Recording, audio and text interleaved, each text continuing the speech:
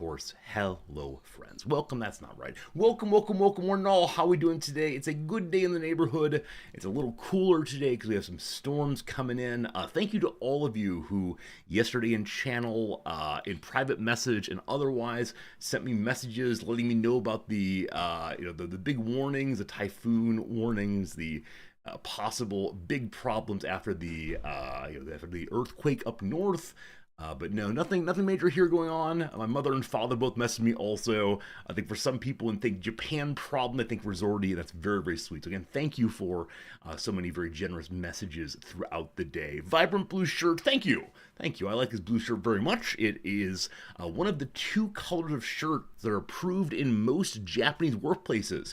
Can you guess the other one? If you said anything but white, you're wrong. Yeah, it's white and light blue are the shirts that are worn often. And yeah. As many of you know, here in Japan we have a spirit called cool biz.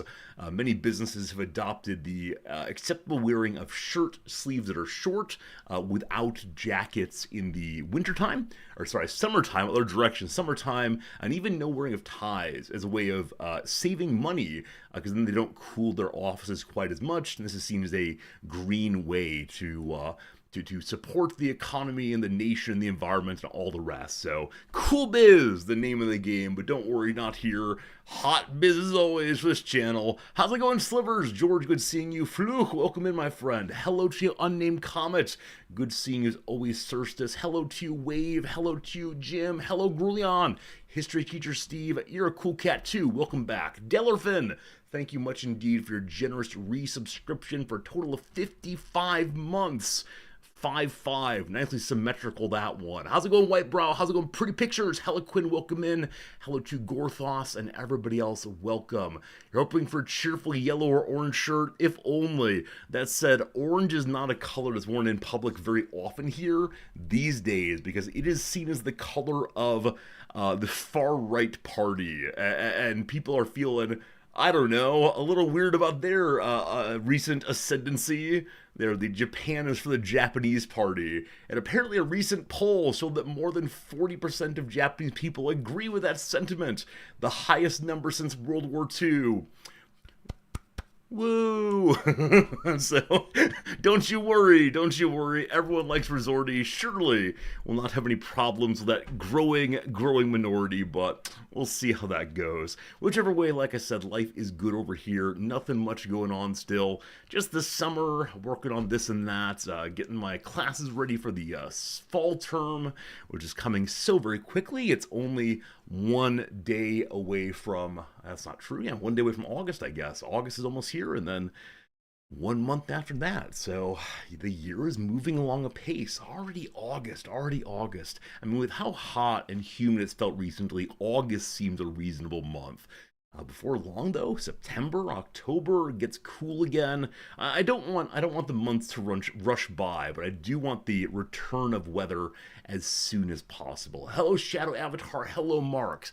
Shadow, exactly. Apparently, the major reasons the commentators claim for the big upswing in a certain kind of exclusionary behavior, we'll call it, among the Japanese, are number one, the increased costs of all sorts of basic necessities here, including rice, of course, matched with the average wage in Japan not raising or rising at all in quite a long time, along with seeing more and more foreign-looking workers taking lower cost positions, lower wage positions, has led to great problematic beliefs about how labor works, and then seeing all of those darn tourists over in Kyoto especially, and the rise of tourist pricing.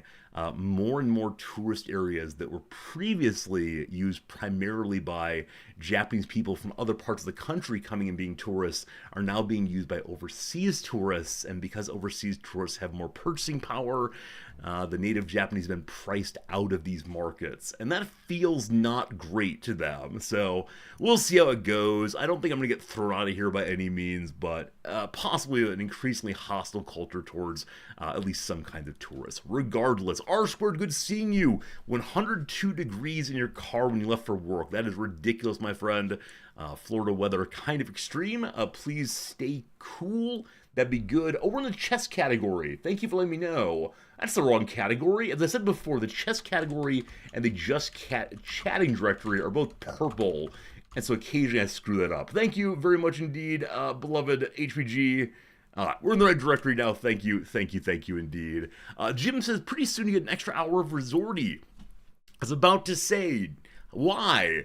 But then remembered, some of you have the savings, daylight saving time switch pretty soon. And so, not pretty soon, eventually, then more time with Resorty.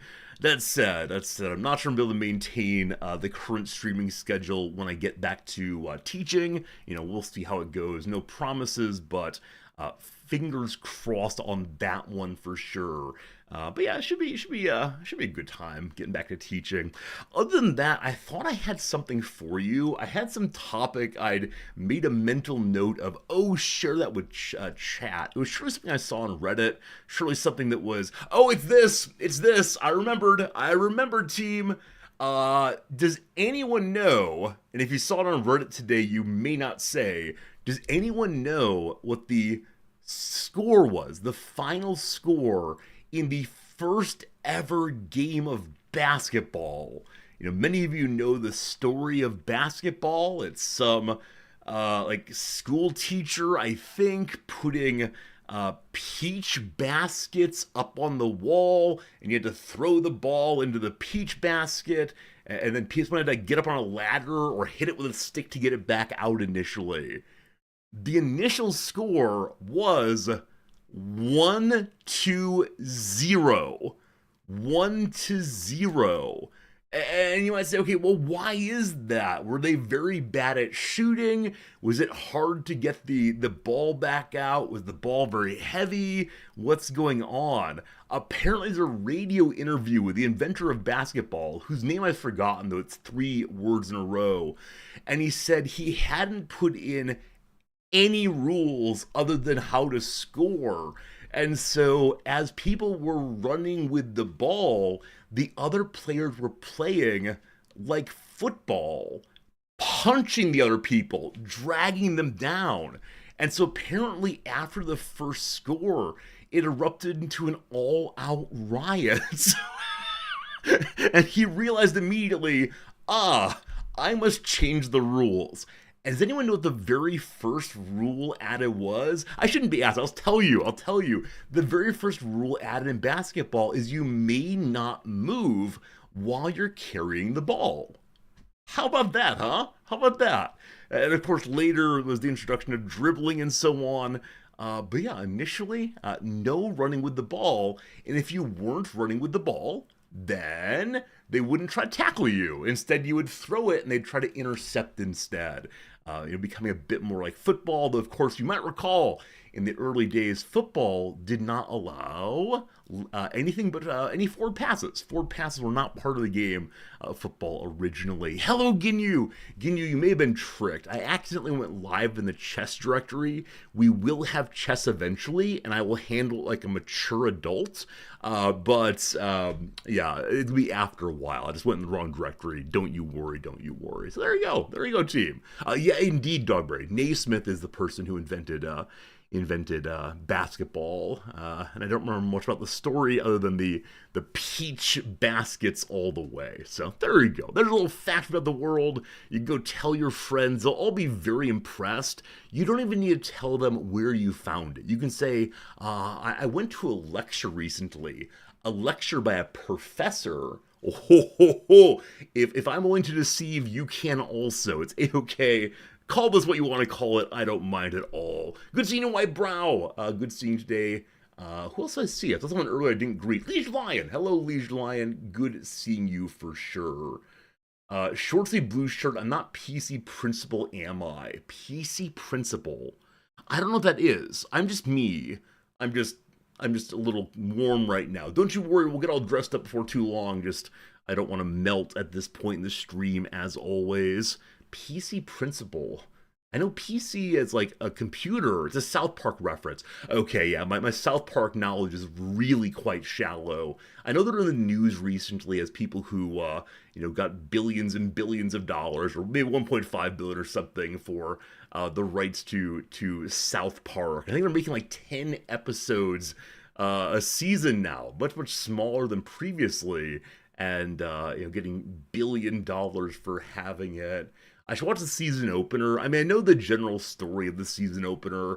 It's once again, let's insult Donald Trump, and that's fine. That's fine. I mean, I think satire is an important way of dealing with, with a lot of things, we'll say. But with that said, I think that there's a certain kind of comedy today that makes people who already agree with you go, yeah, man, that's right. But the kind of clever satire I think is necessary in a moment like this one is not to be found in South Park, actually. It's not going to convince anyone that they themselves have been foolish or tricked or misunderstood a situation. Instead, it'll be, you're insulting my guy. So, I don't know. I've never been a South Park guy. Just the kind of humor doesn't vibe with me. My wife likes it quite a bit, and so we do watch it occasionally, but, with that said, who knows? Who knows? Who knows? Who knows? Yeah, I don't know. I'm the right age. I'm the right age for South Park, absolutely.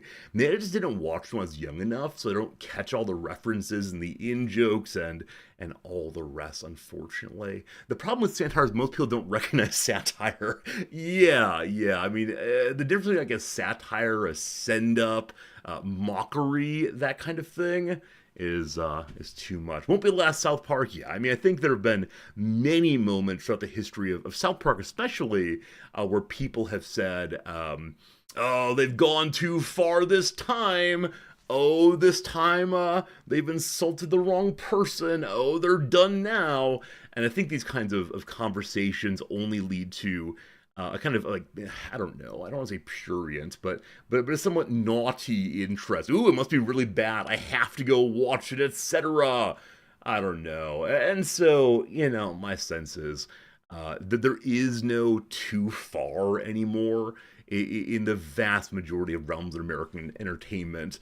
We just don't have that kind of moral perspective on entertainment or much else these days, such that I don't know. It's all ads, it's all hype, etc. So that's how it goes. I think you're right. I think it is the case that South Park, it insults everybody and everyone hates it / loves it. But with that said, I think it's a kind of cowardice, frankly. I think the insulting all sides and not really taking a side is a sign of like the moral rot of today. But that's me getting moralistic. So enough about that. Enough about that. They haven't gone as far as they did in the recent episode, but I'm sure that's been said before, Cypher. I'm sure it's been said before that they've pushed new boundaries. I don't know.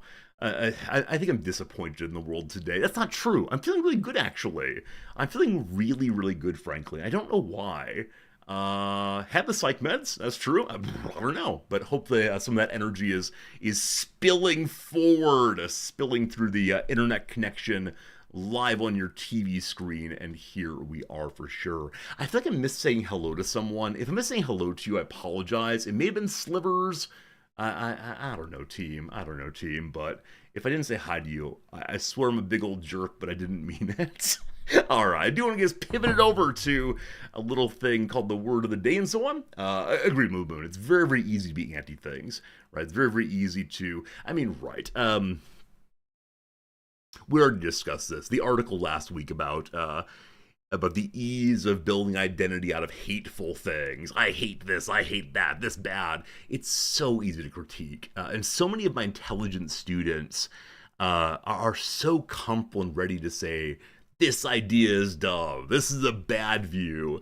But when I ask them to either find the value in the thing that they think is obviously wrong, or to build a constructive case for something that they like, they really fall apart. I think, obviously, at a certain age, the critique is important, right? The ability to just say, this is wrong for these reasons. Sure, awesome, good. But becoming a mature thinker requires more than that. And unfortunately, I think, the way that, like, hate and rage gets clicks means that we've kind of started rewarding only that perspective, the perspective that is that of negativity. And, I don't want to be a Pollyanna who says we need to be all positive all the time. But the hard work of constructing visions of the otherwise, or of supporting the thing that is novel and useful and different and good, is real work. So I don't know. Grabbing a tie. Does purple go with blue? I don't think it does. I think I would say no, it does not. I'm gonna do this one. I'm doing my Virginia Tech tie. I don't know why I'm doing my Virginia Tech tie, but it seems right to me to wear Virginia Tech today. I never went there, but it's the only school tie I have because one of you is associated with VT, and you asked me to buy one, and here we are. Yeah. There's something kind of fun about that to me. Only owning ties of places I've never been. I have a friend at Virginia Tech, though, Professor Flossie, maybe retired now, actually. Incredibly smart. And after the tragedy at VT years ago, you might recall there was a major school shooting there. He was pretty instrumental in helping the community process what had happened and work their way through it, and wrote some really beautiful essays on finding community in tragedy. And yeah, his name's Jim Garrison. Real good guy, real kind guy. He does educational philosophy in particular, and yeah, if you watch an interview with him at some point, a real thoughtful sensitivity. And these are the kind of people I like most, right? The people who are willing to go slow, to be vulnerable and open, and will think along with the interviewer or the audience, as opposed to just announcing. And he has strong convictions, but he's willing to present them in ways that are, I don't know, in ways that are welcoming, I guess, in ways that invite you, seduce you even, to think along with him and say, oh, there's something important there, and I love that for sure. Do I have a favorite tie knot? To be entirely honest with you, I know how to do two tie knots. One is the one I've just done. I think it's called a half Windsor, possibly, and the other one is a bow tie.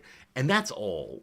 Despite the ties being a fairly intimate, central portion of our stream, there's no affection between me and ties. They are just another piece of clothing. I don't go all out for here are the 47 ways to tie your necktie, some of which look like pure nonsense. And that I say that means I will honestly never wear a tie that way unless someone pays me money to do so.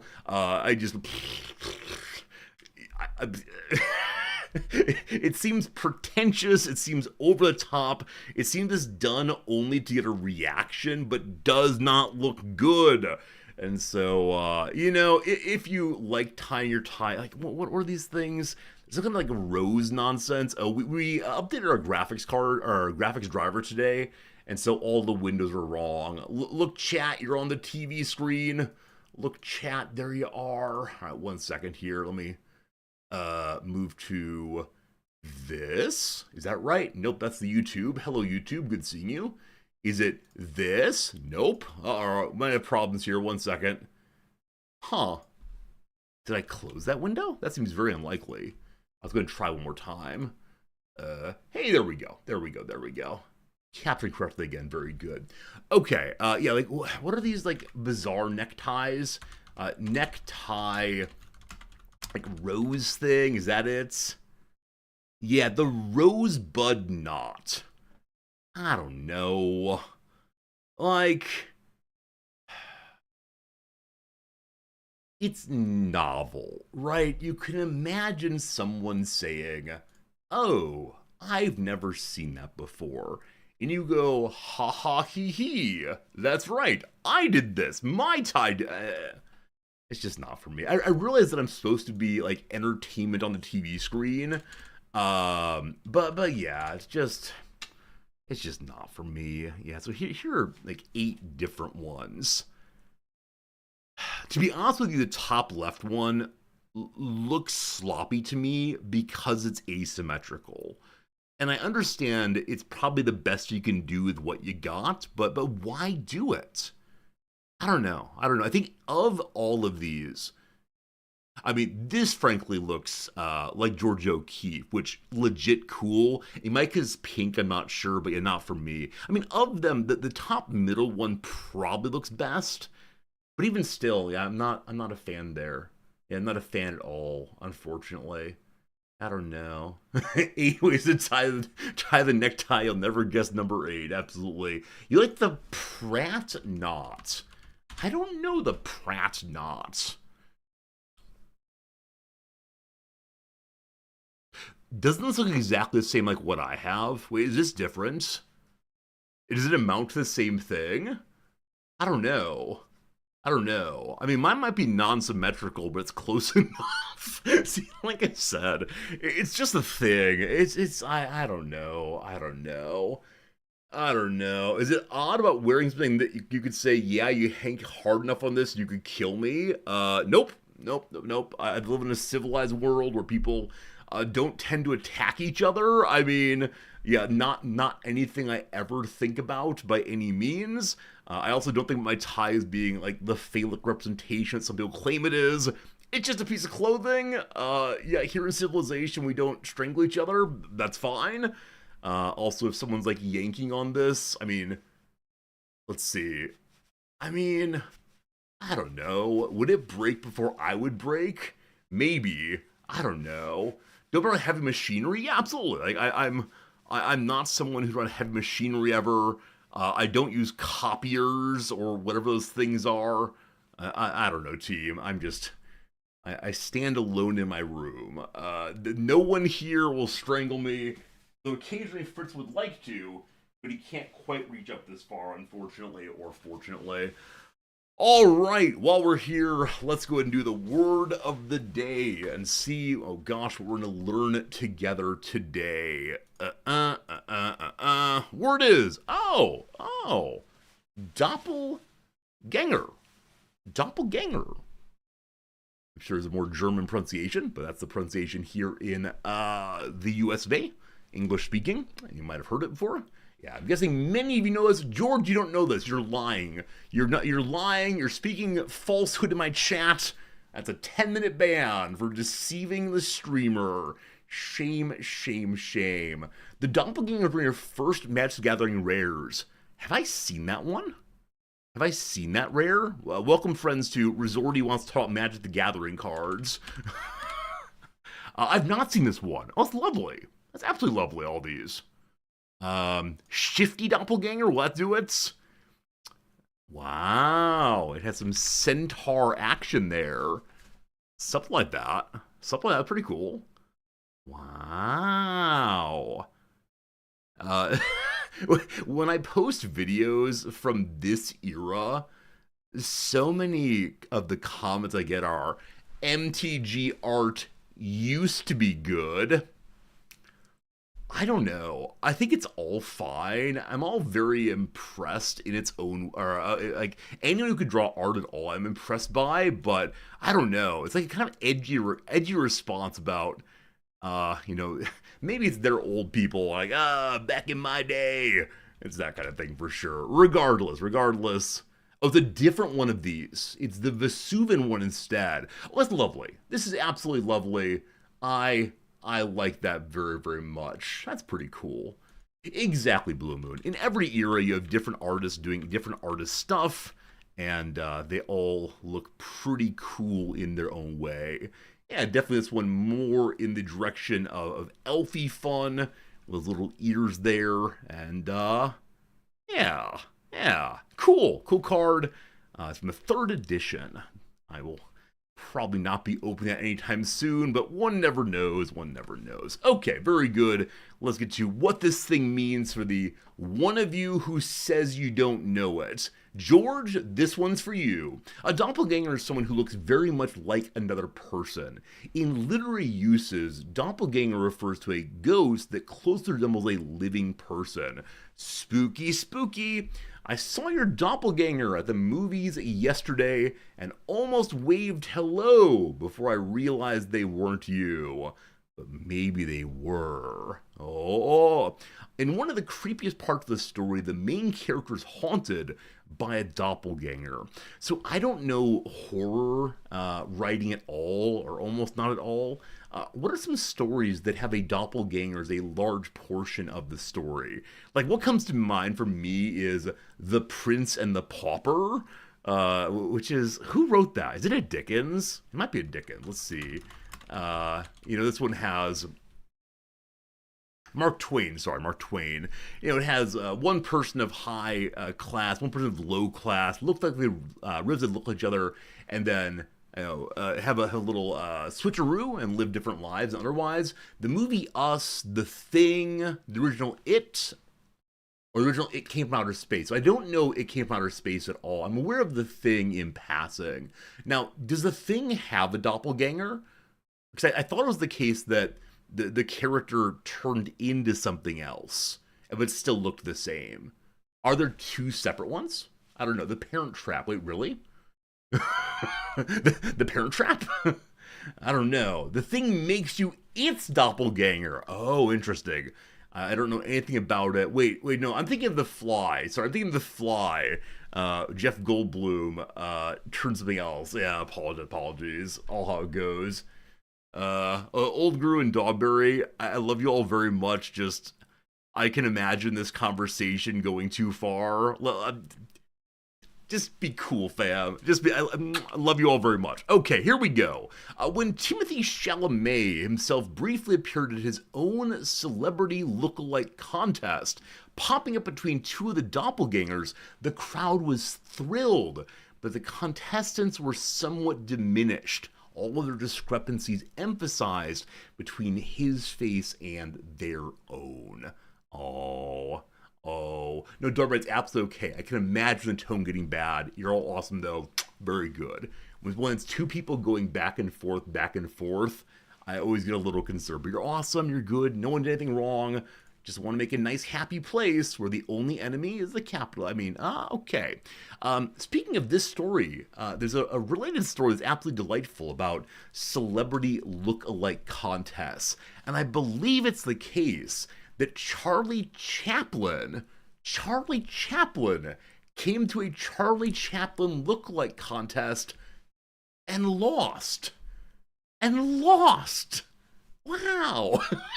Now, this is at a time before we were bombarded by visual media constantly, right? So before we had like a really clear sense of just what the person looked like.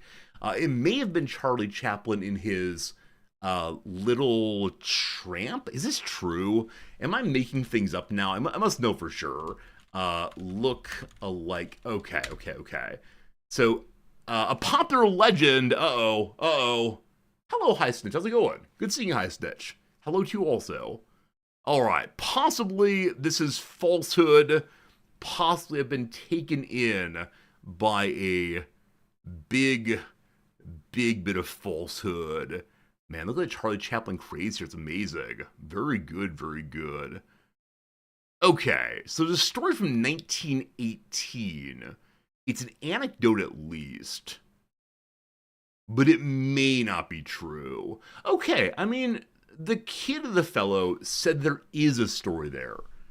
Charles Chaplin Jr. says it is a story of him losing. Now, it's possible that the kid is wrong, but I want to take as some of the better possible evidence for a claim like that. Regardless. Hi, Snitch, if you're confused why I'm talking to people, they're over on Twitch. I'm glad you're on YouTube, though. There are YouTube chatters also, and we will get to our Rimworld before too long. Yeah, I see a few of you are saying that Dolly Parton lost Dolly Parton contests. One wonders, is that because we all have a somewhat larger-than-life understanding of all of Dolly Parton, right? So people who emphasize the big hair, etc., will be seen. Oh, that's how she really is. Where who she actually is, more diminutive person in some ways. It doesn't quite meet the imaginary space. I don't know. I don't know. Anyway, a clever and funny thing that one can lose the look-like contest. Anyway, here you go, team. Here's some German. According to German folklore, all living creatures have an identical but invisible spirit double. These second selves are distinct from ghosts, which appear only after death, and are sometimes described as the spiritual opposite or negative of their living counterparts. So a resortee who is very, very outgoing.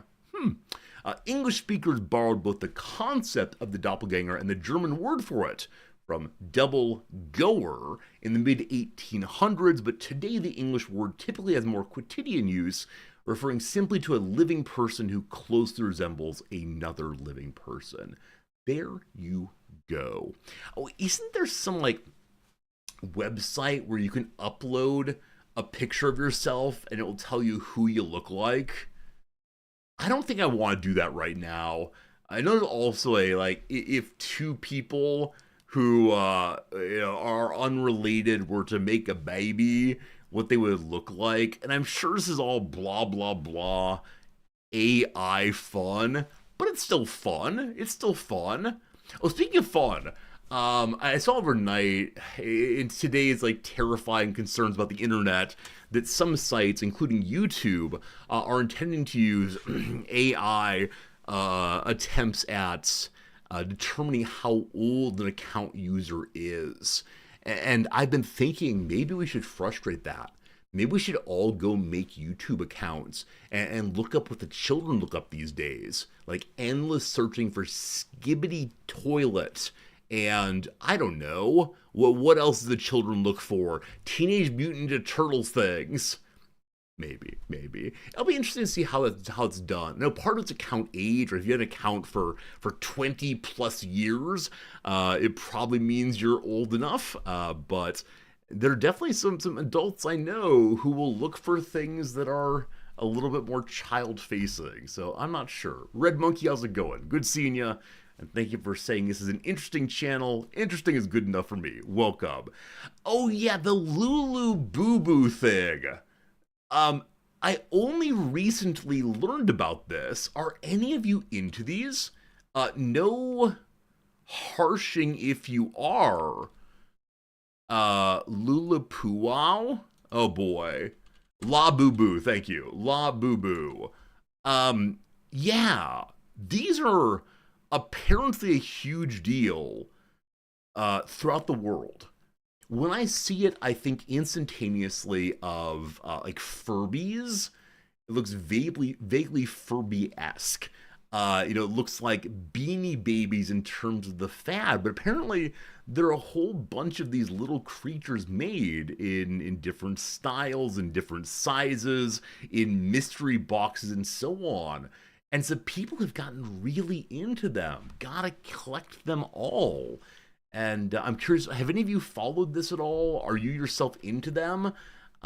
They don't look particularly interesting to me. I guess they have some angry teeth. That makes them a little bit more interesting, I suppose. But yeah, I mean, just the collection of things in general, I don't fully understand, except for my magic cards, of course. But yeah, plush toy monster elves created by Kaising Lung from Hong Kong. Yeah, I don't know. When I was younger, one of the big collectibles for older Christian women primarily were the Precious Moment dolls. Do you all remember these Precious Moments? They're like children having kisses and so on. Oh, look at them. Oh, the children have a little smooch. And some people like collecting these quite a bit. I know, but yeah, this is the central craze. Central craze is getting these. Wait. They're made by a retailer, Pop Mart. Are these the same people who make the pop head things? People with soda cans? They must not be. They must not be by any means. Pop Mart. So I don't know about Pop Mart at all. A toy company that make blind boxes. Yeah. You don't know what you're going to get. There's 5 or 6 of the set. You want the yellow one. You open and gosh darn it, it's the pink one. Better buy another box. I can't imagine what that's like. In any case, it's not exactly the kind of thing I'm into by any means, at least not these things. Sound like gambling? I mean, I have a certain sort, right? I have a certain sort. It's the gotcha thing, right? The gotcha thing is, in some measure, like the friendly gambling of society. Now, is it gateway? I have no idea. It's very easy to say I'm going to spend 69 RMB, RMB to USD. Right. Spend $10 on getting a toy. I mean, that's a reasonable price for a toy. A lot of people spend even more for toys. It's the issue probably, thank you, Jim. It's the issue if you, end up getting, hundreds of these things or so on. Exactly, George. Yeah, I think on the whole, we are probably not the intended audience for this. But I'm really, really curious. Yeah, I'm really curious, why have these in particular become a broader phenomenon in the US especially? Because there are so many different kinds of toys that come out every single year. So many different collectibles. Like, why does this particular one make it big and others don't? Right? Is this the case of, the dichotomy presented between the adorable little bunny rabbit and its horrifying teeth, right? We know that creatures with teeth like that are coming to get us. They're the predator beasts that we must fear. The images we see in our jack-o'-lantern on Halloween, the dream monster that gnaws on your scalp otherwise. But it's an adorable little farmer. Aw, maybe that's it. Maybe it nicely fits into some kind of not uncanny valley, but uncomfortable valley that is appealing. I'm not sure. It's the safe version of the dangerous. Is that it? Yeah, in the same way that in therapy, people are able to deal with the dangerous feelings because a safer environment. Is it the dangerous and the safe together? I don't know. Maybe stealth marketing. Hey folks, I've gotten into something really recently. It's called the Labadabaduba. And right now, if you click the link below my video and type in the word RIZORTY, you'll get 3% off your first purchase. The other 100 purchases after that, no money off. But go click. I don't know. Stealth marketing. I don't know, team. I don't know. Or does the stealth part mean that I just say, ooh, I like this thing. Like, oh, this is my favorite brand of rag. Wouldn't you care for a plaid rag made by... The brand is not on it. The brand is not on it brand. Oh, it's pretty good. I don't know. I find indirect marketing stealth marketing very uncomfortable as a quote-unquote influencer, right? By law, one has to disclose that one's getting paid for whatever the shout out is or the marketing is. This is why, at the end of even game shows, to be a little indicator that the prizes that were won today were actually given to us by the companies to send out. So you want them also as the viewer. Yeah, but often these more recent marketing moves are just organic. Hey, I found these things recently. Hey, I like them, so I'm going to talk about them now. And independently of, don't you want to be like me? At least one person just said no. Don't you want to be like me? It's also, now consider this thing. It's all ads everywhere. But I don't know. You don't like the word or idea influencer? I agree. I think it's the plucking out of a human phenomenon, right? We influence one another. We definitely share our interests, our habits. We say, hey, I saw this thing. Let me tell you about it. It's plucking out a particular version of that and saying it's the totality of the thing. Human influence, fine, reasonable, good, natural. Not saying natural is always good, but the idea of the influencer is the person who attempts to shape trends, and then conflating that with other kinds of more wholesome online engagement, I think is a little bit sad, frankly. A little sad, possibly. Influencers have always existed. Yeah, we used to call him the Flim Flam Man. That's right. I'm a Flim Flam Man. There you go. All right, we have a little word quiz for you all. It's time for you to test your abilities.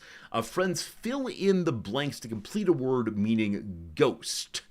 Ghost. Now, all of you who play D&D, instantaneous. This one should be, obvious. Yeah, having that W there helps so very, very much, doesn't it? Yeah, everyone in chat saying Wraith. I think you're right, exactly. Of course, Tolkien used this word, Wraith, over and over again.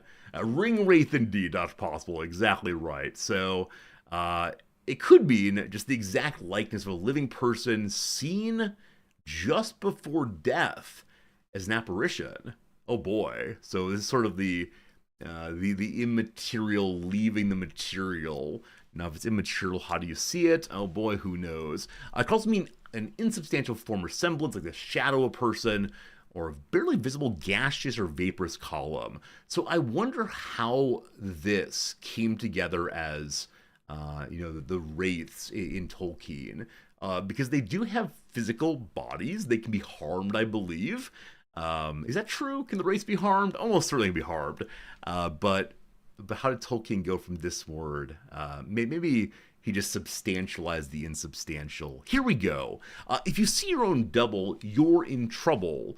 At least if you believe old superstitions. The belief that a ghostly twin's appearance portends death is one common to many cultures. In German folklore, such an apparition is called a doppelganger, literally a double goer. In Scottish lore, they're called wraiths. Oh, cool, Scottish, I didn't know that. The exact origin of the word wraith is misty, that's great. However, an etymologist can trace it back to the early 16th century, in particular to a 1513 translation of Virgil's Aeneid by Gavin Douglas. The Scotsman used wraith to name the apparitions of both the dead and the living. In current English, wraith has taken on additional, less spooky meanings. It now suggests a shadowy, but not necessarily scary, lack of substance. Is that true? Would you ever use the word wraith in a neutral signification? I can't think of a single usage I'd ever go for that says, it's not scary. I could use ghost, like Casper the Friendly Ghost. I could use poltergeist, maybe. A geist I could definitely use. After all, the spirits of the times, the zeitgeist. But no, that seems really quite striking to me. And I have no idea how to Google for like non-scary versions of... Can we Boolean this thing? Let's see. Wraith. Not scary. Sure as we'll do it. Wraiths are scary, aren't they? They are. They are indeed. Wraith, not scary anymore. The Wraiths aren't scary bad guys. It's a TV show, apparently. It's time to move on from Wraith into a new kind of bad guy. Whichever way. In Stargate, there's Stargate Wraiths. Incidentally, I didn't think the Boolean would work as a joke for the old people here. Remember having to use like library searches with a Boolean? Poof, brutal. The Wraith are a humanoid hive-based species from the Pegasus galaxy who harvest the life force of other humanoid beings.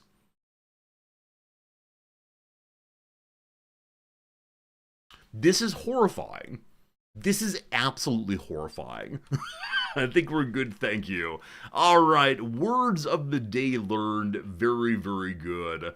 It is time for us to quickly do a little bit of a game called Thrice. I enjoy playing the trivia in your channel too. I didn't get my Snoop Dogg points yet. I want to believe that because I wrote a very long request involving me saying the phrase, "look here you," they're not going to give me points. I wasn't polite enough. Oh well. Anyway, first used in 1616, some 250 years before it became a hot topic. What science term is from medieval Latin for unfolding a story. unfolding a story.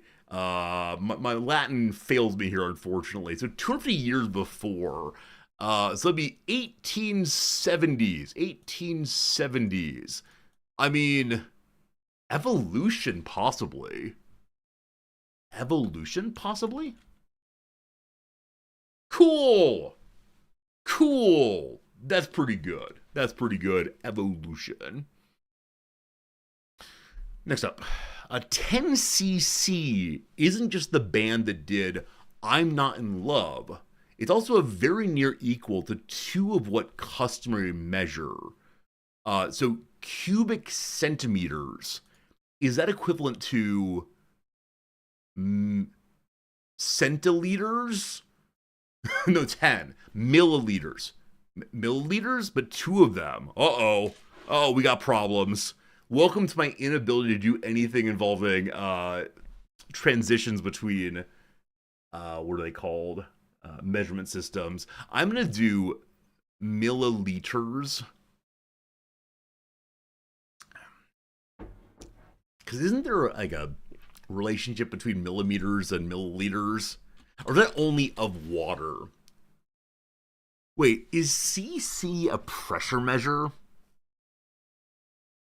As well as, no, it's not a pressure measure. It's only a size measure. Boy, we've talked on the corner. I mean, okay. So if it were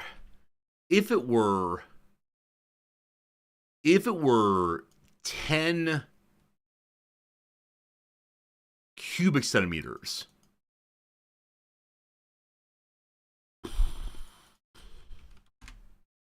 Okay. What liquid measure unit equals 1/40 a cup? It's an ounce. It's an ounce, I believe. Son of a gun!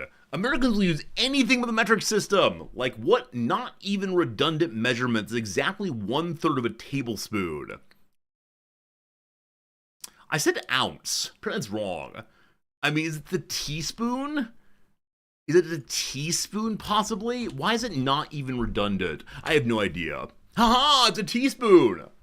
Haha, it's a teaspoon! Very good, very good, very good. 1 cc equals 1 milliliter equals 1 gram. Is that only of water? I think? Anyway, good job, team. Definitely a limitation of my knowledge. This is a measure of volume, correct? This is volume, I think. Maybe. Of water in particular. Good to good. A cup's 8 ounces? Yeah, I don't know. I don't know these things. I missed the day of class we learned them, unfortunately. Up next, Pierce Brosnan's first Bond movie had a theme song by what singer who somehow hadn't done a Bond theme yet? I have genuinely no idea. I mean, I know Adele did one at some point. I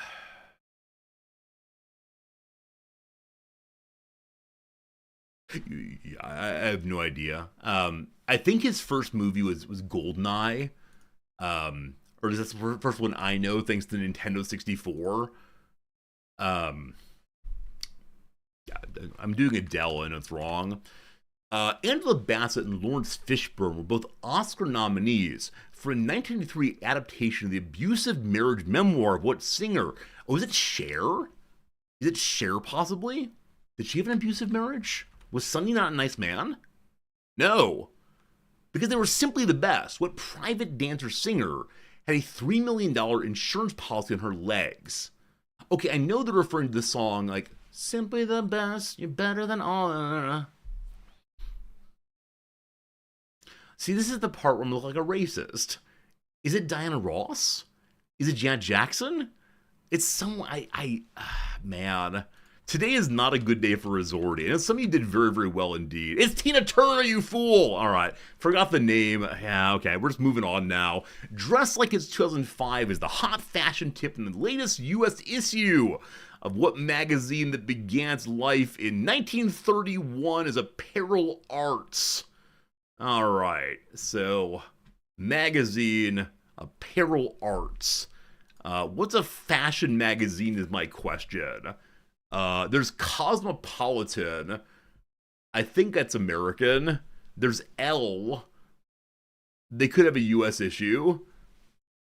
The AA, I want to see if there's anything that maintains the AA, like American Airlines or American Airlines. I'm going to say it's Cosmo, but I have no idea, frankly. Absolutely no idea.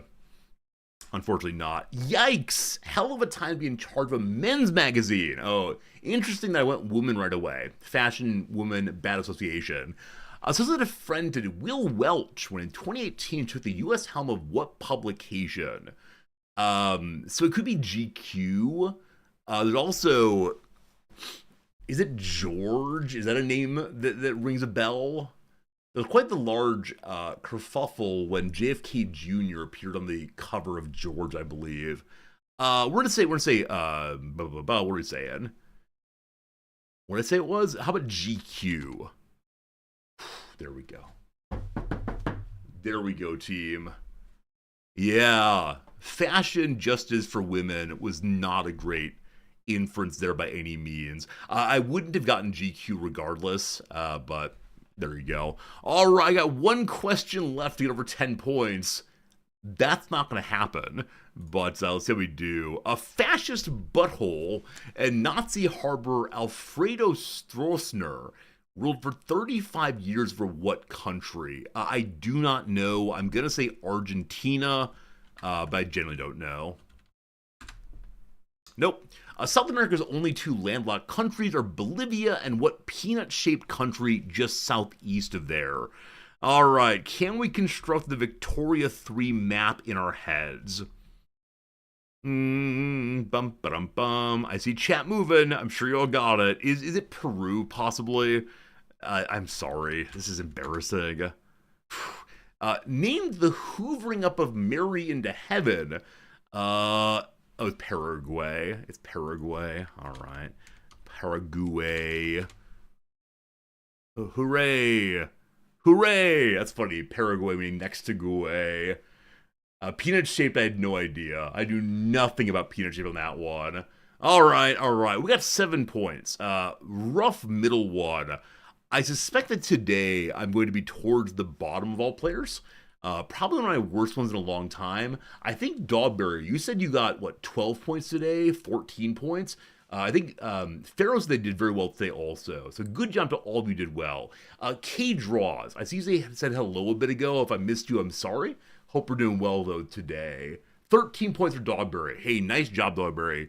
Yeah, definitely much better than how I did. How did people do in general today?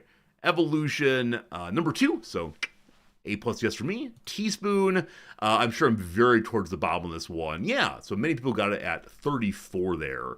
Sorry, the second one there, so I'm bottom half that. Tina Turner, yeah, like I said, I hate when I can say I know it's a black singer, but I don't know which one, unfortunately. That's the same thing happens on the side of white singers, but I don't think, oh, it's a white guy. I think, of course, it's just a guy, right? And this is the way in which racism is still deep in my soul, as is for so many other people. GQ, I got in 2. GQ, most people got in 2. Very good. Lastly, Paraguay, should have gotten earlier, unfortunately. But, you know, at least I got it. So the average today, holy moly, I'm above average. Just barely, but I am indeed above average today. We'll take it. Falstaff is still the hardest question of July, and the easy is still yodeling. I've once again fallen below 2 on social sciences and on science and nature. Still above it on arts and culture. My weak spots, though, are entertainment and food and drink. It's so strange that food and drink is a whole subject, isn't it? Like, the other ones feel more substantial to me. That said, I'm not really a foodie or gourmand by any means, but I don't know, team. Gotta work on that one. It's a huge part of life. Not for me. It is shovel. Oops, I had too much again. I don't know. You need to survive. I mean, you need oxygen also. Like, why is there no like breathables here? Yeah, I don't know. It feels like a bigger or smaller category to me than any of the other ones. Like this could be like grab bag. I'd take grab bag for other things. Like I don't know, a question of the etymology of the sofa. Where would that fit in this thing? I think that's like a home concern. Potpourri, exactly right. Nicely spelling potpourri. There you go. They haven't found a way to charge us for air yet. Cersus, we discussed oxygen bars on stream a couple days ago. If you want to, you can go pay money for oxygen, but how it goes, how it goes. Perry Air, indeed. Which movie is that from? Perry Air, where it's like a high class oxygen in a bottle. Regardless, good fun, good fun. It's in Spaceballs, thank you. Spaceballs, indeed. And yeah, Spaceballs 2 is coming out, correct? Also, what's it called? Christopher Guest and the boys and gals, Eugene Levy, Catherine O'Hara, are making a Spinal Tap 2. You see this? All these like nostalgic throwback. So absolutely amazing. Looking forward to them in a big way, but we'll see if they hold up. That's always the issue, is it as good as it might otherwise be? All right, team, it's time for you to play. Now you're in charge, and I'm the viewer, I suppose. Friends, it's time for the Redactyl. I'm not going to put you in slow mode. I trust you. Put any word you want to in the channel, just not too often. Let other people play too. I'll type it in, and we'll see what the meaning of this hidden Wikipedia pages. Here we go. Is it modern? 20 moderns. Is it world? 3 worlds. Country? 2 of those. Doppelganger. We don't believe in using diareses here. Nope. Primarily. 2 of those. I'm going to do primary also. There are none of those. Cage. No cages. But you can come out of your and you're feeling just fine. Okay. 4 ancients. System. There are 11 systems. Entertainment. There are none of those, unfortunately. Is it Paraguay? Thank you much for helping me remember that one. I put a weird little mark in there. No Paraguays at all. How about function? Conjunction, junction. There is no function. How about book? 6 of those. How about Jonathan? No Jonathans today. How about the word? I did entertainment. Did ancient. First. 15 firsts. How about history? 13 of those. How about Europe? 1 of those. Combination. There's 1 of those also. How about establishment? 1 of those. How about society? None. Europe. We did a little bit ago. How about the word peanut? Do you really mean it? None of those, unfortunately. Discovered, past tense, none of those. Asia, 15 Asias. Our first decent hit on the front page. Middle, there are 40 also. How about the word war? None of those today. Legume? None of those. Sir? None of those. South? Oh, that's funny. Sir and south, where sir means south. I love it. How about government? Possibly. There's 1 government. Good job, Jay. How about language? 130 languages. That's upsetting. East today. No east. Author. None of those. Food. Time. Eat time's good. How about East? We did a little bit ago. How about Mongolia? No Mongolia today. West 2. Based 5. Hindi. 2 of those. Who's going to get the right language first? Or are we going to still try to fill it out with other ideas? Are we hunting for ideas or are we going for the language? North. There's none of those. English. 12 Englishes somewhere. Persian. There you go. The combination of Radicus and Dr. Possible knocked it out of the ballpark today. Love language. Oh, that's a sweet one. I like that. Ahead of average today. Ahead of average today. The usual suspects win again. Good job to you both. There you have it. All right. Persian languages. Even with my typos, they did pretty darn well. Good job on that one. Persian, also known by its endonym Farsi, is a Western Iranian language belonging to the Iranian branch of the Indo-Iranian subdivision of the Indo-European languages. Persian is a pluricentric language, predominantly spoken and used officially within Iran, Afghanistan, and Tajikistan in 3 mutually intelligible standard varieties, respectively Indian Persian, officially known as Persian, Dari Persian, officially known as Dari since 1964, and Tajiki Persian, officially known as Tajik since 1999. It's also spoken natively in the Tajik variety by a significant population within Uzbekistan, as well as within other regions with a Persianate history in the cultural sphere of Greater Iran. It's written officially with within Iran and Afghanistan in the Persian alphabet, a derivative of the Arabic script, and within Tajikistan, the Tajik alphabet, a derivative of the Cyrillic script. There you go, team. The Persian language.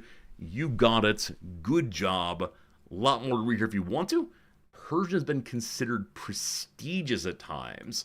And there's a old Persian cuneiform. Who knew? Who knew? Good job, team. Well done.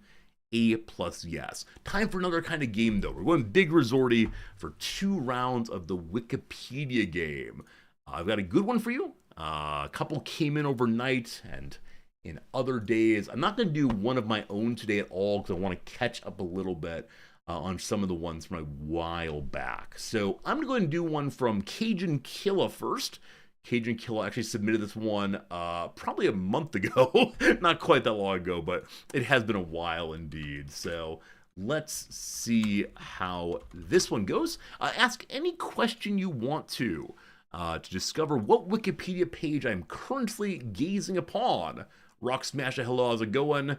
And we'll get this thing started straight away. Any question you want, it's a yes/no question. I'll give you a true answer to the best of my abilities. Not going to guarantee it's actually true, but we'll try our best. Is it a person? No. Does it burn when exposed to a flame? No. Is it a place? Yes. Does it involve Mongolia? No. Is it unique? It is unique, yes. Is it a thing? Yes, it's a thing. A place, a thing, unique. There's your start. And nothing to do with Mongolia, thank you very much indeed. Is it man-made? It is man-made.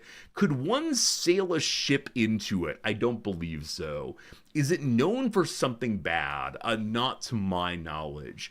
Is it in Asia? It's not in Asia. Is it a country? It's not a country. Does it contain the letters D-O-double-G? It's hard to be Snoop D-O-double-G. Something. That's gin and juice, right? I think it's gin and juice. Blue Moon, how dare you, is not the Antikythera device. Constructed before 1700s. It's not before 1700. No. Is it on the coast? I don't know what that question means, so I'm going to say yes. Is it in North America? It is. Is it in Africa? It's not. Antikythera, right? Antikythera, is that right? Possibly. Is it a sculpture? I don't believe so. No. Is it a building? It is a building. Yes. Is it a bridge? It is not a bridge. No. Was it made between 1700 and 1900? It was not. The Panama Canal? No. Does it border an ocean? No. Is it the Empire State Building? It is not the Empire State Building. Did it exist before 1945? It did not exist before 1945. No. Is it in Florida? It is not in Florida. No. Is it the Golden State Bridge? It is not that. Is it Las Vegas? It is not in Las Vegas either. No. Is it the Statue of Liberty? It is not. Is it a memorial? It is not. Is it in the USA? It is. Does it have a distinct silhouette? Not to my knowledge. Is it in the northeastern USA? No. Do people live in it? No. Is it a governmental building? No. Is it a dam? No. Does it border the Gulf of Mexico? What's that? The Gulf of Mexico? Yes, it does border the Gulf of Mexico. Is it on the West Coast? It is not on the West Coast. No. Are we still doing the Gulf of America thing? Is that still a thing, or is that past? I'm never quite up on my American outrages these days. Is it Galveston, Texas? It's not. It is a building. Does it have concrete in it? I assume it does, yes. Is it in Texas? No, it's not. Is it one of those giant AT&T secret switching buildings? It's not. If it's a secret, though, how do you know about it? Is it a fort? No. Is it in Louisiana? It is in Louisiana. The viewer's name is Cajun Killa, after all. Has it been sung about? I can write a song right now. I don't believe so, though. Is it a venue for sports, concerts, and so on? Yes. Is it Angola? No. Is it the Superdome? Yes, indeed it is. The Caesars Superdome. Their big old multi-purpose stadium where the New Orleans Saints play their matches. There you go. One from Cajun Killa. Good job getting it. Very proud of you all. A plus yes. All right. That one done. Let's move on to a different kind of one. That was to warm us up a little bit. Good job. Good job. I'm now going to do one from Farinanthus. Allow me a moment to consider which of these three I would like to do. Do I do the mean one? The one... I'm going to do the unexpected... I want to do two from Farinanthus. Friends, we're doing a third one today. Actually, factually. Friends, I see a Wikipedia page before me. Please ask any questions to determine what it is. It's a good one from our friend Farinanthus. They're all good, of course, but which one is this? Please help me. Is it unique? It is unique, yes. Would it burn when exposed to a flame? Probably so. Is it a place? No. Is it a person? Yes. Is it on Earth? Yes. Is it in Europe? No. Is it very difficult to guess? This one is not no. Is it a physical object? How dare you objectify a person?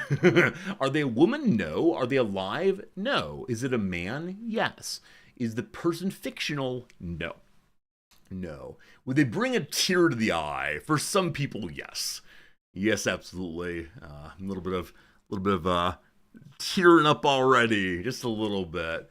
Were they a head of state? They were not a head of state. Were they from the Western Hemisphere? They were indeed. Are they living? No. Are they an actor? No. Not an actor.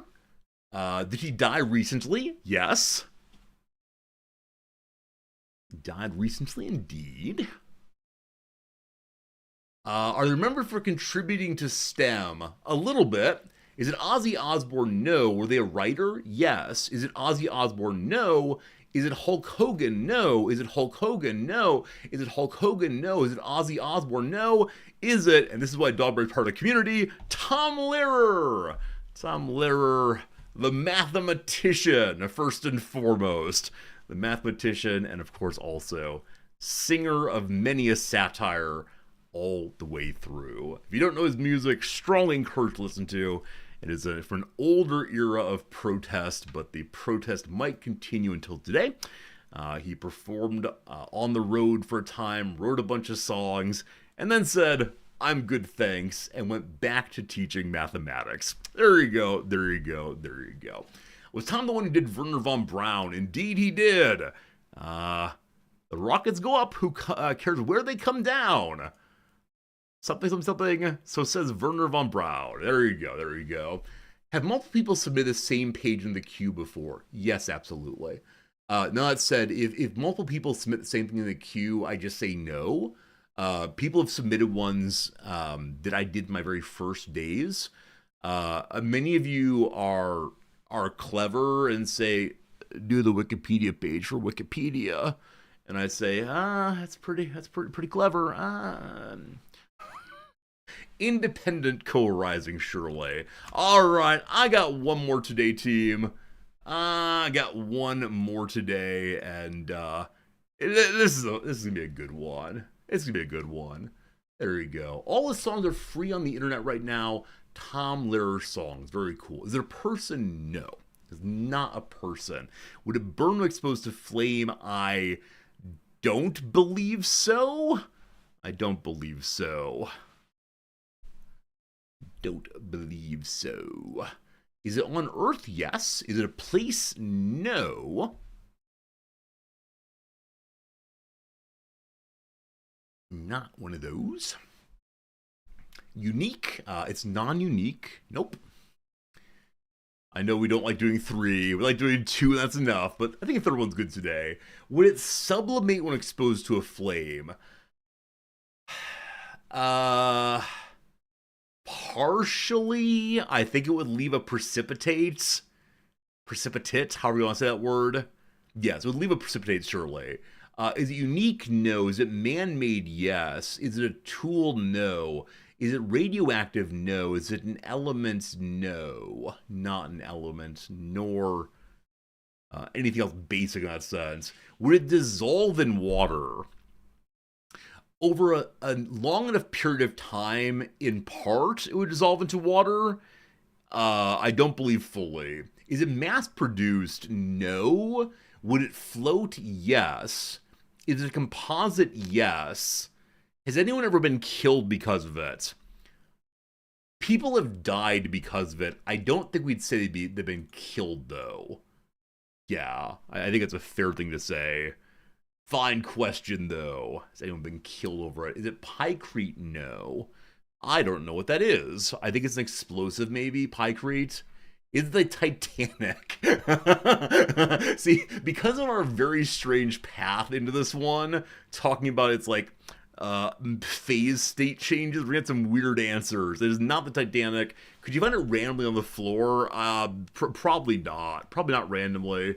Except in some very strange places. Is it designed to be worn by a person? It's not designed to be worn by a person, no.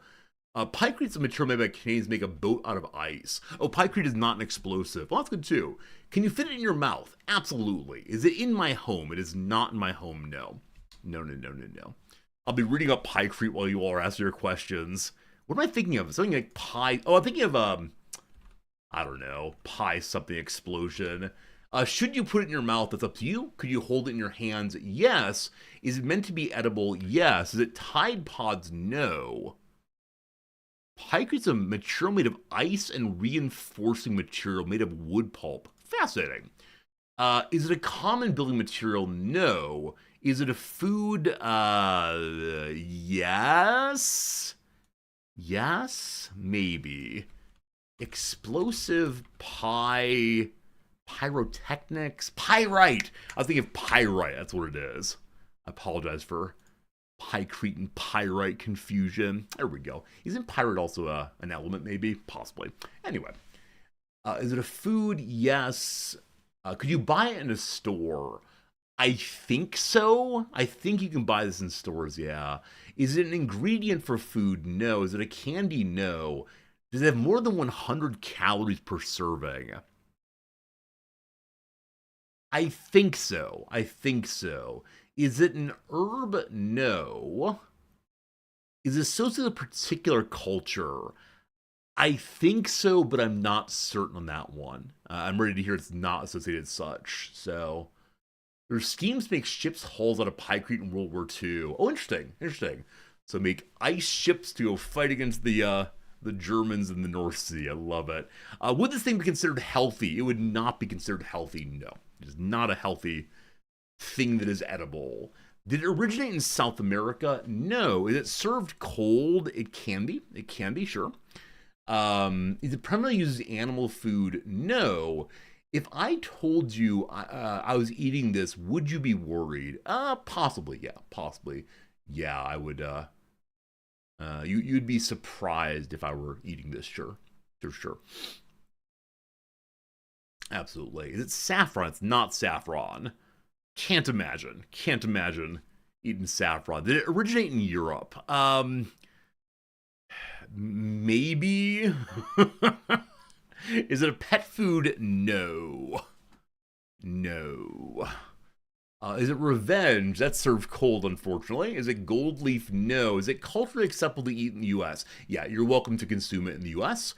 Does it contain meat? It does not contain meat. Yeah, no meat. Is it an animal byproduct? It itself is not, but it does contain animal products. Is it nutrient paste? Only my favorite. Delicious. A little bit of a mood hit on that one. Is it a mushroom? It's not a mushroom. No. Escargot? No. Scrapple? No. Is it baked? No. No. No. Not baked.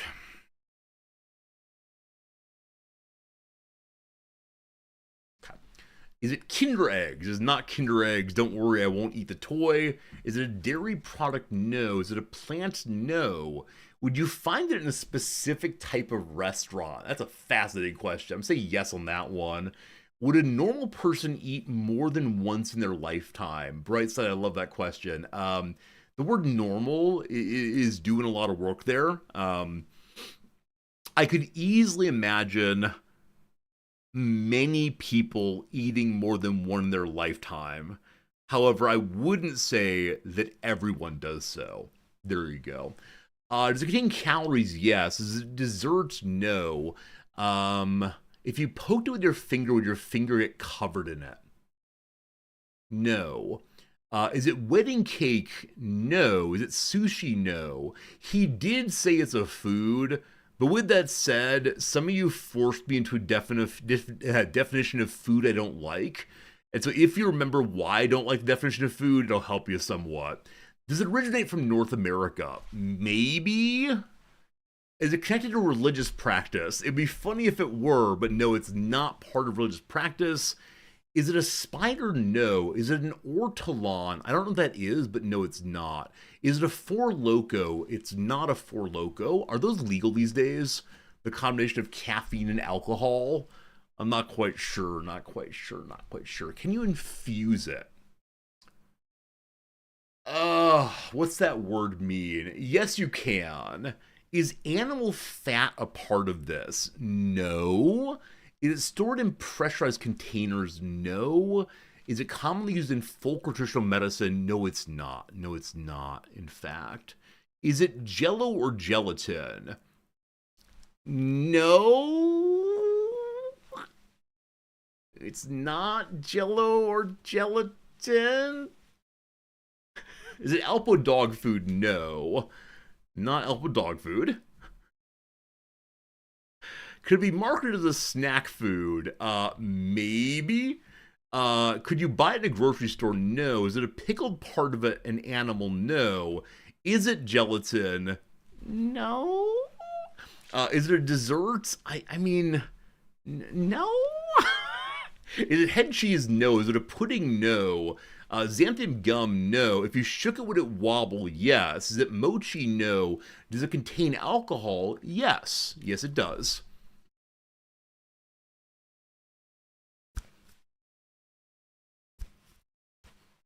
Is it a Jello shot? Well done, team. Well done, team. It is a Jello shot.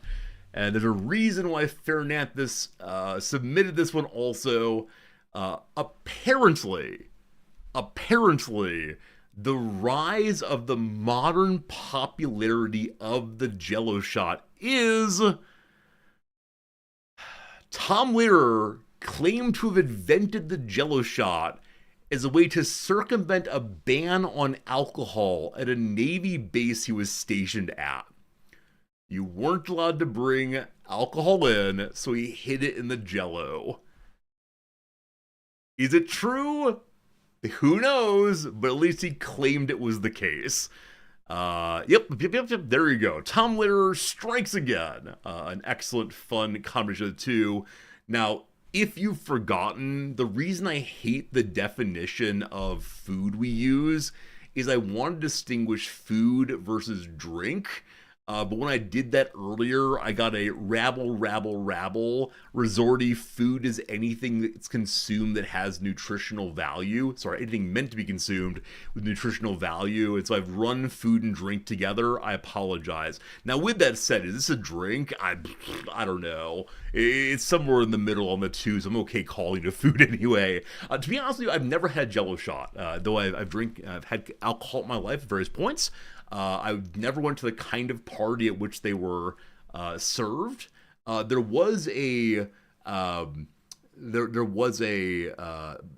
liquor store in one of my towns a couple of years ago that sold them. So I know they can be sold in some stores, but I myself don't know much about them. Truth that, yeah, exactly. I don't really like Jello that much, honestly. I'm not a fan of that kind of slimy texture. I occasionally get Jello at like buffets because it's there. I like watching it wiggle, but I'm not a fan of eating it all that much. So there you go. These are cheap at bars. Oh, are they? Okay. Because I'm guessing they use lower quality alcohol in them probably. Because I'm guessing the flavor of the Jello reigns supreme. And yeah, I think it's the case that some people have died consuming quite a bit of this. Brutus Minus, I was hoping that someone would get the joke. Thank you, my friend. Occasionally make jokes and nobody gets them. They don't say to get them, but you, my friend, are right there. All right. Team, it is a lovely time hanging out with you. I think that's all I got for today as far as the intro goes. We'll go ahead and play some Rimworld in just a moment here, and then we'll get into our chess a little later. I want to fill in a minute, or about another 3 minutes actually, with an ad break coming in just a moment here. So I think I'll run the ad break a little early, and then when that's done, we'll go ahead and play some Rimworld. So if there's anything you want to discuss in the next 3 minutes, let me know. I'll now vamp. I'll make a comment I made over on the Discord and work off of that for the next 3 minutes, which is, end of stream yesterday was not ideal. Was not a huge fan of that one. Yeah, I'm really enjoying playing chess quite a bit, and it was a unfortunate ending of chess yesterday because I played kind of poorly. I didn't do kind of well, and I ended the chat or ended the games. Okay, I'm resigning now. We're good to go. Whatever. In an okay mood. And I glanced at chat, and like the first 2 or 3 messages that came in were, "This is what you should have done. You played poorly in this way." And it wasn't just like the normal blather about like, "Hey, he should do this. Hey, he missed that," which is totally fine. It was that it came in after the match, and I was feeling particularly not great in that moment, and like I just needed a moment of, "Hey, the game's over. We did okay. It's fine," as opposed to people immediately piling on. And it's cool. I know that 95% of people are like just cheering me on, hoping for the best, but I got really stuck in that moment. I'm feeling very, very, very, very inferior, I guess. So I'm going to try very hard after matches to not read the first few comments, because I think it's the case there are some people, I'm calling them the Monday morning grandmasters, who have a message pre-typed so that when I'm done, they can immediately say, "Oh, here's what you should have done." And I think they're trying to be exact. They're trying to make sure I see the message right away. But the people who are to type in like, "Good job, I appreciate you, good try, hey, it's nice moves," whatever, are actually typing their messages like a normal human. You 100% have pre-typed messages. Why? Why would you do this? Unless the pre-typed message is, "Hey, good try, Resorty." Well, why would you save up and dump into chat? Sometimes I ask things during the game, they send them just as the game ends. I have no doubt at all that I do ask things during the game, and I do want responses, but I just need a moment. And unnamed comment, you're awesome. I'm not in any way saying, "Oh, you're wrong" by any means. I think when I say like, "Hey, I want to discuss move 16," I mean at the point that I get to move 16 in the review, not immediately, because I'm like, "Oh, that didn't go terribly well. Oh, all right, dum-dum, move 16. Here we go. And so I know it's the case people are going to help. This is true with any backseating at all. I'm really, really, really good at dealing with most backseating these days. I've gotten so much better than I used to be. But chess backseating, I'm still working on. So don't you worry. I'll try to improve. But I did want to acknowledge I was not happy that stream ended yesterday. I'm still working on it, so there you go, team. I saw R Squared say a bit ago you want me to play more War Tales. I've honestly never played War Tales. I know it's a game that is similar to Battle Brothers. I played a lot of Battle Brothers, but never played War Tales at all. I think it came out at some point when I was either not streaming or busy with some other game. I may have a copy of it, or I know of the game at least, but haven't quite gotten there, unfortunately. Okay, moving back to the Rimworld directory once more. Today we're down to 4,000 viewers in the Rimworld directory. About a week ago there were 14,000 subs. I'm guessing that some large viewer has moved along, and or not large viewers, or a large streamer has moved along, which is all fine and good. So, hunting for uniques. That is the goal today. Actually, no. Goal space. By the end of today's stream, I would like to get us into space. I think that would be a pretty darn cool thing. I would like that a lot. Unfortunately, I'm not sure we'll pull it off today, but we'll give it our college try. The old college try. Have found any of them yet. Haven't found a single one yet, and I'd like to. Like to very much, but haven't found any of them yet. We're still hunting, though, and but the goal is to get to space today. I love that very much. Landing in space. Yeah, I'd like to go out onto an asteroid or a someone else's colony or something. Just getting to space successfully and surviving there for a while, I would really, really, really enjoy. But for right now, not much going on. Unnamed Combat's very smart. Chess dudes want to say things before the engine does to self-validate. And I don't get that. I mean, I understand that people want to believe they're smart and good and right and helpful and all that, but I don't know what kind of affirmation they're looking for, right? Because I'm never going to say, right, good job, there you go, you're the smart boy. It just, I don't know. We're all working on it. Yeah, I saw our square that Adam has a tooth injury. I hope he gets feeling better soon. But, all good. Team, at the end of stream yesterday, I said I needed to deal with something at the very beginning of stream today. Does anyone remember what it was? Or was that yesterday's stream? Because yesterday's stream, I think we had 2 people who were ill that we had to get to right away. Was it that I was just about to blast off, possibly? It's possible that it was, let's go ahead and blast off, possibly. We could grab some more rice. Are we ready to go? That might be all it is that we've had enough time here refilling the ship, and so now we should just hit the road jack. And don't just come back, no more, hit the road jack. Friends, up to 6 people. 6 people. Also, Syriarch has a new bionic eye. Let's want to try the Ancient Danger. Oh, maybe that's it. Maybe I want to open the Ancient Danger, see what's inside, and then blast off right away.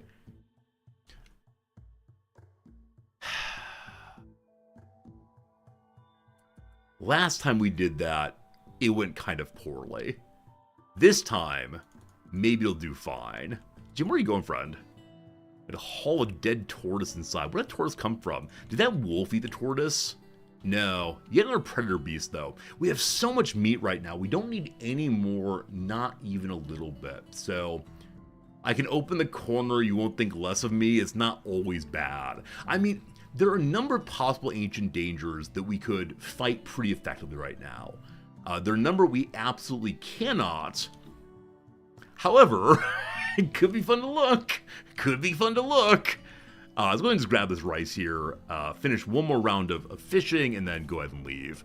I don't think there's anything in particular I really want from Ancient Danger that I can't find elsewhere. So, beloved Jim, where are you? Why do I call all of my colonists beloved?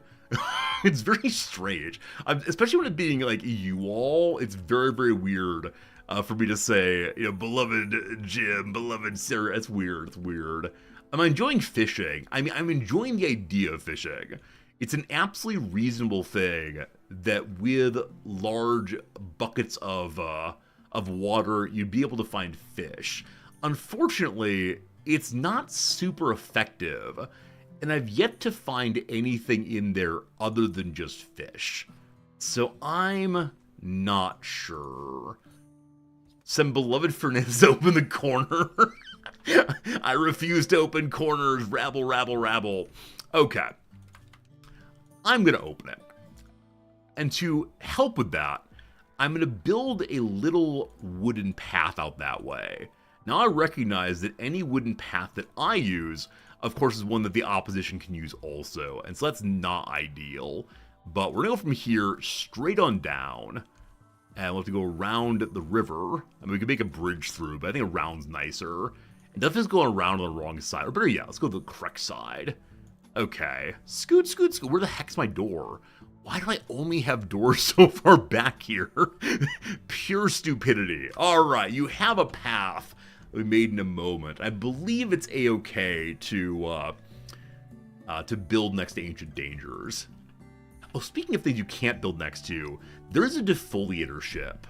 It's only 4 enemies, of whom 2 are melee, 2 are ranged. We could deal with that fairly easily. It's not a big deal right now. But with that said, risk reward, I don't know. It'd be another advanced component, I suppose. It'd be the one nice thing. And then some more plasteel would be cool. We do need more plasteel, but not urgently. If you don't deal with it, will defoliation spread beyond tile? No. To my knowledge, is this right? Yeah, all events that happen on a tile are locked to that tile, except for the ones that are story-based. Like there's a temperature lowering building to the north, and it makes things cold throughout this whole area.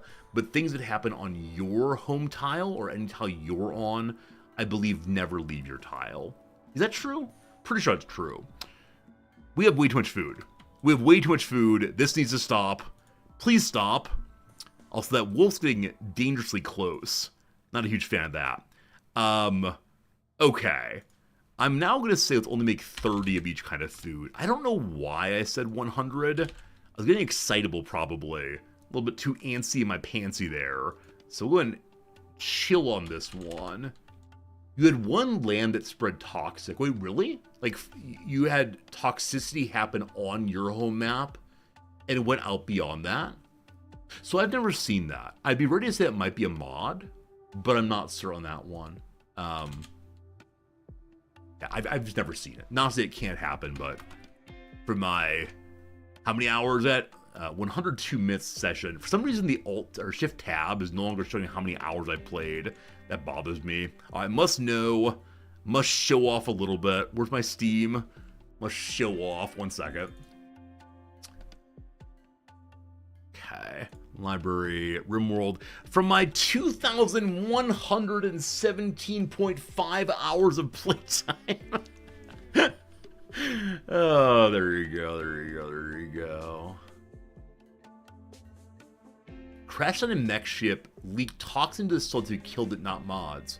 I mean, so that's it. But did it go... So that's this ship right here, right? The defoliator ship that kills plants. Did it leave the tile? So it killed plants not just here, but also here and here and here and here and here and so on? If so, I've not seen that. And I'm fairly sure I've left them behind. It's possible I have it, though. It's really possible. Is that a humble brag? No, there's no bragging to be had in, look at me, I've played the game a lot. I think the bragging comes only in the, I've learned because of this. Like, I'd be bragging if, like, I'm good at the game, blah, blah, blah, blah, blah. As opposed to, I just play a lot of hours. Have I noticed I'm getting a lot of defoliator ships since DLC? Yeah, I think they're the only kind of mech event I've gotten so far. Yeah, I've gotten 2 defoliator ships already. Now, with that said, I don't have any other DLC on, so there are fewer possible events. And, you know, the ship is not crazy valuable, and defoliator ships are seen as a lower value event, I believe, because they have time to deal with. Past, I'm not sure. Not sure. Alright, we really gotta deal with this, buddy sitting here. Gotta deal with the buddy.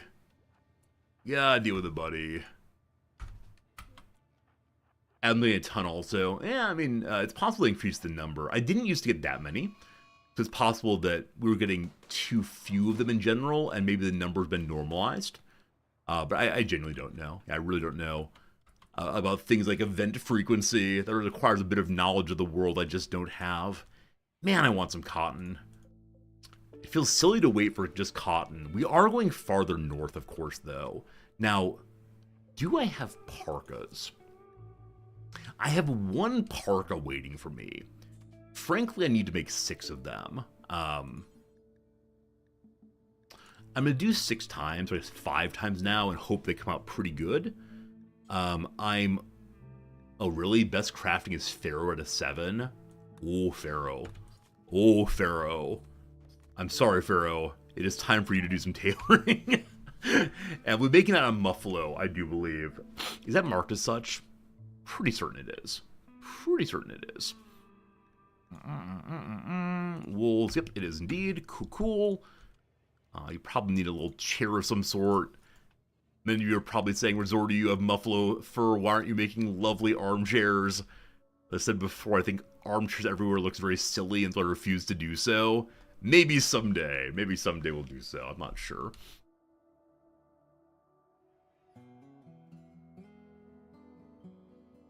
Fair, that's a good question. I think hospital beds always give a bonus to medical treatment. And so if for the sake of your hospital, you are looking at a normal hospital bed versus an excellent normal bed, it's more important to have better tend quality than comfort. Unless you have an incredibly good doctor who's going to complete every possible tend, then comfort might matter because the patient stays long term. But yeah, definitely the hospital bed is the preferred bed to have in your hospital if you can do so. And I'm not even going to say IMO on that one. That is just the truth. In my 2,155-hour opinion, you should use hospital beds in your hospital. I hope people realize this self-mockery. Right? There are occasionally things I say on stream, like, man, if I don't put up the this is a bit, well, people realize as much. IMEO, that's right, in my expert opinion. It's the same thing as in the beginning of the stream. Today we read about doppelgangers, and part of doppelgangers is that they're spirits or ghosts. And every time I read ghost on stream, I go ghost. And I occasionally wonder if people say, wow, does this man have a substantial stutter? And I'm trying to make a reference to what I take to be a maybe Scooby-Doo joke. I'm not sure on that. And like, if you have a stutter, cool. I occasionally get one also when I'm feeling overly nervous or overly excited. But I don't know. It's one of these things. Like, if someone's just passing by, of course they don't know me. Or if someone's just passing through, they don't know the quote-unquote jokes that I go in for. And I always wonder, is it the case they're going to think I'm some kind of person I'm not? And, I guess that's what it is. You only have a few seconds with people where they make their judgments on you, and it's all permanent and sad. No number one constructor right now. I'm putting all feet into that job just to do this. If someone's passing through, no Scooby-Doo, it's on them. You're absolutely correct. You're absolutely correct. If you want to be part of our community, you must know at least the existence of Scooby-Doo, and possibly more beyond that. I'm gonna have so much food go bad. I can remedy this partially by making a small... Is this true? Yes, by making a small little shelf inside. I believe a small shelf can fit on each side of the butcher's table. We gotta find more pieces and parts to expand the old ship. Until we do that, space is going to be at a premium, we'll say. So... there you go. Behold, I give you death. As a kid, you had a speech impediment in terms of pronunciation. It wasn't detected for years because you're in French immersion and the speech impediment does not exist in French language. Yeah, I don't know at all how speech impediments present themselves in different modes of life. I know it's the case that people with speech impediments often don't have them when they're singing, in the same way that some accents are greatly limited or perhaps even suppressed when people are singing also. So, what is it? You might notice that the Beatles sound vaguely American when they're singing. It's an example of this. Or people have very strong accents. There's some Scandinavian people when they're singing sound kind of straight ahead American accent. And I don't know if this is because of... that's the Ancient Danger, by the way. Ancient Danger right here. I don't know if it's because of like the proliferation of American pop culture, and so if you're singing, it's gotta sound American-like, or what exactly. But that was a plot point in the movie The King's Speech, that the king was able to sing sans stutter. And yeah, I wish I knew more about this. As always, I wish I knew more about how the brain works. But of course, there's so much to say about that, and so much to know about that, and I know basically none of it, to be honest. Alright, Cyriarch made some new shelves. Okay, so you are going to take, I guess, all the raw. Did I make bookshelves? Resort to you fool. They look so similar. Alright, who's nearby? Pharaoh, you're going to help us out real quick if you don't mind. And you're making an assault rifle. Hey, it's the assault rifle part of the playthrough. We still need the metal hat part of the playthrough, incidentally. The metal hat part of the playthrough is also absolutely essential, but surely no one will be shot through the head and die in a single hit. Oh, whoops, that happened earlier. But it's how it goes. Farinanth is my beloved. No, I don't call people beloved. I just say, like, beloved Farinanth, would you please? I don't think I ever say blah blah blah my beloved. That feels too intimate. Jim has no job.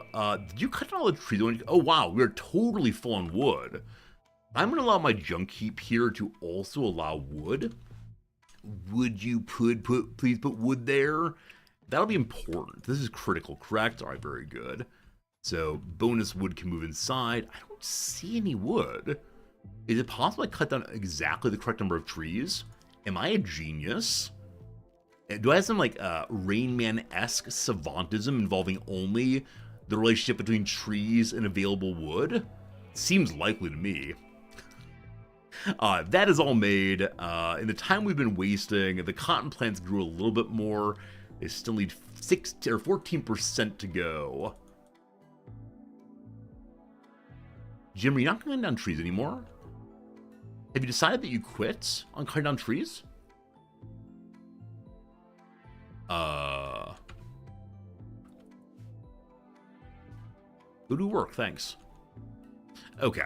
We now have proper shelves. I'm going to copy the settings off of this one and move them here and here. And then make this one merely preferred and these important instead. They should move over a little bit. Rog, do you mind hauling stuff? Thanks, Rog. Appreciate it. Appreciate ya. I know you want to eat some food right now, but I have more important things for you to do. Sarah started knocking it out. All right, we're preserving some food that we wouldn't otherwise. I think that's a lovely thing to do. Yeah. I'm going to go away. Oh, 10 simple meals routed away. We knew it was going to happen. At some point, we need to have a vote team. At some point very soon, I think we have to have the conversation of, should we leave behind our fellows' bodies? Do we junk them in space? Because I think that would be an appropriate thing to do. Because they're taking up a lot of space. And that's just not okay. Alright, Nalfine, you return to cleaning, please. We have a quest called the Peace Talks. Do you want to make nice with Hinbo? Oh, interesting. So Hinbo is the group that we recently sent someone home to them. They would like me to...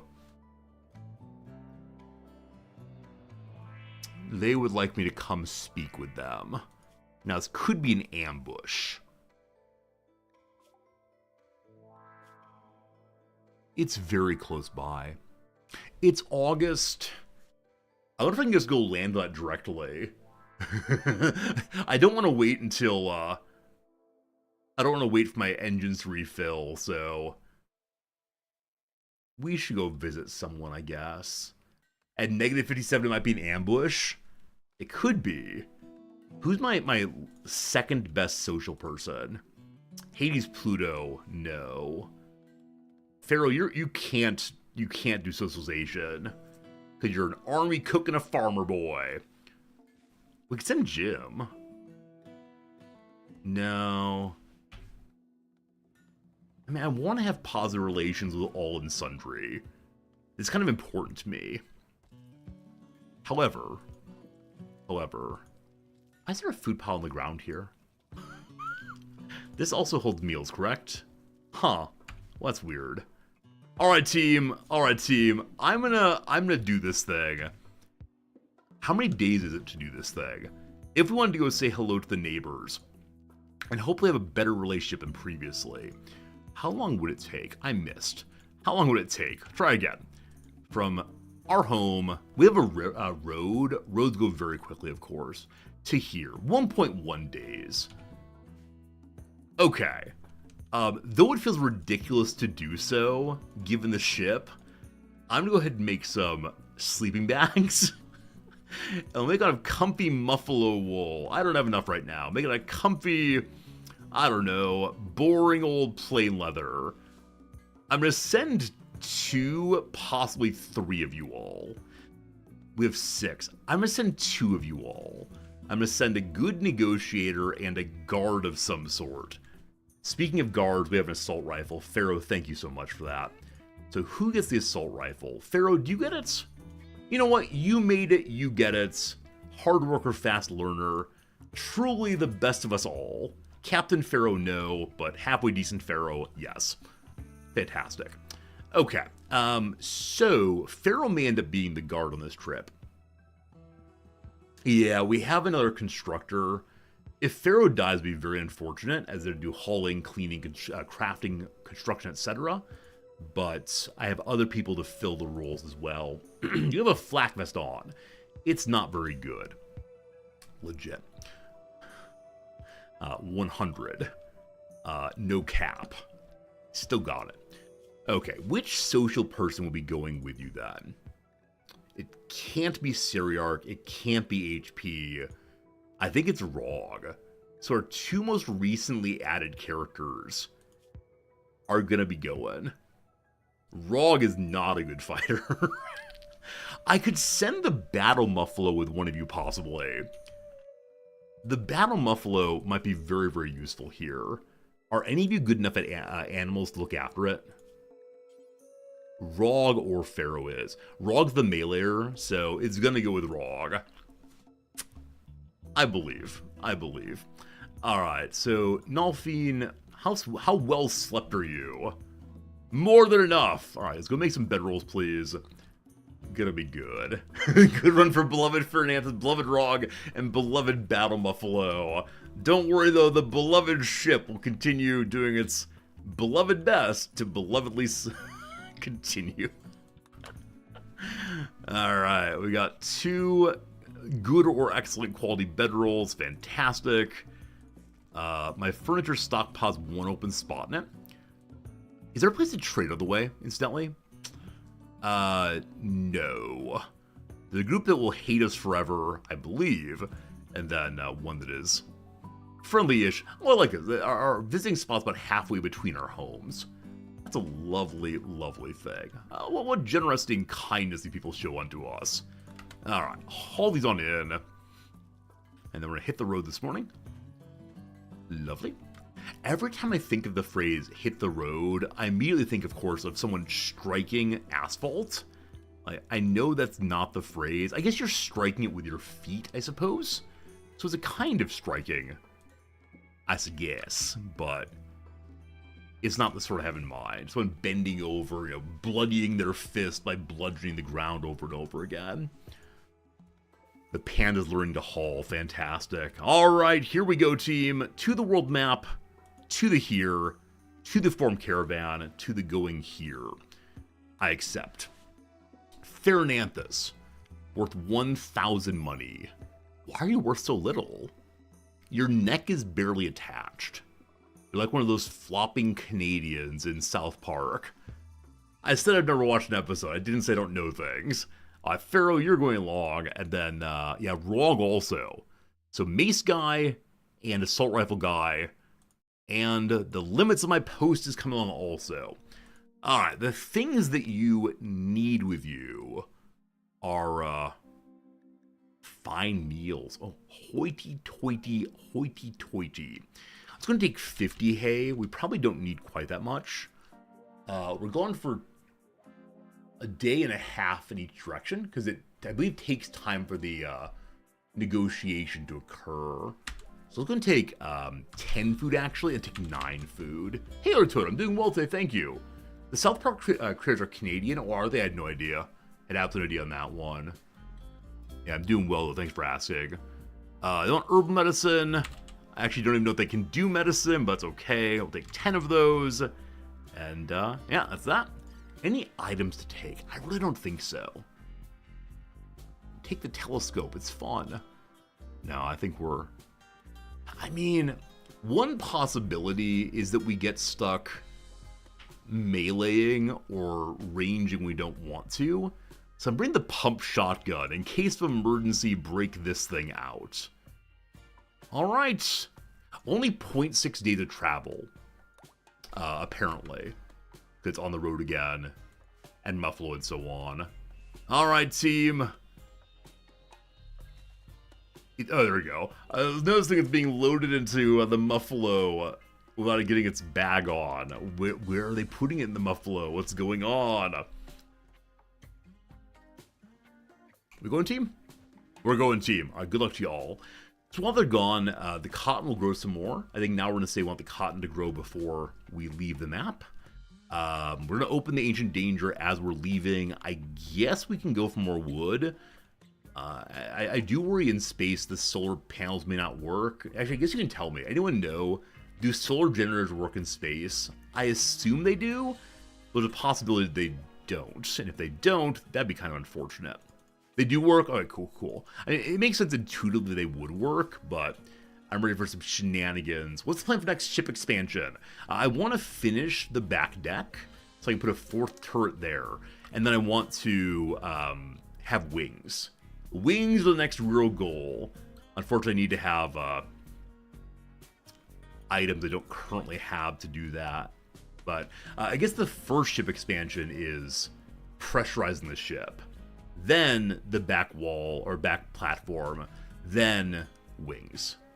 That's the hope. Tim, but good seeing you. Okay. So, Sarah and Jim are doing nothing. Jim, you need to do something, my friend. Cut down a lot of trees. Fill up on wood. I guess we can get more steel? Who has skills I'm not currently utilizing? Like, Nolfine can do tailoring and crafting. I wonder if we know the materials to do so. I'm going to change the parka off of only Muffalo and allow them to use anything they want to use right now. Now, we don't have the fanciest synthread and so on. I'm going to save my basic cloth. Same with toques. Use anything you want to, just not normal cloth. So this is going to be less comfy than if we had the Muffalo skin only, or Muffalo fur only, but for right now I'll be okay. Alright, how's that research going? About halfway through multi-analyzer. Sarah, what's your skill right now? 15. He's super creepy. Nobody likes that. He's doing alright. Nolfie, what are you up to? Clean. Oh, this is probably home zone the whole way. I'd prefer it not to be the case. It's a lot of clean we don't need then. As the home zone grows, I never know quite how much to leave as home zone. Obviously the faraway things no. I mean, I guess while we're waiting, we just dig stuff out. They take the Muffalo with me on the ship? Absolutely. Indeed, Galias, I'm considering either making a wall around the mortars or more turrets. When the turrets explode, it will all explode and we'll all have a good laugh. I haven't quite decided. But yeah, the back platform is definitely just an exposed resort area. You can sun yourself out there if you want to, but it's not doing the work it should be doing. Yeah, I'm just going to do some random digging, I suppose, as a way to find ourselves maybe some fun items. Who knows? Hopefully we will not get a bug infestation but before the time the characters get back. Didn't mean to do that. Hung a little bit. With this. Do it for the clicks. I guess I could set up a clip. Right, I could set up a... Okay, those of you who are here live, you'll know that this is staged. Oh no! Oh, I can actually spawn a raid. Okay, folks, get ready for the raid. Gotta get behind the what's that sound? Oh, it all explode. The humanity. We could do this. Maybe this is the next step in Twitch growth. Is faking clips. The peace talks backfire. The talks have backfired. Despite trading some pleasantries, the delegates made no progress on substantive issues, and multiple statements were interpreted as insults. Relations with Himbo, -17. Rog, my negotiator, has gained 6,000 social experience. Better luck next time. Better luck next time, my friend. Oh, that's very sad. That's very, very sad indeed. They're waiting and resting. They'll head back on their own now. Oh, that's very sad. How wrong. I don't remember how good of a negotiator you were/are. I believe I only sent you because you were expendable. I apologize. Yeah, social 4. Perhaps not my greatest choice. But exactly. At least they didn't all die, and that's what matters. Hey, Turtle Worm, how's it going? Happy day of the week to you, my friend. What day it is? Not quite sure anymore, but it's good to see you anyway. This assault rifle made by Pharaoh. So Pharaoh has partially made items there. I've got someone else take over. Also, we don't have any nicer quality vests right now because we're out of cotton, but we'll at least have it partially ready by the time the team gets back. So, diggy hole. Possibly Wednesday. Yeah, I think it's a Wednesday. Happy midweek, everyone. Hopefully your midweek is not too middling. Yeah, something I don't care that much about steel. We do have a lot of it already. And obviously we should bring some more along, but I'd prefer to have exotic minerals instead. Maybe the Ancient Danger will have exotic minerals. Your week's been fair to middling. Isn't that how we talk about temperatures? What is the temperature of your soul right now? That's my question. The temperature of your soul. How's your interior weather? I've heard that phrase used. When I first heard the phrase interior weather used, I said, okay, this is absurd. I don't have weather inside of me. Rabble, rabble, rabble. This is not real. But it's actually a kind of helpful metaphor. But I think most of us know something about the way in which weather works, the way in which we experience different storms or gloominess or cloudiness, etc. And it carries over like pretty nicely. So it's purely metaphorical, but still. Syrinx complaining about bad quality clothing. What you got? Bad hats. I believe right now we're beginning to make better hats. I requested as much. Who wants to do it? We actually may have nothing to make hats with. I don't believe you can make leather toques.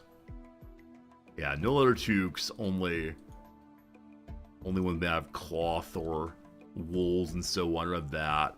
Your interior weather's absolute 0. No, it's not. No, it's not. Being a little dramatic in the old Resorty channel.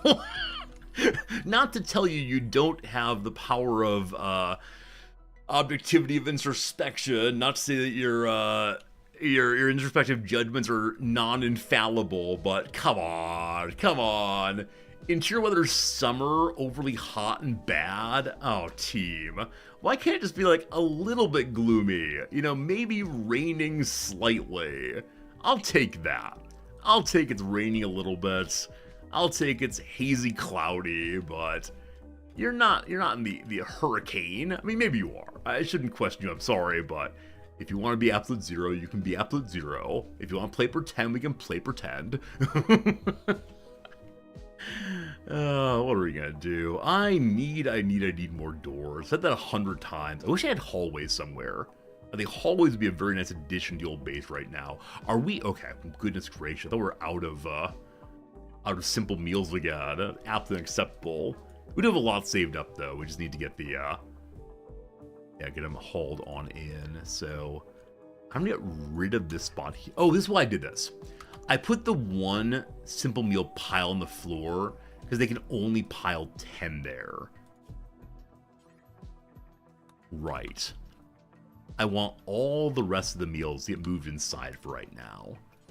I would love it, etc. if there were a way for me to say on this shelf, I only want 5 of a thing, as opposed to saying simply by levels. Because I do want this to be the highest priority, but I only want 10 there at most. as opposed to the current pile of minis you can. Now, I reckon at least one of you is typing there's a mod for that, and you're not wrong, but I'm incredibly stubborn on the mod question. Mod question, strange way to say that word. Mod.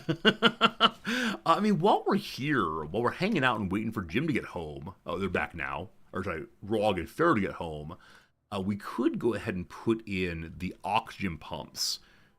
Oh, they're 2 components each, and we don't have 2 components. Oh.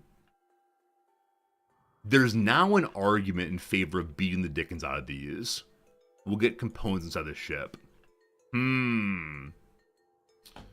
If I only want 10 mils in a slot, you can put a zone.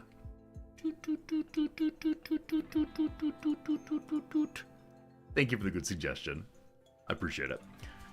I just want to be on a shelf that look prettier that way. Jim, you need to get over your dead husband. Hey, so only 4 days until Jim is cleared all the sadness over his family's death. I appreciate that. Okay, so we are going to beat the dickens out of these folks. We have at least 2 meleeers. Exactly. Oh gosh, no, don't go up there yet. Sorry. We have exactly 2 meleeers, Jim and Rog. We need to be very, very careful that the other boys with knives for arms don't get to our meleeers. As you know, the pikemen will go down very, very quickly, very easily with the mace. The other ones take a little bit more work.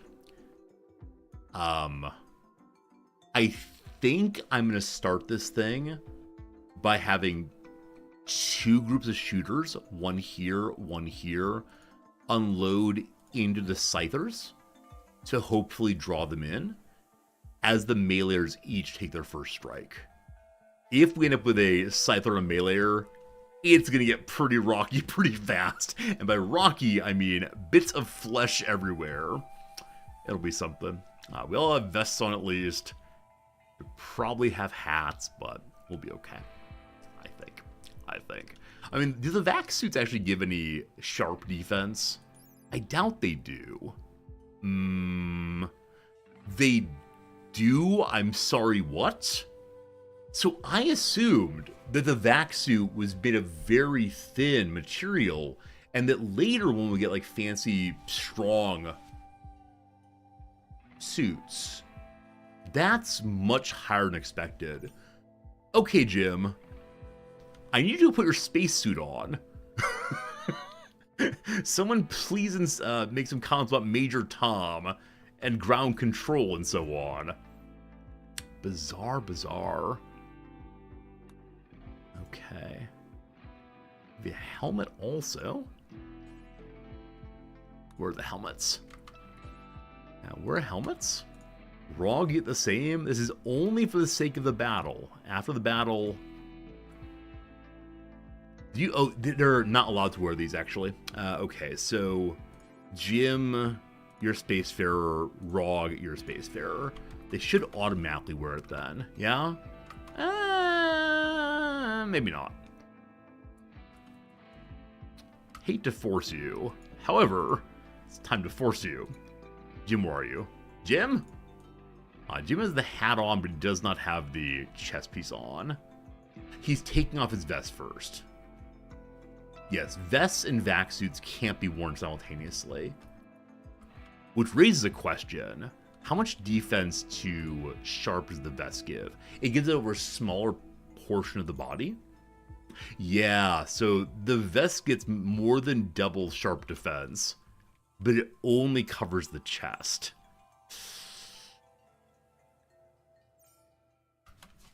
Interesting trade-off here, I guess. Okay, vac suit's on. Alright, my fair knights are ready. And so too is everyone else. We could bring traps along if we want to. We bring explosive weapons. Oh, EMPs. We could bring EMPs. Battle Muffalo, where are you? Battle Muffalo? Are you still full of items? Did no one unload the Battle Muffalo? So this is what happens when one does not have down a caravan spot. As the animal wanders freely and it never, ever, ever gets emptied. That's right. You can use mortars, you can use turrets, etc. We should be okay doing it this way. Alright, Rog, you're going to bop that one in the head. I wish you the best of luck. Jim, you're going to be stabbing this one, which is not the exactly right way of dealing with it, but okay. Muffler's on the way. Cat. So, we have a shotgun in the case here. I want to keep Pharaoh's assault rifle. Yeah, we're going to get rid of Dinolfine's pistol here and change over to the shotgun. Okay. I wouldn't mind the Scyther attacking the Muffalo. Okay. The order of things. The Scyther here needs to die first. I appreciate that you can walk on these things. They just don't care. I said I have seen instances when they've suddenly activated for some reason. It's always like surprised me. We've done Rim Science for how they activate. I'm still not exactly sure. Okay, intention right now. Blast things out of this one, pivot, and blast things out of that one. So Cyriarch, you're going to stand at max range, and you'll be shooting until you hit it. The Muffalo might draw it, if so, it's fine. Get nice and close on each of these. You get a little more distance. Okay. Jim maybe moves slightly north just in case. As long as we get onto the Lancer before its first shot, we're fine. Okay. Aim. Shot's about to come in. You all get ready. Is it miss? Sarah, keep firing. It is a hit. Okay. So you all fire here. Jim, get in there. Rog, get in there. They're both on Jim. That's unfortunate. Also, Cyric has not drawn this thing's attention. So, I wonder if it's the case that the Scythers care about range more than aggro. Rog is down. Very good, very good. Didn't lose any body parts, but got all cut up real quick. Wonderful. The Muffalo is running away in terror because Rog did not order it to attack. Well, fantastic. Okay. Cyriarch.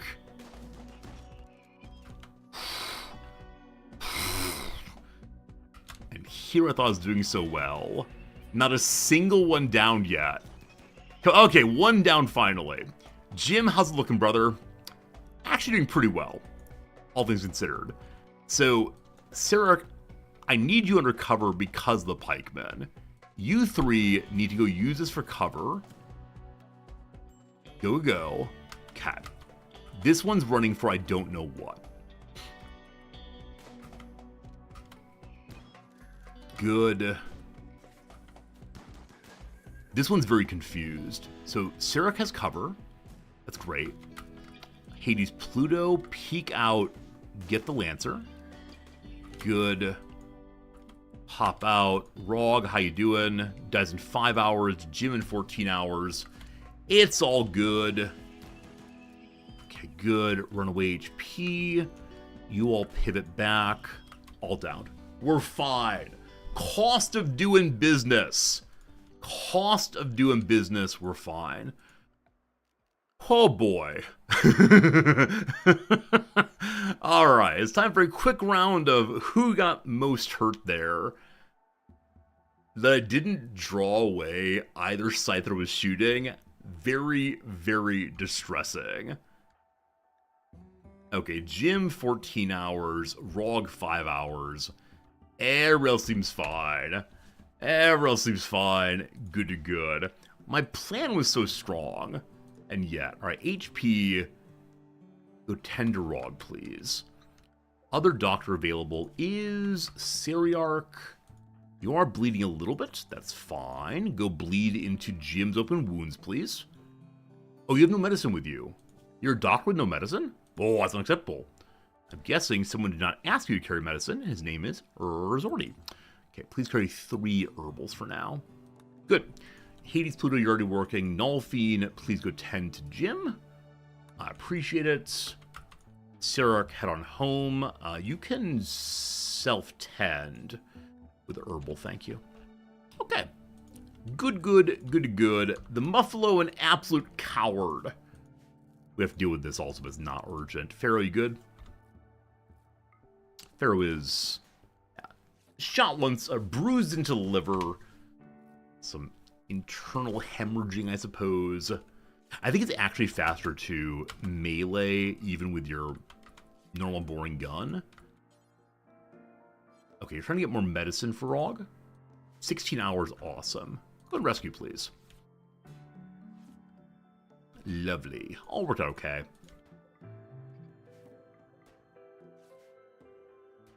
How's it going, Pharaoh? That's taking a while, my friend. That's taking a while. Punch. Punch. Let's go back to shooting. It feels a little bit better. A little bit more cathartic, I suppose. Okay, Jim. Sorry, beloved Jim. Just fine now. Alright, finish that one. Don't need to rescue him for right now. Do you feed him? No. Okay, let's get shooting.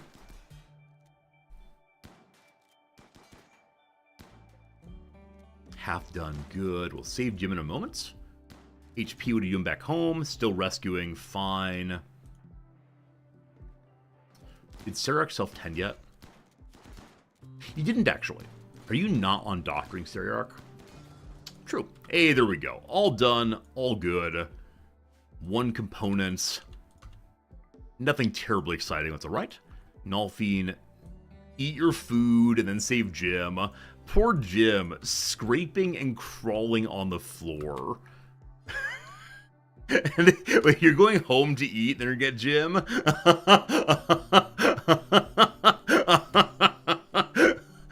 Oh. For want of eating at a table, the Jim was lost. You're all tended up. Good, you're getting some food. I think I just saw there's no open space to save a component. Oh, why is there steel here? Why is there steel here? Ah! The back end is overfull. There's so much steel. Okay, that's a problem. That's a problem indeed. So we're carrying too much steel right now because the steel we're digging out over to the east we don't actually need, and so I should have marked it not to haul, frankly. But I did not do so. So you will be for just and only steel.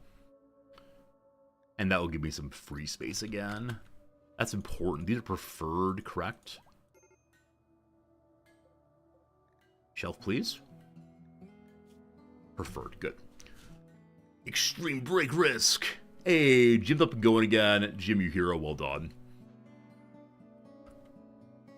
Okay, I'll invite you to haul this one in. Once we're all healed up, we'll definitely do the work of opening the Ancient Danger. I'm sure it will go better than the last one did. I'm going to forbid everything come out here. And in fact, I'm actually going to stop digging for steel and dig randomly instead, see what we find over the next tiny little bit. Did anybody tend you? Or just bleeding on the floor? You absolute hero. Can you imagine? The craftsman must continue crafting. No time for anything but crafting. Let's go ahead and do a quick 10 with no medicine. You should be just fine. I'm sort of wondering if I should have EMP'd early. At least one Scyther. Probably so. Oh, Jim, did your vac suit get ripped up? Nah. Largely fine. And a little bit ripping up, but not too bad. Let's go and change them back to wearing the correct clothing again. Until we go to space. We've struck steel again. Really? Do you have to? Anything else hanging out in there? Let's go down and around on this one instead. Cool. I guess there's this right here. I don't think it has anything inside of it, though. It's just too small. I mean, there might be. This is almost certainly a core of steel. Pharaoh just kicked Raug out of bed. Wow. The most ill person has been kicked from their bed because everybody else wants the one hostile bed in the entire town. Fair enough. Let's go and run through real quick, make sure everyone has been healed up at least a little bit. Everyone's looking good now. Fantastic. Jim, is anything good in your life these days? I mean, I can put a piece of art. Uh-oh, infection started. Raug has got one in the torso. Again, the most ill person is not even in bed. But it's time for Raug to get the next tier of medicine. Industrial for now. Have your food, then tend, please. Sarek, no. You're not the best doctor, unfortunately. I need HP to do it. Good. Oh, we're not using industrial medicine because we have no industrial medicine. We have no cloth, so we can't make industrial medicine at the drug table right here. And that's where we're waiting for cloth to come in so we get proper medicine. All right, HP, how good's the 10? It's a 70. That will be good enough for right now. We'll look back in a couple hours here, a couple days here, I guess, and see what the numbers are. If need be, we can bust out our really good medicine. 23 Glitterworld medicine is just A+ fantastic, and that's entirely because of our exploits in various dungeons here and there and otherwise. Okay, I believe we have only one component left right now. That's why I want to dig and see what we can find, but not quite yet. Civilian, welcome on in again. Hope day's good for you. Hope day's good for everybody, actually. Oh, what? 11 a.m. my time. I started stream feeling pretty good. I'm still feeling pretty good. The weather inside of Old Resorty is feeling sunny. Why do I say Old Resorty? I wonder at what point I started calling myself old.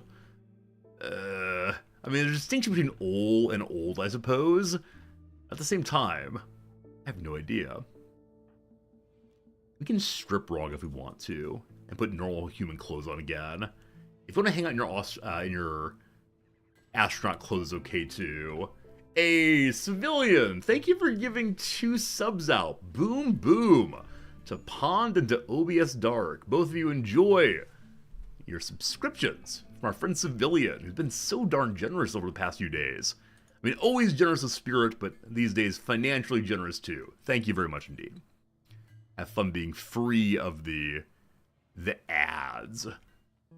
You got a chuckle from the weather inside of Resorty is sunny. Thank you for that. We were talking earlier about the metaphor of weather as a good description of mental health. How's the weather inside of you? I kind of like it. I mean, you can describe climate inside of you, right? How's your general disposition? That's a thing. Jim, where are you, my friend? Jim's up and about. And not wearing a jacket. Is there a reason you're not... I mean, it is summer. But it's only 17C. And they usually want to have a jacket on. Well, we'll see what happens there. Maybe they're a little ill and not quite feeling it. Raug, how's it going now, my friend? Raug is saying, help, I'm infected. As long as I've played Rimworld, and probably as long as any of you have played Rimworld, the way in which infections have been indicated is numerically. Immunity versus infection amount. It's an absolute number, which does help with determining, does help with understanding the disease. Wouldn't it be interesting, though, if there were non-numerical ways of presenting this? Like, their arm's getting a little red. They say they've been sleeping on top of it, but those streaks look like maybe their skin is now blackened and pustules have formed. Next, that could be really interesting, couldn't it? That's the metal horror thing works. I haven't seen the metal horror thing. I didn't play much Anomaly at all. How's the political situation inside of me? Not the weather. The political situation is solidaristic and endlessly hopeful, but ready to be disappointed as usual. You're absolutely right, Civilian. The metal horror does work that way, but like I said, Anomaly was not a DLC I really vibed with, so I didn't play it perhaps as much as I should have, which is say basically none, unfortunately. Nonetheless. Alright, I believe I need one more vac suit body. I should have 4 of them here right now. I do. 5th one's on Rog, and then a 6th one needed. We may not have the materials for it, but that's A-okay. Vac suit, not listed. And so we're going to add one more of them. Just make one. Good. Thanks, Pharaoh. Getting our assault rifle done. Our 2nd assault rifle. The first one he's using himself in normal quality. Pharaoh's crafting is only 8, but working more or less constantly. We'll keep on climbing that one up. Such a bunch of junk back here. I mean, all good junk. Like, these shelves, I do not need. Maybe at some point. We don't need steel either, though. Wait. I think this is something that people use in kind of silly ways. There's some furniture that uses more than 75 steel. Oh, it's the workshop tool cabinets, which I totally forgot about until just now. I should probably have at least one of those installed somewhere in here. Perfect. I mean, ideally 2. Where's it gonna fit though? You can use this and uninstall it as a way to keep more steel in a slot than should be available. Which is definitely a little silly. At the same time, though, I understand why people like to engage in these creative modes. Shelves replace that. Oh, good call. Right, shelves now hold 75 times 3. But it's 200. It's 200. So the only cheese I really know is the old school cheese. Back when we used to call it hard milk. That's what I know. Oh, 75 times 6. Right, it's too wide. Too wide, thank you. Put 3 tool cabinets on a shelf. Biggest brain. Unfortunately, you can't put furniture on furniture. Furniture needs to sit on the floor. Distressingly. That's good. I was right about being 3 for half that. That's pretty good. But yeah, it's 6 indeed. Alright. So everyone's redressed again. Rog, you were out of bed. Is your infection clear? Most certainly not. It's close enough though, yeah. 85-54. We can ignore that for now. You wish bedrolls come on the shelf? Oh, agree. Yeah, the bedrolls stay rolled out instead of, rolled. Seems very, very strange. I think most of the rest of the furniture not going on shelves makes sense. Things like an entire telescope or a whole billiards table, legit. But the billiards table becomes just one square, ridiculous. But yeah, the bedrolls that they should go on the shelf for sure. Hello.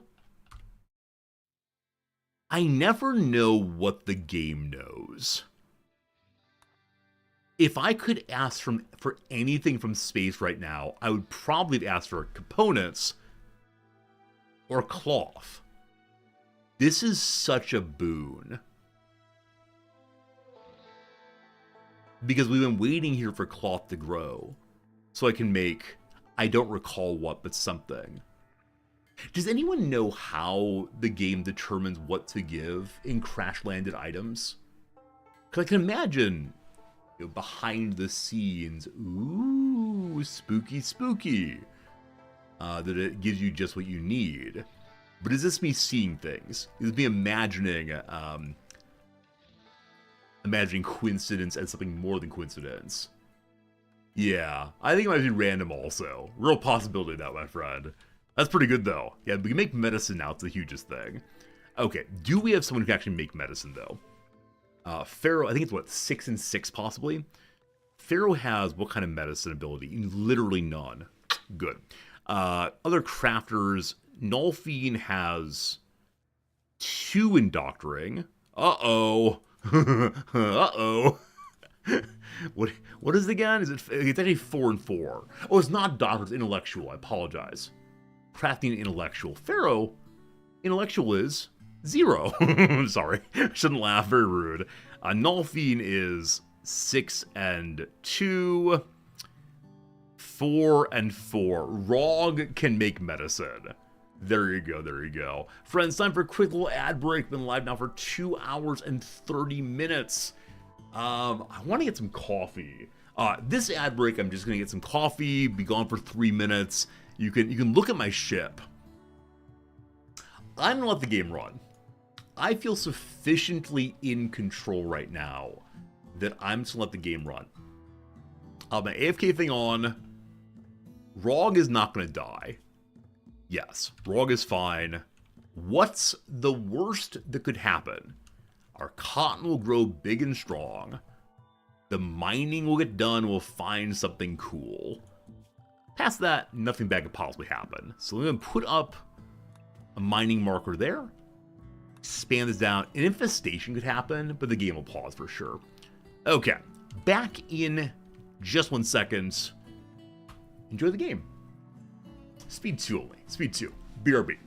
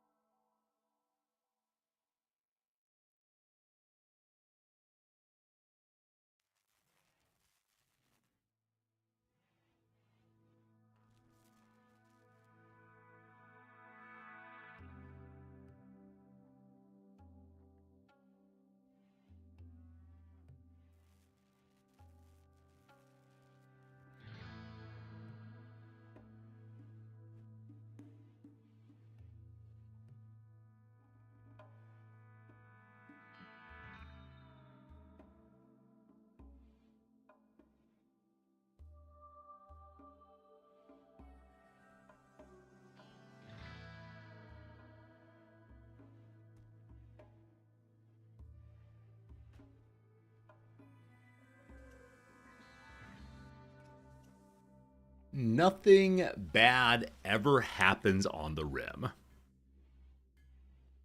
Hey! I see that we have a little fire in the engine room. However, the fire foam popper saved us all, didn't it? Yeah! That could have been really, really bad otherwise. That could have been absolutely terrible, frankly. Fire in the engine room has caused problems previously. It wouldn't dare cause problems this time. I see that we're having component issues right now. I can't remake that fire foam popper. Nor can I repair this AC unit. Any luck over here yet, boys? Any luck? Diggy diggy? Oh no, I don't need steel. We don't need steel. Stop bringing steel. No more steel. Most distressing. No steel, thank you. No steel. Okay.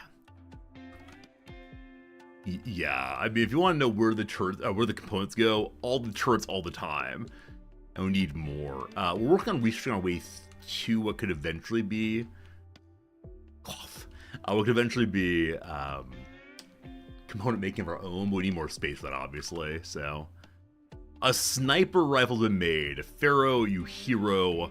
Show me the sniper's rifle. An excellent quality assault rifle first, awesome. A normal quality sniper rifle will definitely take it. Nolfiend, congratulations, you get upgraded to sniper rifle. Now, as far as assault rifles go, and Pharaoh has one already. Jim's allegedly a meleeer.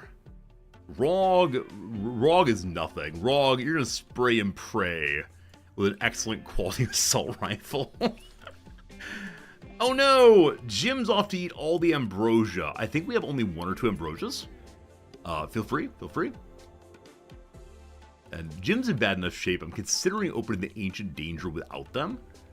But we need them to get inside the ship to blast off. And so far that is not doable. Is this not haulable? I'm sorry, what? Is there no location to haul it, possibly? Oh, someone got rid of the space. Well, no, he didn't. He's right here, isn't it? Why can't we haul this mech corpse here? There's already a stockpile there. I moved a rock out of the way before. That explains it. Alright. Pharaoh, if you could grab that, please. Pharaoh, do this. Pharaoh, do that. It's endless, endless. Endless, do everything. I like the story of my ship. There's a lot of explosions, a lot of fire in the story of this thing. Still, we do not find any components. Alright, we'll go ahead and dig into this one also. This is going to blast off probably a couple days ago in game. Haven't gotten there yet. Also, this is side to side. Don't need that for our exploratory digging. A little bit more. Okay. So, cotton is ready to harvest. Now, Jim is the harvester, allegedly. Jim, there's no more ambrosia. You've had all of it, my friend. We're plumb out? Is that a phrase? We're plumb out of the material. What's that phrase even mean? Plumb out of? No clue. If not for Jim, who's the next best plant cutter? Pharaoh, once again, next best at literally everything. Pharaoh, I'd like you to please sleep, and in the morning you arise and harvest the cotton. About halfway now through multi-analyzer research. I have multiple characters who would like to research. One thing to do, of course, is day shift, night shift. To get research going, that probably makes a good deal of sense, frankly. And so, yeah, I mean, Cyriarch and Rog going back and forth will be fine. Rog's personality is merely slothful, where Cyriarch's is a little bit negative in most respects. So, Cyriarch, it is time for you to have the big flip, I'm afraid. You will be responsible for the night shift. My schedule is so bad here. I know many people are very diligent in schedule setting. I am about as negligent as can be. I know everyone needs 1 less hour of sleep than they claim they need, so bunch of liars. You'll be working from 9 to 5. That's sleeping from 9 to 5, rather. And then working overnight. And then the rest of the day, you'll have a little recreation right there. That's the wrong one. Right there. Okay, cool. So hopefully the research gets done more fully. Now, is Syriarch also my main cleaner? Main hauler, indeed. Right now we don't really need hauling, so that's fine. As long as up here has been hauled in. Has it? Old Mace, it has not. Syriarch! All these, please. Mechanoid slag chunk is new for me. I haven't seen that previously. Jim's back with us. Hey, thanks, Jim. Very far away. Far out of the map. How close are we to basically healed up? Jimmy good?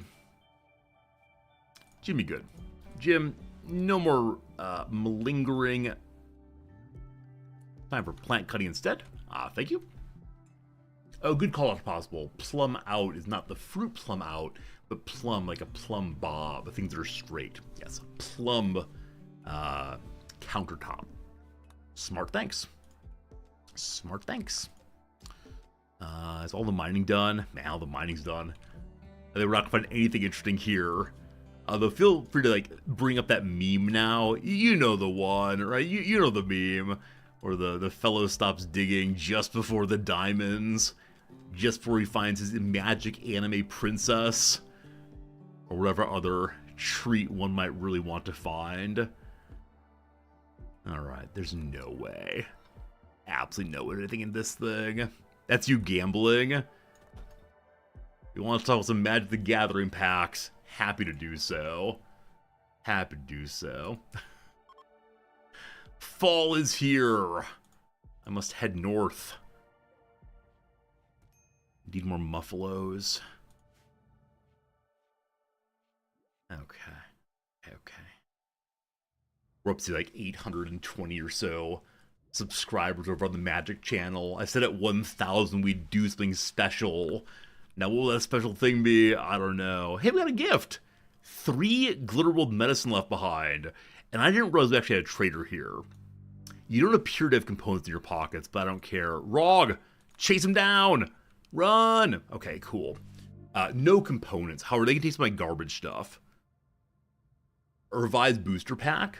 What's the thing I need what? Sorry, I talked way too fast there. I need components. Need components.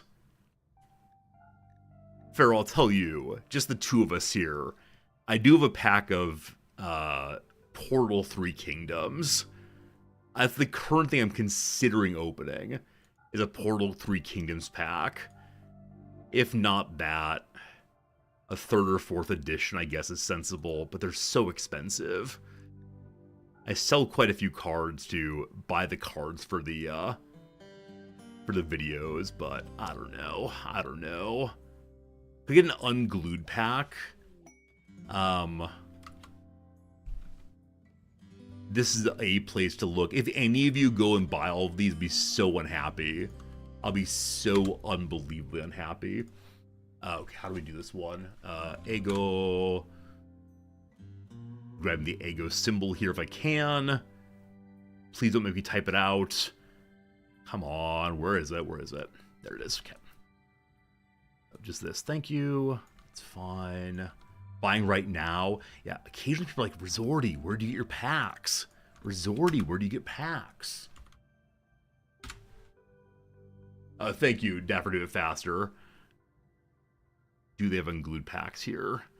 Hey, Civilian, thank you for the generous gifts of Dat Fire. Oh, they do. They actually have 33 of them. If they have 32 tomorrow. Yeah, I guess I can go ahead and buy one of these. That's quite a bit more reasonably priced than busting out the third, the Portal 3 Kingdoms one. Buy them all. See, there are 3 or 4 tranches, like large tranches of Magic cards I know throughout the city, throughout the country actually, and I'm trusting that other people don't know where they are, and so because of that I leave them because they're expensive. I'm buying up little ones here and there that are a little more obvious, but yeah, one of these days. Again, Deadfire, congratulations on getting a gift sub from our friend Civilian. Civilian the generous. Civilian the overflowing with kindness. But we'll see, we'll see. An unglued could be fun, I suppose. It's a silly thing, but enjoyable anyway. We found an ancient chem fuel refinery. Fancy, fancy. Oh, team, I saw on the subreddit yesterday that there's a way to absolutely scam, or if you prefer, cheese the spaceship beginning. What's it called? The spaceship origin. Spacefarer origin, there we go. So as you know, when you first land your ship, very soon thereafter, 3 or 4 storyline quests pop up very close by. I didn't realize that they only popped close by, and so I headed south because it's warmer. If I knew this, I would have never started in the north. So these are storyline quests that are waiting. Apparently, if your first landing is on a very small island, they will land on the island with you. And it'll be so easy to get all the story mode items. What shenanigans! What pure brie! There you go. There you go. Civilian, no. Your generosity is not weird at all. It's more I don't know how to be thankful enough. Like when more and more and more generosity comes in, I'm like, oh man, that's awesome. Thank you, thank you, thank you. Which really is what I feel, but I don't want to make it weird. But no, nothing wrong at all. Nothing wrong at all with being the generous one for a while. It just is really nice of you, frankly. And yeah, no, please don't ever feel bad for supporting the channel financially or in any other way, except for backseating. I don't like that way of that way of supporting the channel. That feels bad. All right, team, we are out of basic food again. Waiting for the people all healed up. We have no basic food. I want to go to the Ancient Danger and bounce, but we're gonna need to get our Muffalo inside and the Panda Bear. Now they've given some sublet how to play the game. I believe the current rule is if you want a back seat, it's $1 per back seating. So you can count up how much the gift subs cost and do only that many sentences. And I'm counting for sure. All right, we have a group of wild boar that have been hanging out here for quite a long time. It is now time to say goodbye to all of them. All ranged people, congratulations, you are now hunters. Here comes the hunting brigade. Wait, Nolfin has a sniper rifle. I equipped the wrong person. Let's see here. Seriarch, you grab that. Nolfin, your shooting ability is 11. All right, you'll take the long rifle then in a moment. Cool. Oh, don't haul it. Equip it. Equip it in your hands. In your hands, in your hand. No, that's not how it goes. How's the song go? The zombie song? In your something. In your heart? In your hands, possibly. But it is hands. Okay, thank you. Down in your head. In your head. In your hands. In your ha-ha. In your hoo-hoo. Okay. In your head. Thank you. I was ready to believe with you, Grulion. You and I against the world. But unfortunately, you were proven to be wrong. What are y'all doing? Like the wild spraying in every direction. Also, hunting with a sniper rifle. Absolute big brain strategy. Almost got him. Almost got him. Alright, they're doing a thing for a while. Can't believe we ran out of food again. Like, I knew we were getting closer and closer. We could fish again if we wanted to, of course. Fishing? Too slow. Too slow, not worth the time. Wait, Sarah, it's midday. Why are you awake? I gave you a longer sleep schedule than need be. I'm seeing that now. You good? You're starving. Everyone's starving. I had no idea it was that bad. Probably from the moment I went AFK earlier, everyone's been starving. And I had no idea. Jim! Jim, save us, please, Jim.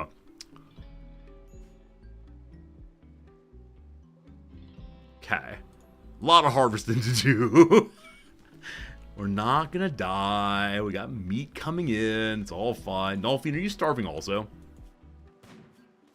Yeah. Yeah, absolutely.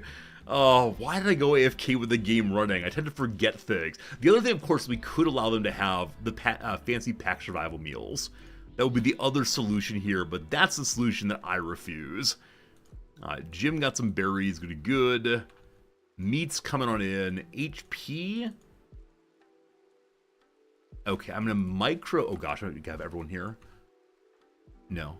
HP, I'm gonna micro you to fight this. Then you gotta get cooking, my friend. Let him cook.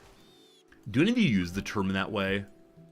The, like, use the phrase, let him cook, meaning a person's got something figured out, or they are, I don't know, especially good at their task currently.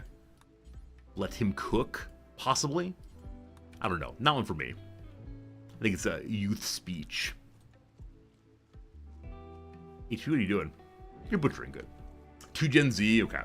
Oh, speaking of which, I saw some demographer set up the... You're not eating meat, my friend. Set up the dates for the rise of the next group of generations. And apparently, in ways that I don't like, or feel bad that I don't like, but don't like, they're going for Generation Beta. Which makes sense, right? If we're maintaining the progression of, we've got to Gen Z, now Gen Alpha. But unfortunately, our culture has this weird sense in which beta means a person who is inferior in some way. Especially in the connotation of you're a beta male, which, you know, terrible. We don't believe in that kind of thing in this channel, as I don't. But I wonder if they're gonna like get off of the Greek letter system for generations. And of course we can say generations made up nonsense, and true enough, generations made up nonsense. But people still do use these words. In 20 years, maybe not a problem. I don't know. The alpha beta person has gotten so deeply entrenched in a certain portion of male culture, especially American male culture, that I worry it's dug in deep. And we all know that the... we all know, or we should know, that the research that alpha and beta animals is based on was looking at wolves in captivity. We know also that the person who did the research has now disavowed it as being accurate only in very limited senses, that we shouldn't generalize out to this is how humans work by any means. Oh, here's a problem. Previously, I had in here space for dead bodies to go for butchering. Now I don't, because I needed more shelves. I don't know. Yeah, we'll see. We'll see if Generation Beta sticks around, but yeah, it's such a sad and reductive way about thinking about the world, as so many, of course, like pop psychology understandings are. But yeah, I wish people would be kind to each other and not reduce one another to slogans. That's probably the long and short of it, honestly. Now, am I only saying this for one real reason? And you know what the reason is. Am I against talking about us as if we were wolves because I'm truly a beta male? As I said before, I've gotten hate mail and hate conversations throughout the years from my various political writing, and most certainly... the person who left the funniest voicemail called me a beta soy boy. He had never met me. He had never engaged me at all other than reading one essay of mine, and called me a beta soy boy. I enjoyed that. I felt horrible at the time, but beta soy boy. All right, we got a Lynx hunting old HP, no problem. We'll stand and deliver, though it is the case we have the rain on your hunting day. Let's see. Hello, Pluto. Never thought you'd join a Rimworld stream and stumbled into Philosophy stream. It's both together somehow. We have a good time with it. HP, that's not very good. Run away. I may actually need a meleeer here. Hello? Hello? Rog? You're not a meleeer. Well, good luck, HP. You're like an 11 or 12 in shooting, correct? 11, yeah. Pluto, I hope you're doing well, though. If you have any questions, feel free to ask them. I'm just glad you're here. How can I be a beta if I have Riz in my name? Oh gosh, the Gen Z slang is taking over. All right, good luck, Jim. Jim, charge. HP, keep kiting. Well, that didn't work out. Close range sniper rifle, bad, bad, bad. Assault rifle, possibly good to good. Jim's going. HP drop back. Okay. The Lynx is now revenging, is no longer eating. Pure and simple. Civilian, thank you for gifting a sub to our newest follower? Pluto Mayhem. Thanks a lot. Glad you're here for sure. This is fine. This is fine. HP at some distance, turn and fire. Very good. Downed nigh instantaneously. Who did the work? Wow. Jim slashed in the stomach. Oh, HP doesn't have an assault rifle. I believe that he did. That was incorrect, unfortunately. Hey, G-Shields, how's it going? Hope you're doing well today. And I saw you ask about my political writings. I do not share my political writings on stream. I appreciate you asking. Yeah, it's a very small number of stream viewers who get to engage with me that way. I'm sure you're all good and sensible and reasonable and curious, but just for the best for me that I don't make that available. USA is the world's second largest soy producer. Absolutely true. Yeah, absolutely true. The use of soy as a pejorative, comes from a variety of things. Number one, in U.S. culture, is a sense that meat just is masculinity. That your food choices determine are you a real man. Number two, of course, the claim that the consumption of soy leads to greater estrogen production. And while this is true, it's only going to be a notable amount if you eat, like, bathtubs full of soy. So it's the generalization of research, once again, in context they're not actually applicable to. But name-calling is what passes for politics these days. That's very, very sad indeed. Civilian! Civilian! Civilian! You don't have to do this! Please stop! I don't mean that, unless you want to, but thank you, Civilian, for 40 gift subs in total. Picking out all of the unsubscribed people and saying, I choose you. Thank you for gifting to Arthur Fisher. Totally awesome. You asked about the economics of streaming in the distant past. If by economics of streaming you mean how much money do I make? Not a lot. But if you mean instead, it has something to do with, like, how do I think about the relationship between myself, the Amazon company, and you all? I wish it could be otherwise, but... You know. Blue Moon, thank you for your gift sub also to the community. Death Mayus, do enjoy your emotes. Blue Moon, so kind of you to share the love also. And Civilian, you're probably going to stop now. It's up to you. If you feel like stopping, you stop. If you don't feel like stopping, you don't stop.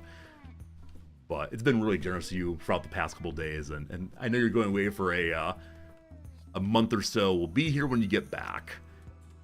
During the summer, we have some friends of the channel who... leave and head over to Europe, and so their time zones don't work anymore. And those hard things. My wife and I have talked about moving back to the U.S. or to Germany at some point. And in every case, I'd say, sweetie, I want a good life for you. I want you to love your job. Sweetie, this is awesome. Sweetie, this will destroy my stream community again. Because I had a pretty consistent stream going for a while there on U.S. hours. And then... I may have moved like 12 hours away, and that was good for some people, and I feel real bad for the Europeans. But as I've often said, a lot of streaming is similar to running a restaurant. If your favorite restaurant that you went to every other day or so suddenly said we're not open from 9 to 5, but instead 4 a.m. till 7 a.m., you might have some problems. In much the same way, right? If your favorite restaurant store, right? Your favorite burger store, suddenly started selling, I don't know, what's our food? Tacos instead. You'd be very confused and possibly off-put as well. Hey, Cat, you're awake at ridiculous hours. Good morning, Cat. You should be sleeping, but thanks for being here regardless. That's right. If your favorite hamburger store started selling soy, you'd be very confused. Everyone's in good shape. Syriac, what's wrong with you, my friend? Rebuffed by... You're still hitting on... Oh! We want this. We want this very much. So Jim's partner died recently, and Cyriarch has never been married.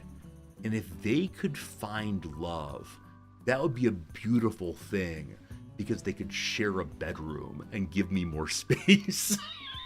Who cares about feelings? Who cares about their happiness? All that matters is I need more space. Jim rebuffed though. Jim, what's wrong there? What's your issue? Cyriarch tried to woo Jim by implicitly questioning her hopes and dreams. Jim rejected the advance. This is negging. This is negging. Oh, you want to see the world someday? I don't imagine you leaving this tile.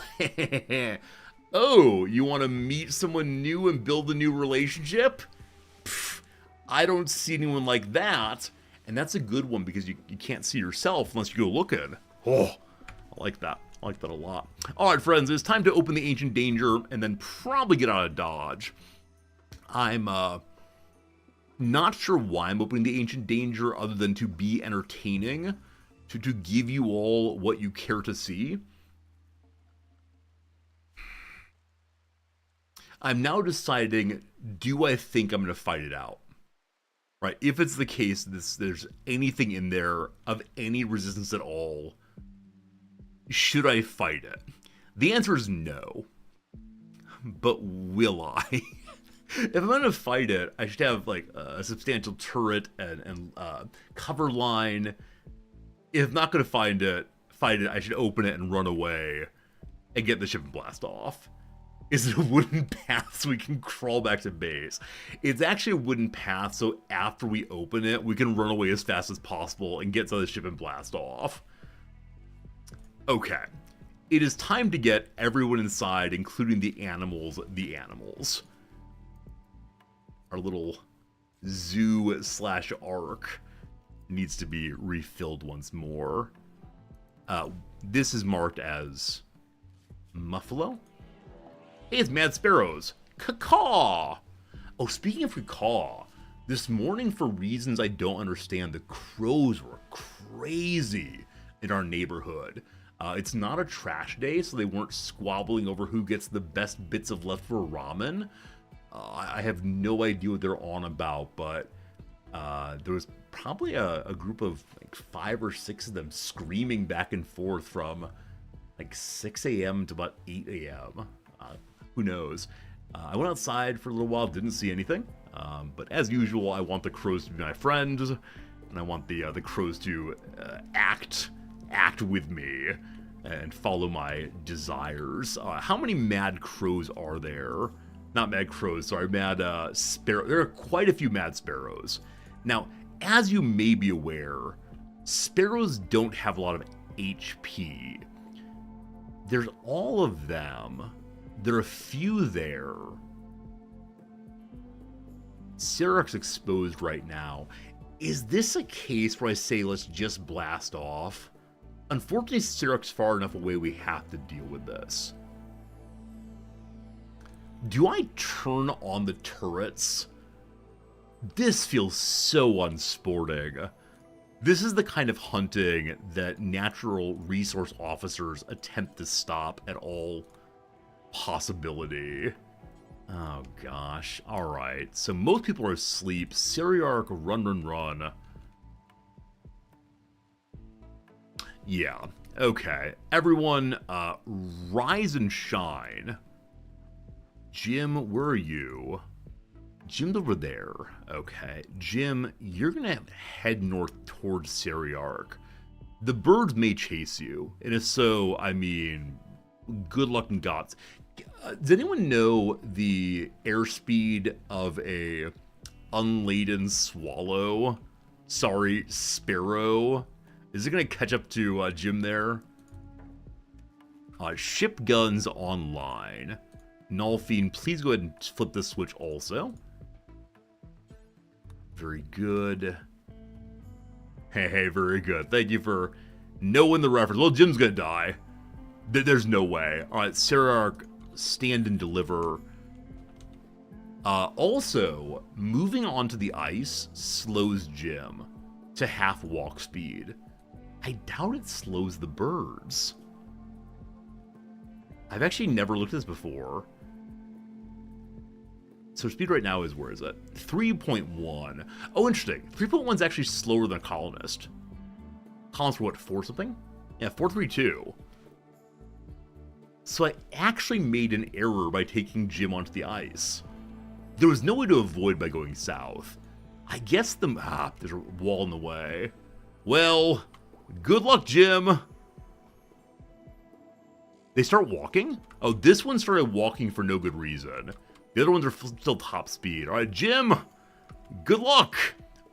You dodged the birds? Wow. All right, Sarah, come on down. There are only 3 here.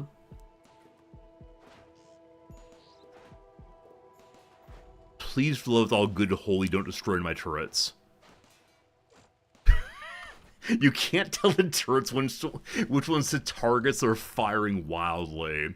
Rog, you have a big old gun now. Wait, where's your melee weapon? Rog was a meleeer before. Rog's pretty bad. Rog, go melee attack that. If it explodes, I'm very sorry. Okay.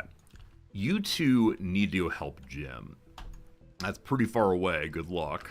Jim has taken down a fair number already. That's great. Sarah's in range now. We can't have you friendly firing, though. Jim, turn attack that one, please. Cyriarch, shoot that one, please.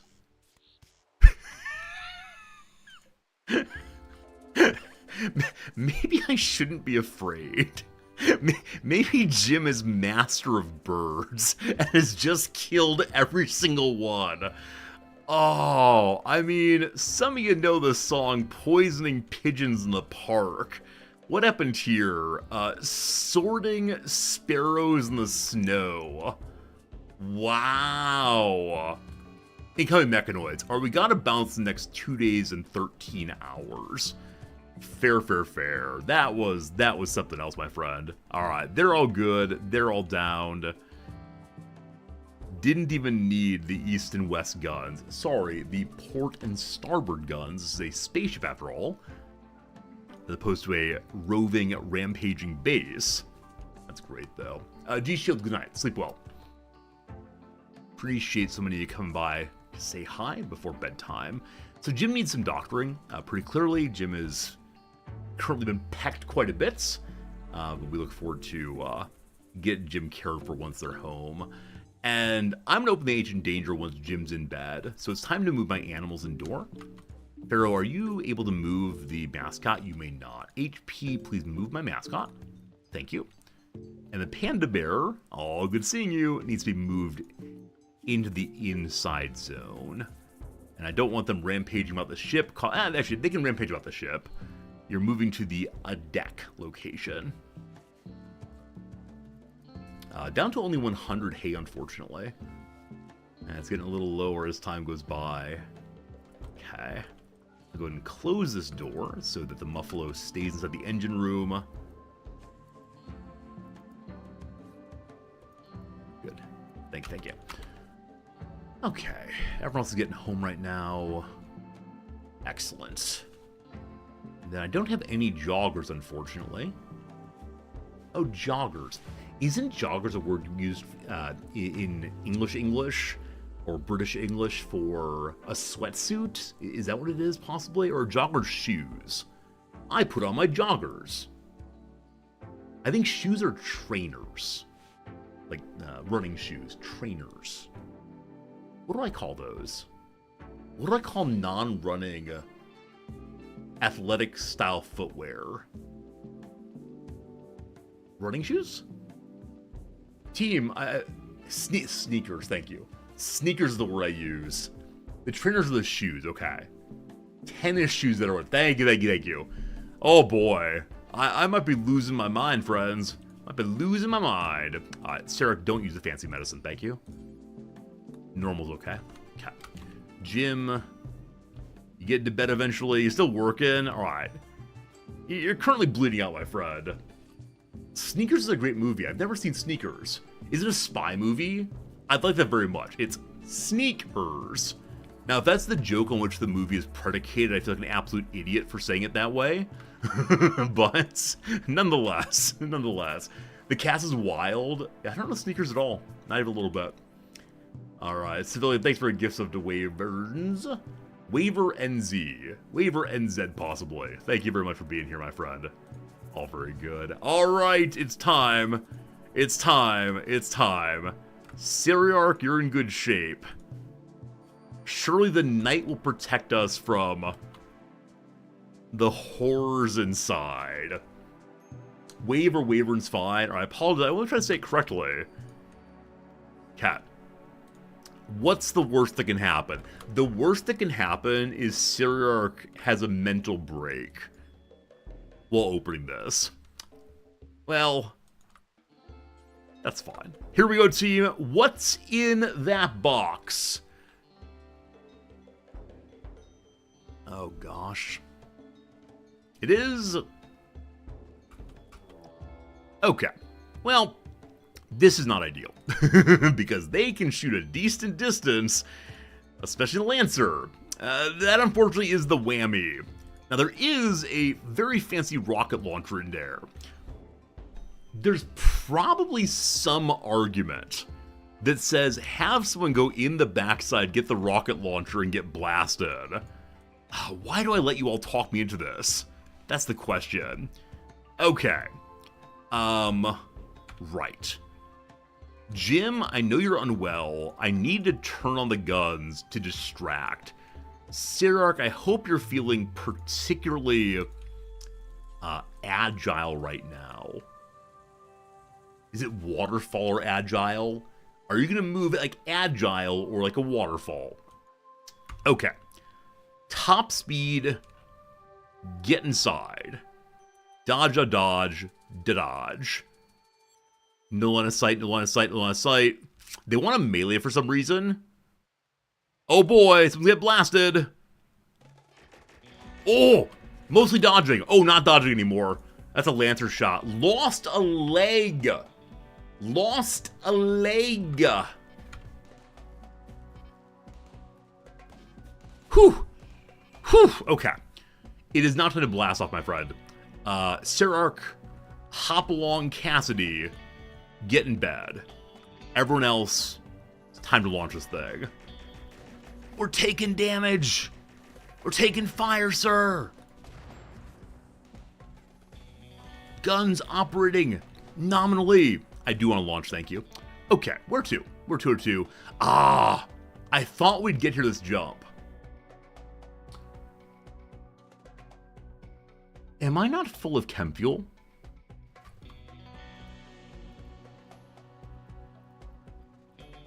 I thought my jump range was 500 or something. I guess not. Yeah, we're full of chem fuel. Huh. Yeah, generally no clue. I thought we jumped 500. Anyway, try it again, please. Here we go. Okay. Right. So we're very close to where we want to go, but not quite there. I'm feeling very forgetful right now. So this is, again, just us stopping to refuel. You're a temperate forest. You're going to get cold, but not crazy cold. Let's go. Is he inside? He is inside. The game very nicely pops up with, if you leave right now, you will leave behind X, including leaving behind your animals. I promise I wouldn't have left them behind. Unfortunately, you can't look at your ship while you're going along. Hopefully on board the Thula, the doctor is taking care of Syriarch's leg. If not, we got some problems. Alright, so right, this is just a landing to refill, so I'd like to get some components ideally. So landing near the components would be good. I honestly don't even care about growing here. Plan to be here for just 2, maybe 5 days, depending on how hard our landing is. Can I not see any components? I know we're not in a mountainous area, but I'm surprised not to see any at all. Wow. Tyne and Sylvester, do you hate me? You wish that air travel had events? I don't. I like risk-free travel very, very much. If air travel became like ground travel, I can guarantee it would become against my religion instantaneously. Yeah, absolutely not. I mean, right. I think the game would be more compelling if there were things that happened along the way between departure and destination. But at the same time, I'm really enjoying the ability of getting around while everything falling apart. So, huh. Has there been a nerf to like component spawn on different maps? Now that people are bouncing from map to map? Or am I just getting very unlucky? Well, we'll dig through that, I guess. I'd like to move landing zone to face this direction. Goodbye, boom rats. Just unlucky? Alright. Oh, use the search. Can you use the search before you land? It's so I actually had no idea on that one. Welcome, everyone. Yeah, a lot of... Oh, what's it called? Something machinery. I think it's compacted machinery. Is that right? Yep, no luck, no luck.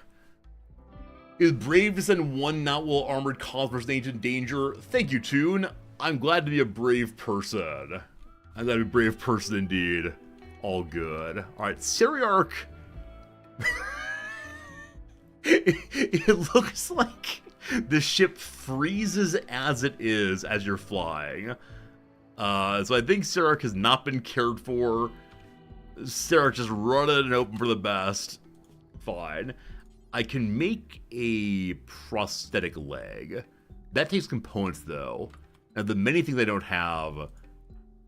I mean, part of it, of course... First, I like to imagine the pandas eating the leaves. That's adorable. I have a permanent machining job on to make more and more assault rifles. So everyone who needs one has one. I recognize that's eating a ton of components. I shouldn't have done that. Whoops. Okay, need to get the panda outside and also the muffle outside, lest they eat all my lovely things. This actually means I don't need to have any hay grass in here until we actually go to space, which is coming fairly soon. So we will want to start growing hay grass, probably not here, but the next location. The next location is very cold, isn't it? Whoops. Next location is a mechanoid relay with 9.4C. Not the end of the world, but getting some hay grass and such would be a good idea, probably. All right, move animals outside as mentioned. So we have a new outside zone. We left behind our last outside zone called offshore, shore leave or something. So you, my friend, head on outside. Good. No muffaloes allowed. Give you a little itching spot instead. Okay. Got 10 to you, Seriarch. Dr. HP, already on the job. I'm very grateful that Seriarch didn't die. I should have given him better armor before heading out, but, you know, he's me alright. Left leg is missing. Soon this man will be more machine than man. What's your favorite more machine than man show? I mean, obviously, RoboCop comes to mind. There's also the $6 Million Man. Bionic Commando back in the day was so darn good. But I realize that he only has one mech arm. I love Bionic Commando. I was so bad at the swinging. But I realized the central mechanic of Bionic Commando. At the same time, though, I really enjoyed the radio messages. Like other games that era, your Bionic Commando received messages from base through a little radio. Oh, it's great. Absolutely great. Ghost in the Shell, never seen, unfortunately. Star Wars, oh, good call. Yeah, Darth Vader's exactly this, isn't he? Yeah, Ghost in the Shell is one of the things I probably should see, given my current location. I wanted to watch Ghost in the Shell when I was a youngster. Is this true? One moment. Let's see if this is true.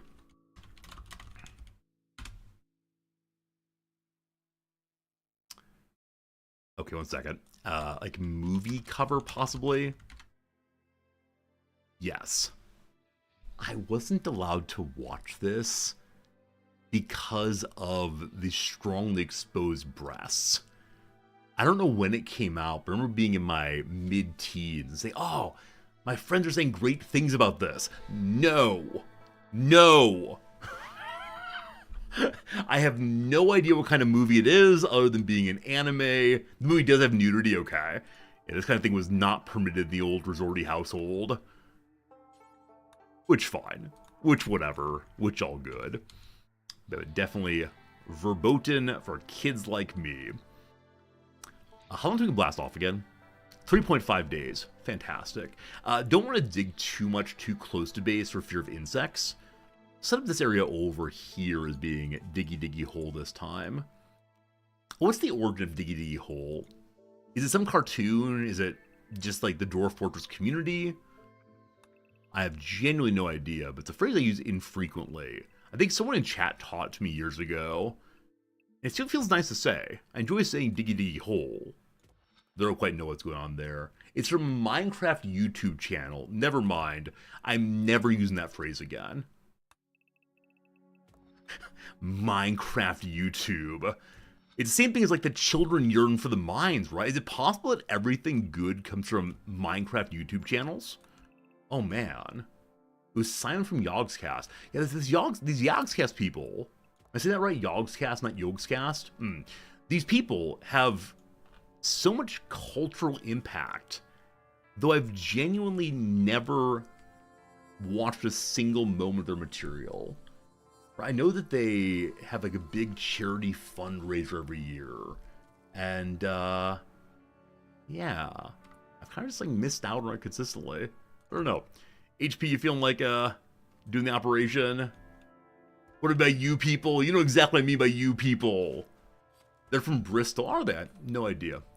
With name Yogs, I actually assumed they were Scandinavian, to be entirely honest with you. Hey, successful treatment. 80s Pluto. How's your doctoring getting up these days? Only 7. Yeah, unless you do some cheesy things, there's just not much opportunity to get medical score up unless you find yourself a book of some sort that would help there. But no medical books quite yet, unfortunately. We can grab the medicine. There are urns to grab, but I'm kind of lacking on space right now to the point that... I don't know where to put anything, frankly, until I get some expanded wings. I guess I put one thing right here. Here! Let's get a pot. Are they of different beauty or all the same? They are 8.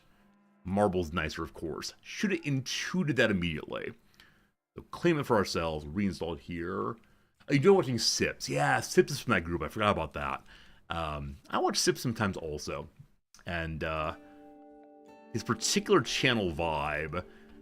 Other than the way in which he thinks of backseating and people being frustrated as play as, and I quote, dick punching yourself. I'm so unhappy about how I play that I am dick punching myself. Other than that, I think his vibe is not entirely dissimilar from mine. There's certain overlaps in how we approach gaming and community and so on, but...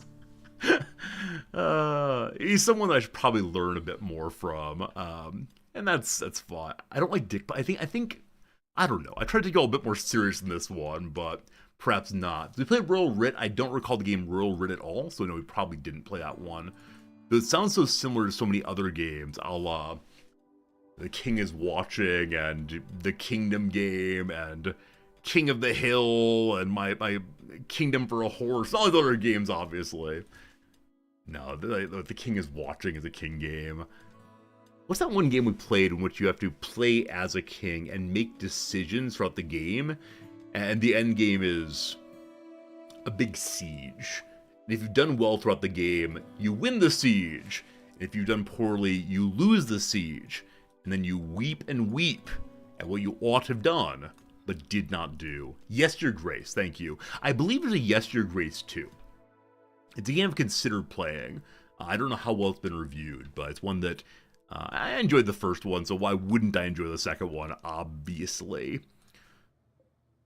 Okay, we could land by other people's towns. Not too close, of course. This could be a way of getting some components. We have a lot of garbage items. I'm sorry. Important memorabilia we can sell from across the world. So where we are right now, yeah, Hinbo is at each of these places. We could shower them with gifts. To the south here, Henbin are there. So we could head this way. How long would it take for us to get over there right now? Get over there. 1.5 days.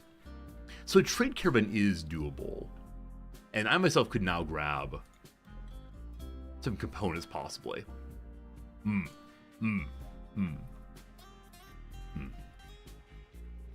I sometimes wonder if I'd started streaming earlier, how different would the stream be? Because a lot of the very large communities on Twitch and YouTube or so on are early adopters. You know, people have been around since the days when there was almost no one else to watch. And there's a small part of me that heard about and almost got involved in streaming back when I was playing World of Warcraft in like 2010 or something. I wonder if I got in a few years earlier what things would be like. I mean, if I were a Rimworld or a World of Warcraft streamer, I don't know what I'd be like. Pure degeneracy, I guarantee. But it's one thing I often wonder about is, how much of the landscape of Twitch is determined by who got in early and like built up the community vibe that becomes what Twitch is. Right? Had other people started early, would Twitch still be the same kind of thing? Because this is what's most effective in the streaming space. I don't know. I think I find the early adopter effect really interesting in a lot of ways.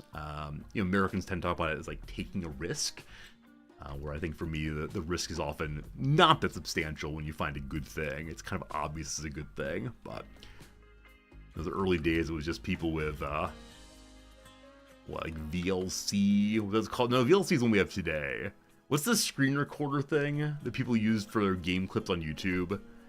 And like no one would actually get a licensed copy, so all of the demo clips had this little recorded with V something, I believe. I think VLC is the one that's ad-free video player. Fraps? Oh, Hypercam. Hypercam's the one I'm thinking of. Fraps also, though. Yeah, Fraps and indeed Hypercam was the one I was thinking of. Unregistered Hypercam 2. I wonder, like, so probably WinZip. WinZip? That one, what's it called? That one zip thing. WinRAR, thank you. So I think WinRAR is probably the most used unsubscribed program that asks for subscriptions. There are lots of other free things that people just don't get. Why do I mind this way to separating by two? So I forgot how it works. I like looking at the same wall from both sides. I just wasn't even thinking, just put the lines out, what a care in the world. Thanks for noticing that. But I wonder what other programs out there are ones that have been used to great effect, despite the fact that their creators didn't get paid for them. I know the VLC fellow apparently turned down an absolutely gigantic amount of money. Oh, does VLC actually ask for subscriptions? Is it one of the things that pops up with a message that says like, "Hey, sure to appreciate $5," and we all click through and say, "No, you get nothing." It is open source, okay. I think it's run by a foundation, though, and if you want to, you can give money to the foundation. Speaking of which, okay, I haven't brought this up on stream because one of these things that might cause a reaction, but the US federal government has a Venmo account, and you can Venmo them money to help with the national debt.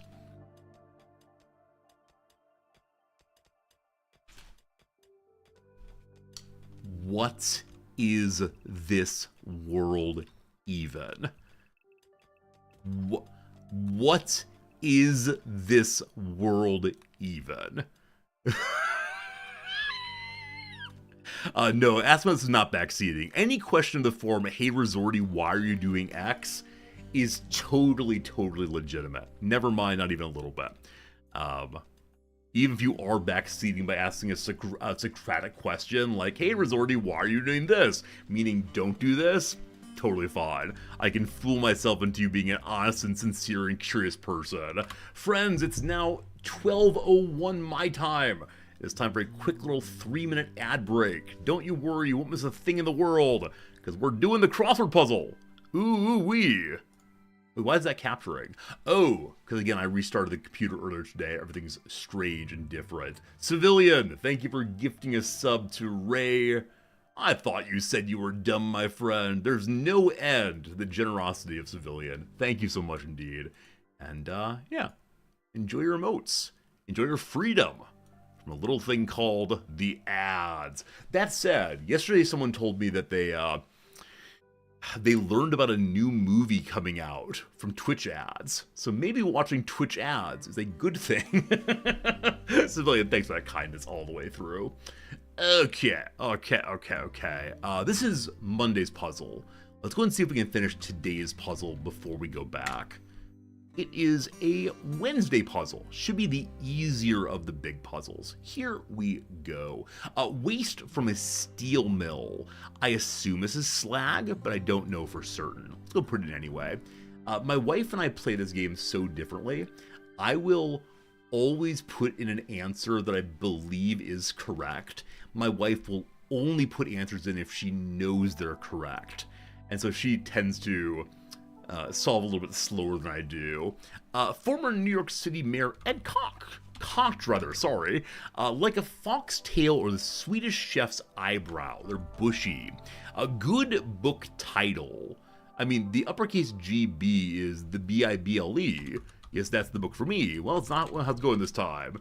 What's the down then? That's a blank. How awful. That's a shame. Possibly the Holy Bible instead. There we go. Markswoman Oakley, who inspired a Broadway musical. It's Annie Oakley. Annie, get your gun. Does anyone know the name of the sunglasses Oakleys? Where does the Oakley come from? Is it Annie Oakley? Is it Oakland? I have no idea. A place where one might admire landscapes. How about the Art Museum? Wonderful. Liquid plumber competitor is Drano. I think that's how it's spelled. Drano? Maybe. I shouldn't have said anything. My Big Mouth, or it's down here. 2 women Oscar winner Sophia Loren. Where many people say I do. The Altar. Balance beam or vault competitors or gymnasts. Word for fate that has Arabic origins. Must be Kismet. Does as instructed as obeys. Playing card with a 3-leaf clover shape is a club. Author of The Old Man and the Sea is Hemingway. 2016 comedy in which Mila Kunis, Kristen Bell, and Catherine Hahn play beleaguered parents. I have no idea. Maybe bad moms. I don't know that at all though. Remove one's clothing is unrobe. Brand for treats for dogs in search of the ideal snack. In a classic commercial. I don't remember this, unfortunately. Help for puzzle solvers, a hint. Everything Everywhere All at Once, Michelle Yeoh. Me and My Big Mouth. There we go. Oakley was started by Jim Janner in 1975 in his garage with an investment of $300. The name Oakley came from Jim's English setter, Oakley Ann. I bet the dog, though, Oakley Ann, was probably after Annie Oakley. So indirectly, I was right. Boom! Boom! Etc. That's good, though. Thank you much indeed for your help there. All right, friends, we got 30 minutes of Rimworld left. After those 30 minutes, now 25, playing a little game called chess. Pretty excited for my hopefully victorious return to the game. Should be good. Also, I've made a slight error here in not telling the panda you're not allowed in the house anymore. Get out. Get out, you. All right, very good. Right, we're just refueling. We have a lot of wood. We have a lot of fuel. I think we are larger to go. A vagabond is passing by. His name is Wesley Pickles. One of my favorite names in the game. Here comes Pickles. Isn't Pickles a family name in the show Rugrats? I think I've seen only 2 episodes of that ever. Tommy Pickles, possibly? Something like that. Huh. Are there any other TV shows that have Pickles as a family name, or any like movies otherwise? Probably has a custom bio. Let's check and see. Let's check and see on that one if he has a special story. Social pariah. The family could never fit in. They were oddballs who couldn't conform to regimented society. Because of this, they were forced into crypto sleep and sent to different rimworlds, never to see each other ever again. That's a little sad. A little sad. Meet the Vlasics. I love it, Grulion. I love it. Oh, this is our first place landing since getting the telescope. We must not leave the telescope behind. Absolutely unacceptable. How's the mine going, folks? Well, we found some silver. I believe I put everyone higher mining than usual. Do I mine that right now? I'll move plant cutting up on Jim to make sure that the various trees we marked to cut down get marked or get removed. Other than that, not much. I skipped the second half of his story. Was it custom also? I'm sorry. More story, more good. Awoke on a dangerous planet with no resources and few survival skills. He bounced between camps, doing whatever work needed to be done just to see the sun rise once more. Unfortunately, Wesley Pickles, did not stop at our camp to help whatever work needed getting done. How rude. How rude. Now, events like that, where people join up for a short period, are part of the royalty DLC, I believe. We're not playing with any DLC but the one right now, unfortunately. I need to find components. Really sincerely, lacking components. All right, we're doing a caravan. It's happening. Here it is. Because I need, want, desire, etc. components. Who we send is the hard question. Farinanthus, becoming my best crafter, you come along. Rog, acceptable to lose, you come along also. Do I send along the other folks? So right now Jim's not doing anything, as there isn't gardening to do. Alright, you 3 kings. 2 shooters, 1 meleeer. The Rog should be a meleeer. Will come along. We only have 2 bedrolls. Never mind. Jim, you stay home. Cool. Bringing extra food as always. Bringing 8? No. 10, thank you. Bringing 5 medicines. I'll get too greedy. Too greedy. Is crafting components an option? It is. We're not that far away or that far along on our research path quite yet, unfortunately. Maybe soon, maybe soon. Okay. Poor quality vests. Big money, not going to use. Low quality clothing? Would prefer not to use also. Yeah, hopefully it's the case. I have my nighttime, daytime researcher set up. I haven't looked closely enough at that. How about some sandstone? Anybody want some sandstone chunks? These sun lamps I'll probably never use again. Wait, do sun lamps have components in them? If I deconstruct sun lamps, I might get components back. I'm not sure on that. Not sure on that. What else we got right now? Yeah, lots of little bits and pieces of different kinds of cloth. We will be taking these sun lamps apart in a moment. I was saving them for later. Chem fuel at 230. Let's go and take 100 chem fuel. We have so much in the way of wood right now. We can fix that very easily. Okay. That's not a ton of money we're bringing, is it? I'll bring all my silver also, just in case. Good luck to you all. Cool. Okay. Like I said, these have components inside them, I believe. I know you're sleeping, Nolfine. I'm feeling curious right now. You have only steel. Does making a new one require a component? Let's see. No, only steel. I apologize. I feel like a thing that should have a component but doesn't actually have one. Never mind. Hey, Slivers, welcome back. Hope we're doing well. No compacted machinery on the map. We can't find any. We're digging for it, but we used the search earlier, and no, this compacted is steel rather, but no machinery is currently known. This is our second consecutive map with no machinery to be found. We're looking into various walls and such, but so far, no real luck. There's some steel here. We need them kind of badly.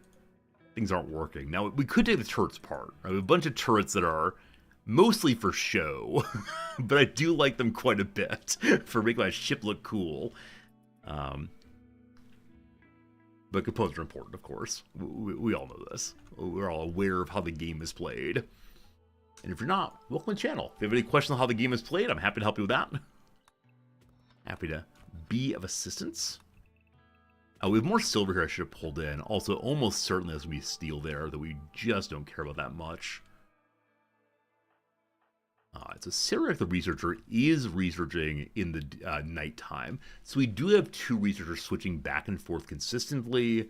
I believe they're both on job 1.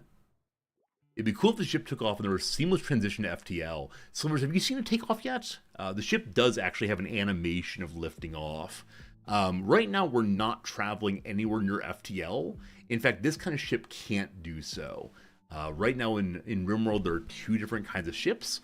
This one, which is able to get up to orbital, and then one that can blast off and break orbit. And the one that can break orbit is the old-fashioned one that's been in the game for a very long time. Basically, as long as I've been playing it. That's not true. That's not true. I think when I started playing the game, the blast off was not finished. As many of you know, the blast off was just, at that point, push the button. The game is over. You won. Congrats. And then they went and made it all hard. I don't know why they had to go and do that, of course, but went and made it all hard. Alright, so Cyriac, you're slow now. You probably shouldn't hunt. Nolfine is tailoring and such, and my main miner right now. Alright, Cyriac's researching also. Awkward. Food's not super urgent, let's go ahead and do it. Hey, bald guy. Read a short story of an animal's inspirational death that is tragic and sad. Bald guy, what's the story called, if you don't mind? I'd love to read some short stories. I haven't read much of the short stories since I finished the most recent George Saunders short story collection, which I am all about, though Saunders' stories are primarily magical realism. Isn't the world a strange place? Isn't the world full of unexpected joys, unexpected suffering, etc.? Is it Harambe? Is it Lion King? Wait, am I getting set up for a meme here? Like, do I think I'm having a real and sincere conversation with someone, and it turns out it's merely a ha ha ha he he he got him? Got team? However you memers say it this day. Hey, it's a raid. Well, only 4 of us, and a raid's upon us. Group Outlanders attacking immediately. They are clever indeed. Hello. Okay. So, one is Fire from Poppers. It's called Queen. Oh, cool. I'll need to look into that. Are you all wearing armor? They're not wearing armor. With a group, this person's name is Jerk. Hello, Jerk. With a group like this, definitely makes sense to bombard. Some of them have a little bit of armor. They're coming from a direction that is not where all my guns are.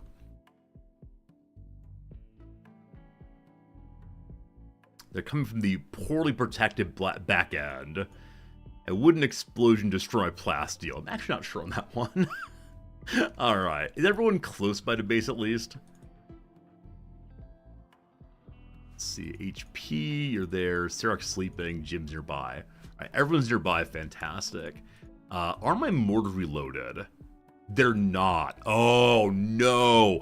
I forgot about the important strategy of every time you're done with mortaring, you must immediately reload. Because it's a 30-second reload, unfortunately. Alright, Jim. Need you to go flip the switch. And then get on this gun, thank you. Nolfine... HP is there for switch flipping. This is not good. As usual, when one sends people away from base, things get very dicey very quickly. I didn't send any of my best fighters. Nonetheless, brother, I enjoyed having them around as fighters. Nolfine, you're going to go man this mortar. Put both of them on hold fire. They already are fantastic. Okay, how far away are these two folks? They're about halfway there. If we turn back, it would take a third of the day to get home, so that's gonna be too long, unfortunately, to deal with this. We could try to make a wall here very quickly and at least block off the mortar run, but I don't know. I don't know what's gonna happen. Alright, Sirark the Sniper. I'm likely to have you fight from the ruins here. There are no great places to hide in this open ground there. The story Queen's about a squirrel? That's fine. That's fine. I mean,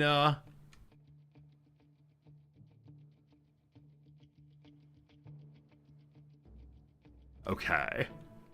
I have a story about a squirrel out there. I don't think you're referencing my squirrel story, but if you are, hope you enjoyed my squirrel story. Wait. You are? You are referencing my squirrel story. I think. Are you referencing my squirrel story? Do we have time to shoot it all? You did! Awesome! I mean, who are you? How do you know my squirrel story? I'm glad you enjoyed the squirrel story, etc., etc. That took a minute more than it should have. We got 15 seconds. This is not gonna work out, unfortunately. This is not gonna work out, unfortunately. How do we deal with this? How do I deal with this? Unfortunately, 15 seconds. I could send a runner out to try to distract them and keep them out of range of the mortars. HP, what's your running speed? You're slightly slowed, unfortunately. Oh, this is not good, team. Well, we'll see how this goes. We need to get exceptionally lucky. 16 seconds, 11 seconds. It's not going to work out. They're going to be in range in a moment.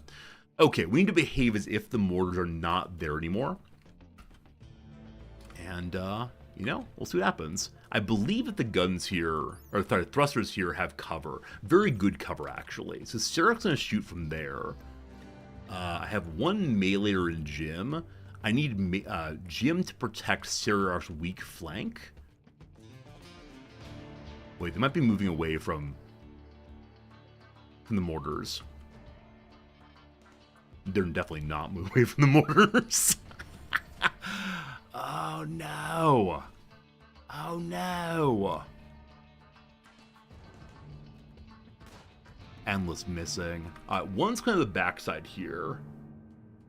That's cool, just bald guy. However you found my story, I'm glad you enjoyed it. That story was very important to me. It took a long time to get published, and yeah, it was an important one. Thank you for reading my work. Okay, one down there. The turrets are good to go. Sirark is real exposed. We don't like that very much. So now that... How do I think through this? These turrets are going to continue firing onto Kira here. That's pretty grand. She's just out of range of this one. That said, Walls here, who is hiding behind the wall here, will be fighting this one very soon. I'm considering putting someone back on the mortar here. Though these seem totally cool going towards these turrets. Syriarch, you're gonna run inside. The southern turrets will protect us somehow. Yeah, I don't know why they're engaging the southern turrets. That's not ideal for them by any means. Okay. Jim, you're gonna hide here. Noel Fiend, you're gonna hide here. Hades Pluto, I'd like you to flank, please. Oh boy. Oh boy. Strange behind. Okay. I don't know if you all saw what was going on there. Beloved Dennis ran in to use some cover and was Molotov cocktail by his ally. Now, Dennis is carrying on his back a Fire Foam pop pack. He protected himself by blowing that up. Fine. With enemies on all sides of us, they do appear to be focusing on this area. So, what is the better way for me to clear this? Who am I more scared of, honestly? These two are closer together, so I believe that you three together can deal with that better. And then Syriarch, where are you? You're right here. Syriarch can move to here. This is gonna be a huge explosion. Hey, Robin's down. For a second time in a row, Jerk, who is a jerk, has firebombed his friend. And this time there's no fire foam to stop it. Oh, we love it. All right, Jim, you're going to move at top speed to deal with Strange at distance there. Syriarch, you're going to pop to the corner. Hey, we have visitors. A group from the Hinlia Concord are coming to visit. It's two of you. Please avoid the battle. That'd probably be the best for all of us here.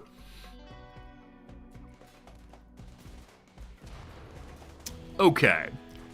There are some explosive shells right here. If they catch on fire, ooh-wee, ooh-wee. They're fleeing. We're good to go. Somehow, amazingly, this worked out. Obviously, Jim coming to attack, that one worked very, very well indeed. And how fast was that battle? One strike. Jim Iconius, using her longsword adeptly, slashed Strange in the right shoulder. Strange perished. Oh, he's already wounded by the smaller turret. That makes more sense. Okay. Operation Let's Not Have the World's Largest Explosion must be done right now. Because again, pile of explosives here, a chain explosion would be so disastrous. Yes, start with the mortar, fine. This turret's on fire, as is the air conditioning unit. We don't want that. The turret's close to blowing.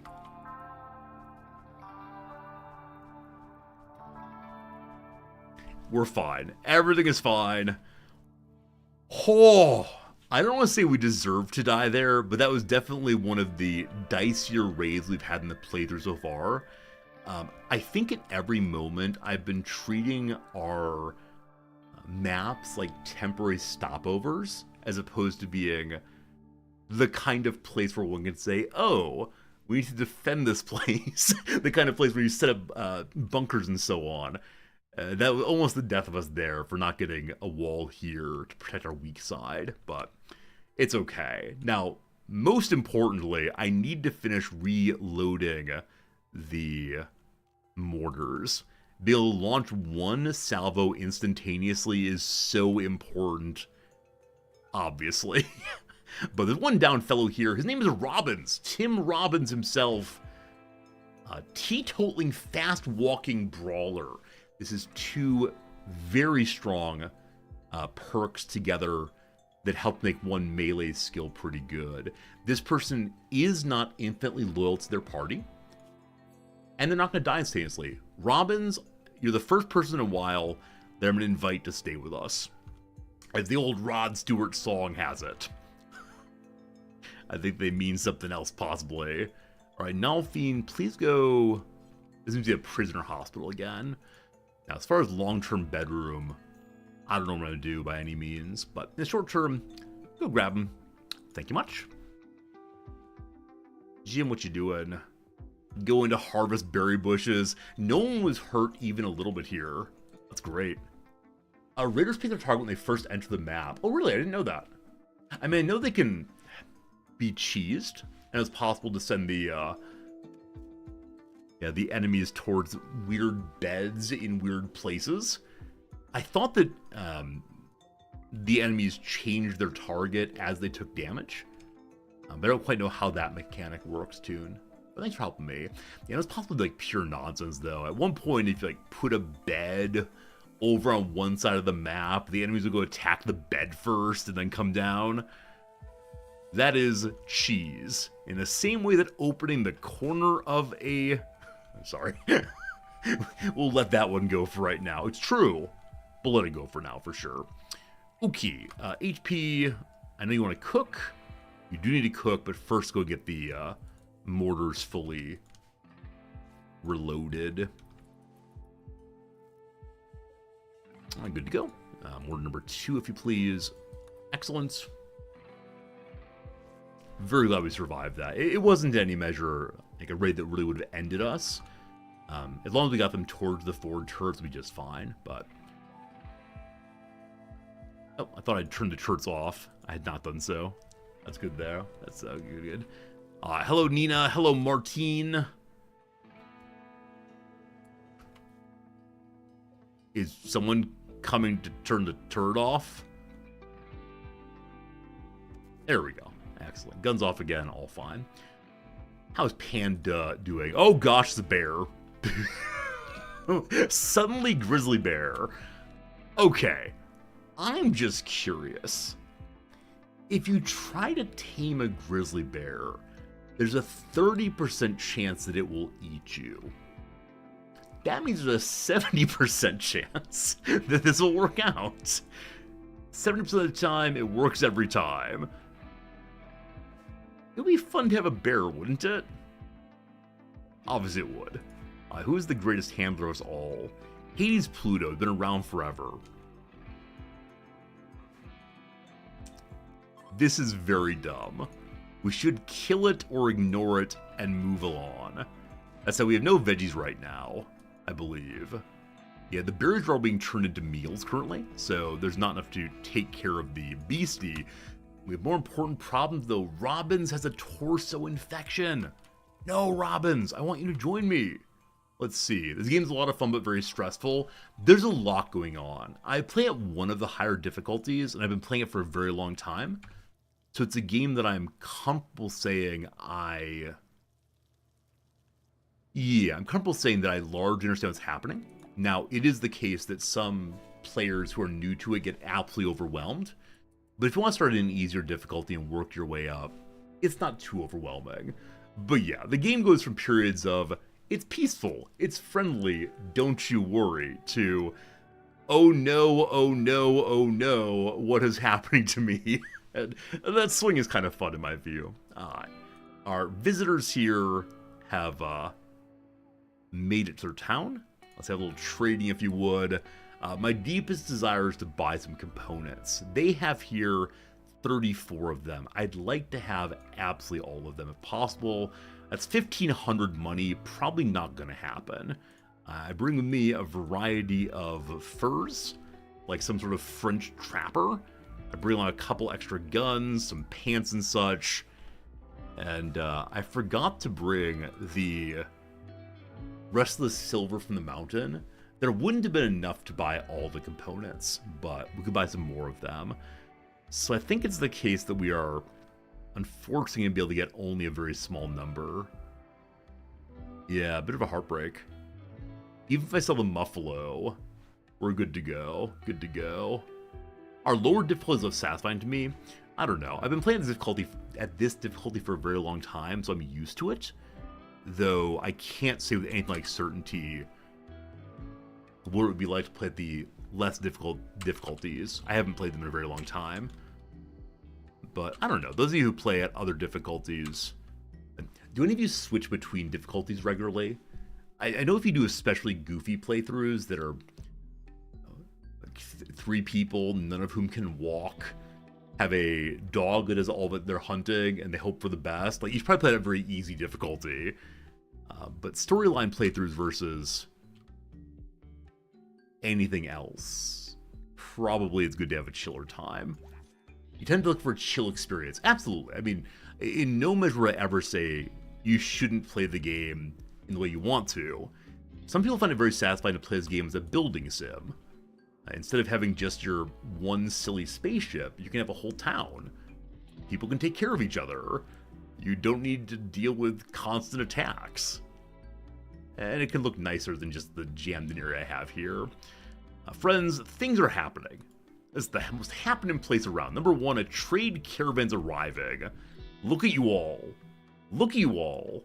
Unfortunately, I do not have anything much to trade because I sent it all away. And number 2, a ranger named Lafayette, insert rap here, is crashing in a transport pod nearby. If she survives the impact, she'll be badly wounded.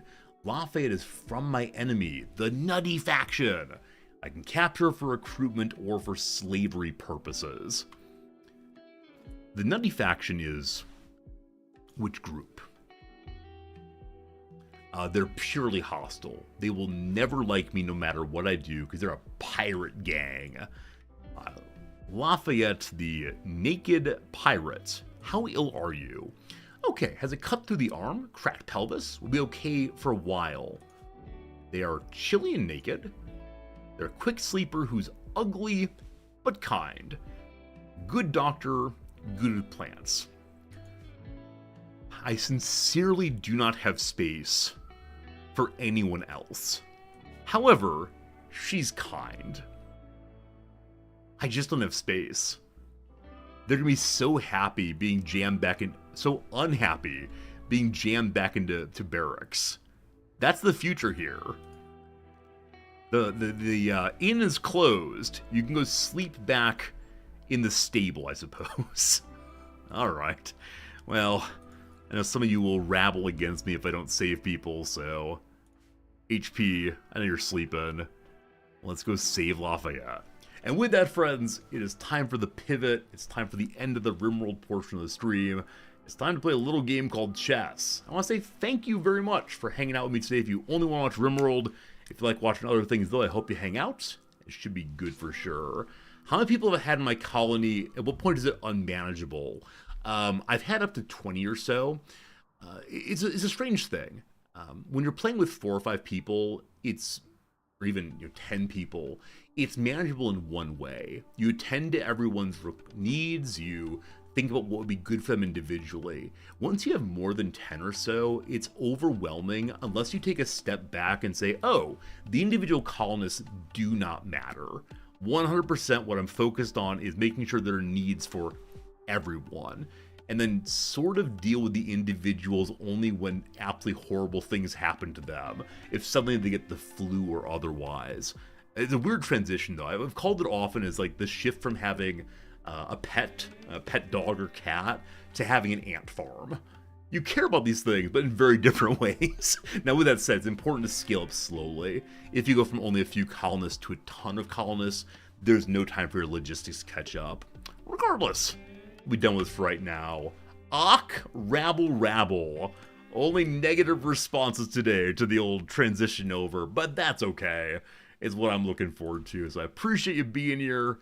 If you're a chess person or otherwise, I'll make the switch right now. And yeah. What's today's title for chess?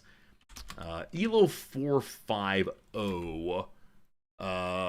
Smiley face. Hey, Slivers, thanks for the 100 bits. Thanks for the great Rimworld stream. Hey, thank you for the great energy, and thank you for the $1 due.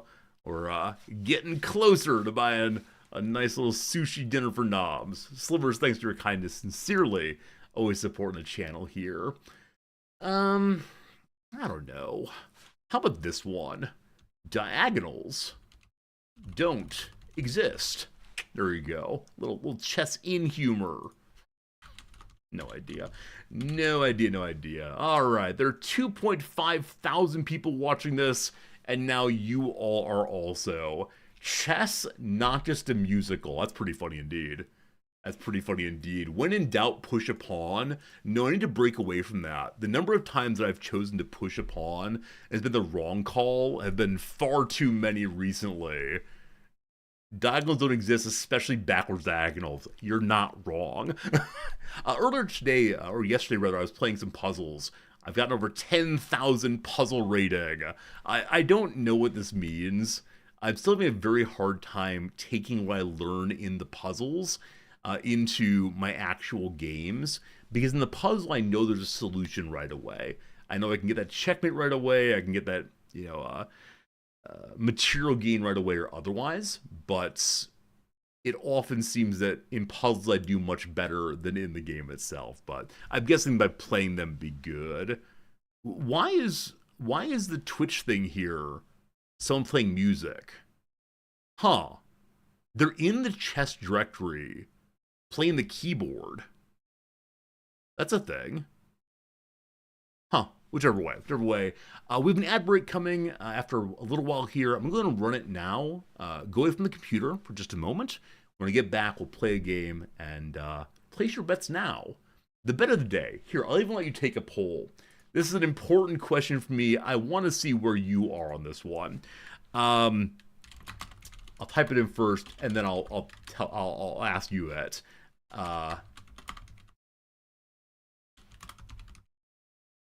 Okay, the question of the day is, do I manage to make it through the stream without raging? No, I'm a mature person. Or yes, and it will be an embarrassment for all of us. There you go. Vote now in chat. Gonna be very good. I'll run the ad break and see you in about 3 minutes. I sure do hope the answers I'm under control. We'll try our best. You have faith. I'd like very much for your faith to be rewarded. We'll see. BRB.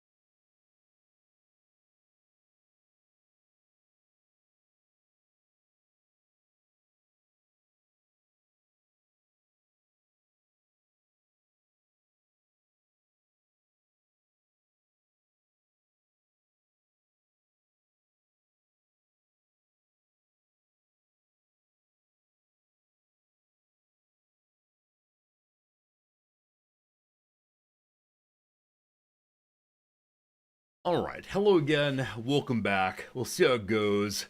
Bold for an anonymous poll, it's true. How did the poll end up? I actually can't see the results. I can't see the results because I walked away. Oh no. Do you all believe in me? I think you believe in me. I gotta believe that you believe in me. 7-3? Alright. In which direction?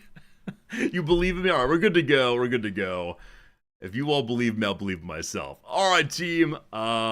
This is gonna be good. We're gonna learn together. We're gonna figure out Kardashian's good seeing you today. And thank you very much. Alright, here we go. Here we go. Elo 700, we'll see. Versus Hedwig the Wise. Harry Potter fan over there, I believe. Okay. Standard opening. I'm attacking. This is king side, not queen side. Bishop out. I almost said something I'm not going to say, don't worry. Okay, if I go out here, they take, I take, so what? I'm going to do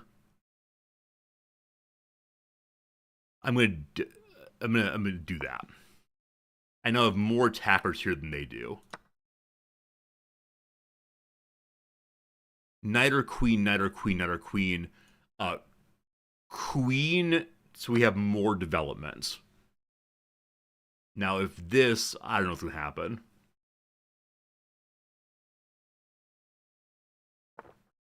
Hello. Okay, knight's attacking this thing now. I can move a bishop to help with that.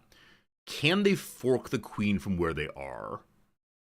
The answer, I believe, is no. So, look at that. I could also do this. Okay, they castle. Do I castle also? Or can I just be like aggressive but interesting?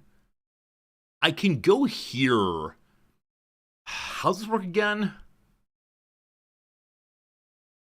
And then if they have the knight, they take with the queen. Or I want them to do one of those. Let's hold off on that. I will not castle yet. Instead, I will castle now. Alright, cool. This buddy is attacking here. Whoops.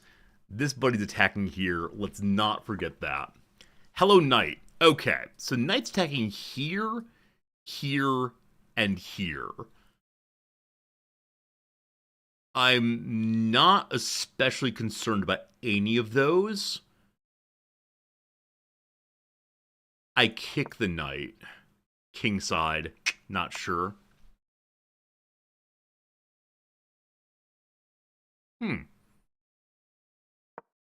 Very, very interesting. Very, very interesting. All right, let's disregard what's happened here. I'm gonna get a piece either way. I noticed just a moment ago that we had an attack happening there, and I most certainly forgot soon thereafter, unfortunately. It's okay, though. Okay, though. So this might actually work in my favor. They're threatening my queen. This does not work in my favor. Okay, if I ram it home, it's not a queen trade. What can I do to bedevil the opposition? So if I go here, buddy takes it, of course. I can go here safely. Or here safely, which does attack the knight. I can go here safely, which... Bloop. I think we're going to have an unfortunate period of let's chase the queen. This is blocking the knight's location. This is not. We'll see what happens here. You can't get there on a single jump, right? You can't tap the queen on a single jump, I'm pretty sure. All right, we're getting forked here, unfortunately. I can still take that.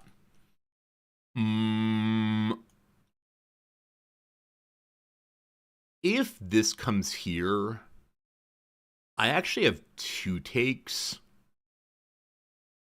I guess. So I think I want to. I could jump out also. Wait. Why don't I just jump out? I forgot that I can fight back. You can't fork a piece of your own kind. If I do that, does that give any additional access to Buddy here? Not really. I think that's okay.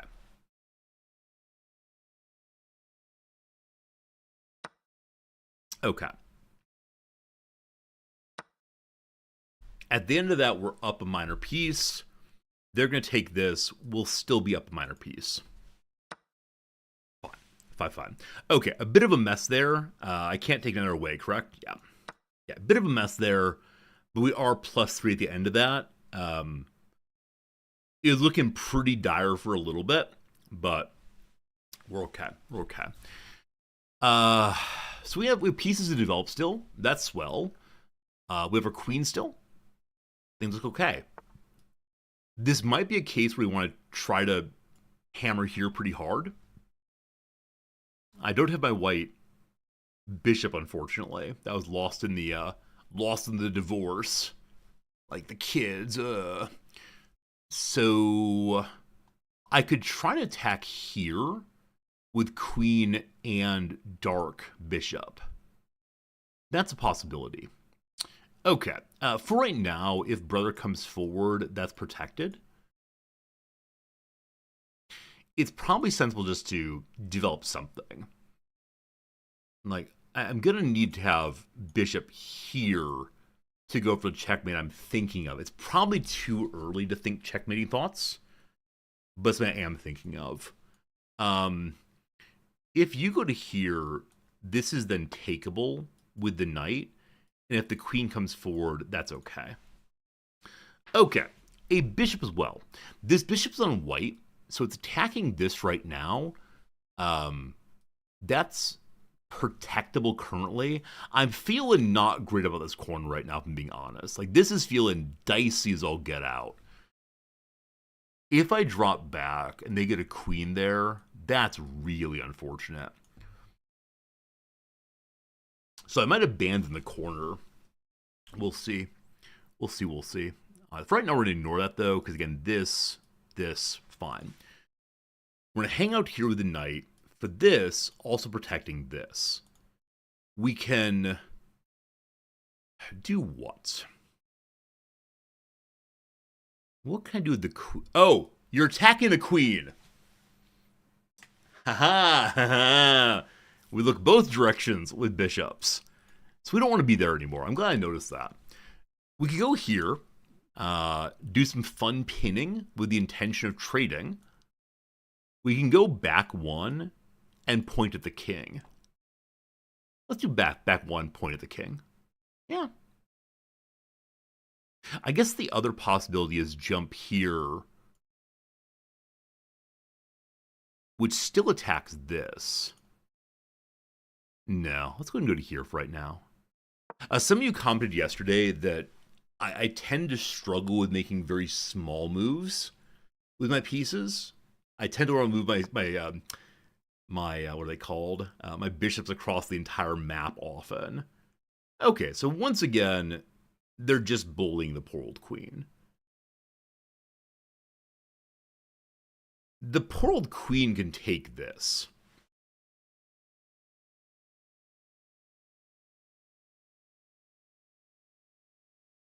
Okay, let's think.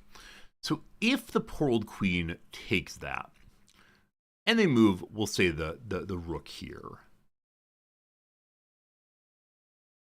The queen does have safe spaces to get out.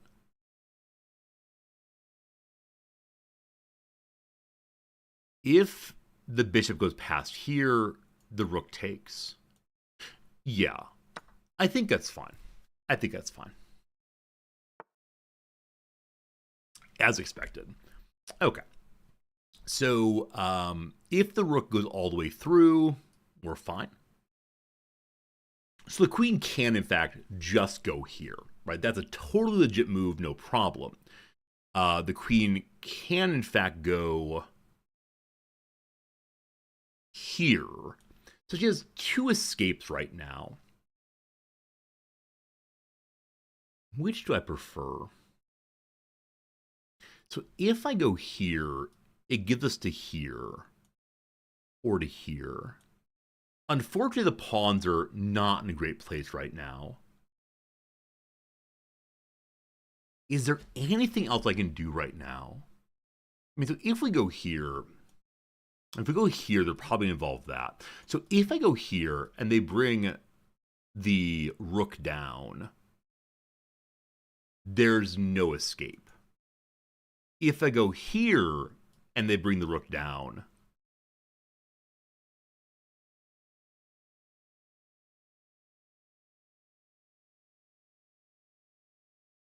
uh-oh. Wait. If we go here, we can escape down this line. Yeah, we're fine. We're fine. There's lots of places to move here. Because these are not bishops. I was reading these bishops initially. They're not bishops. The little black ones, the little tiny ones with like circle heads, not bishops. We're fine. Okay. So, she's not safe. We can push here. Hello. We could just take the queen here. Right? One possibility is just take the queen. We are +4. I believe I'll be taking the queen. We are +4. We could, just move down a little bit.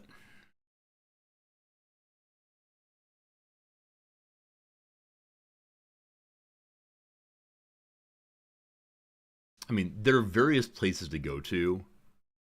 We are +4. We just take the queen. I hit the microphone. I apologize. That was a who cares kind of moment. Fine. Okay.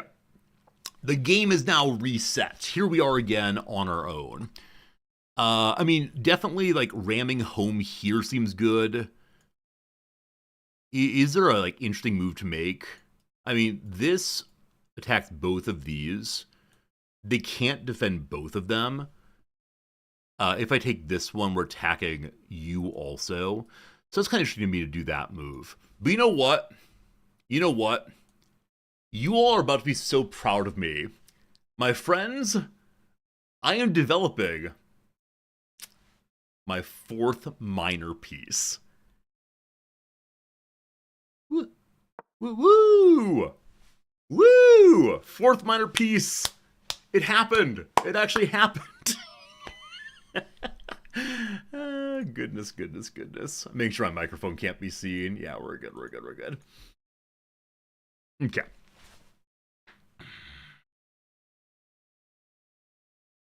So as before, I mean, this spot's pretty interesting.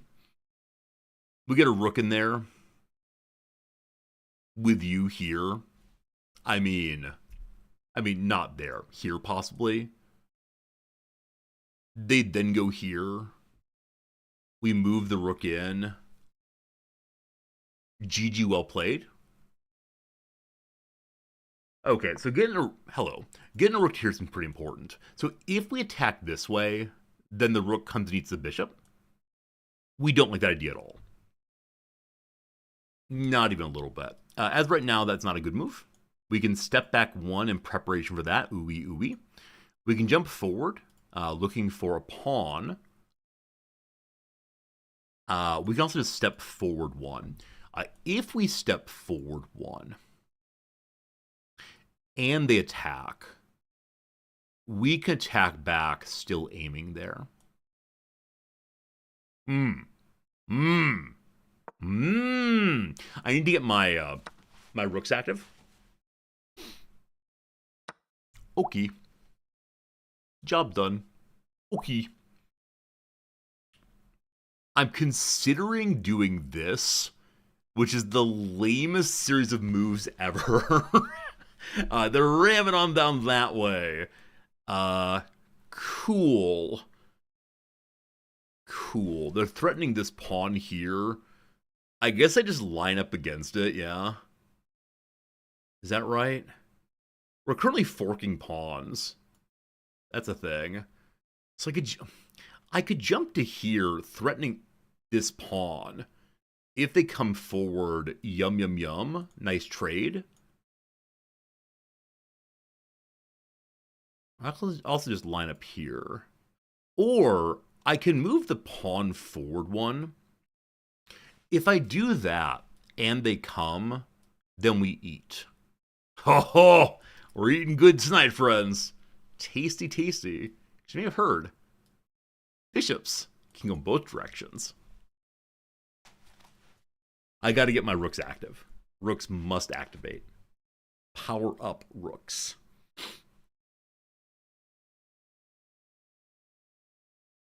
I like to imagine that Hedwig the Wise is one of you.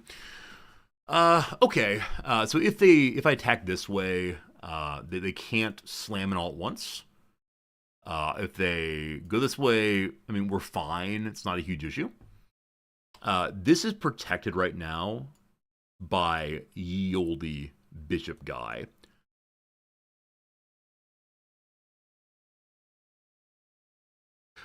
I want to move a rook, I think. Yeah? Is that true? I don't currently have a way of attacking any of the mid-sized pieces. If I move forward, we're attacking that also. Okay, how's this work? If I move forward, they can take their, I take their, I'm down a pawn.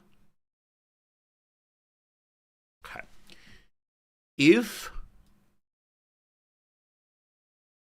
they take this, they're blocking themselves out. But attacking, oh, in the wrong direction. That was a slight misplay. I would prefer to move the A over. A! Didn't do so. Definitely a mistake there, but not the end of the world. Hello. Fine, whatever. Okay. So, I forgot about the part where they'd be attacking the knight. Unfortunate. This can get real bad real fast. Except I can go here. I'm now protecting the rook.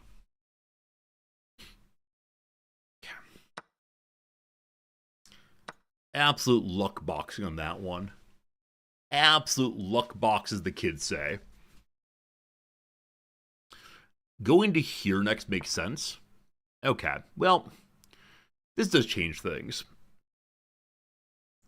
So we don't want to go there, of course.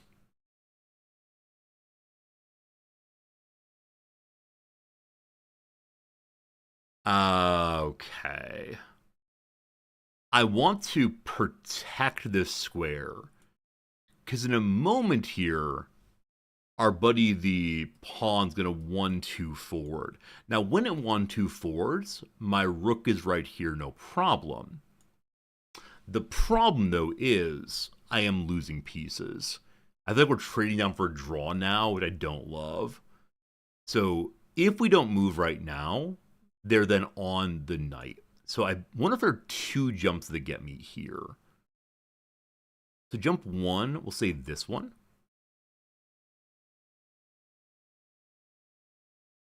What are the L's? What are the L's? What are the L's? I don't believe a way for me to get there easily. I can move to here and get ready for that. That's not ideal. Oh, you know what I can do? I can get out the way and then move my rook there. Okay. That'll work for right now, and then we'll figure it out. So best move out of the way right now. I mean, only one is right there. Cool.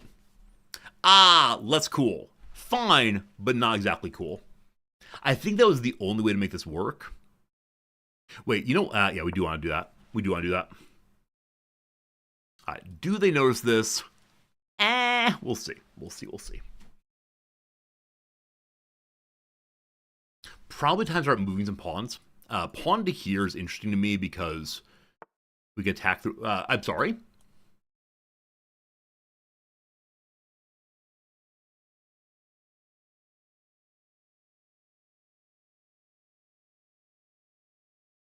I guess they're planning to go to here. How do I protect that? Unfortunately, this is the square for protecting that.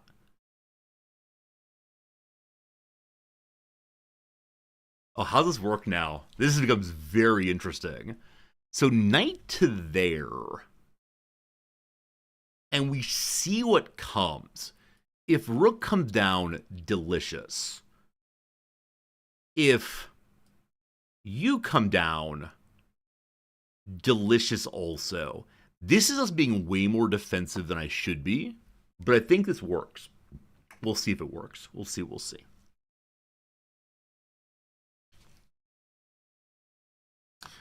Green Buddy here is able to eat that. I'd like to do that. We can also move here and check the rook. That could be useful too. Unfortunately, in checking the rook, we'll have the problem of it being able to move forward, then make it kind of tough for me. Yeah, still not seeing any easy checks on the king, unfortunately. Hello, good seeing you. Okay, things get complicated now. They are getting complicated. And I feel like I may have made an error in all of this, because what happens now is if we move Buddy, then Big Boy comes down. Rook over eats. How do I defend this square? The jump to here would do it. Now, unfortunately, with that, you come down instead. And what's nice about this square is it protects here.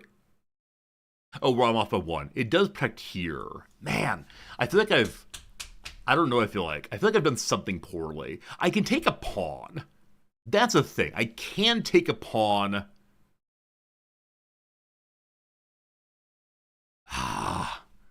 I can attack that square with my knight. I should have noticed that a long time ago, huh? I need an attacker from there, though. I have 3 minutes left. I feel like I'm not in a good spot, honestly. Oh, why don't they just take the pawn?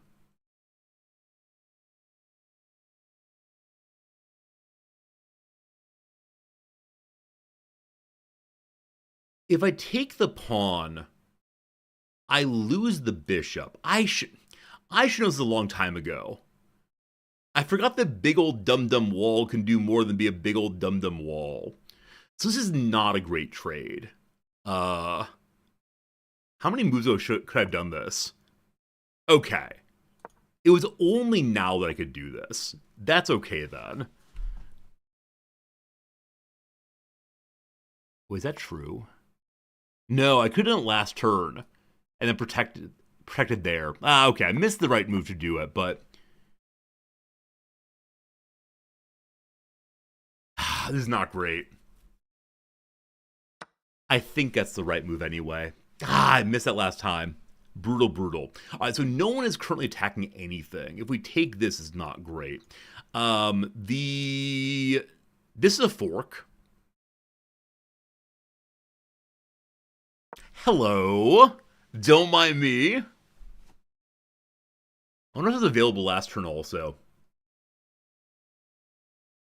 We could have protected this by jumping away. All right, so this is a really complicated and interesting moment.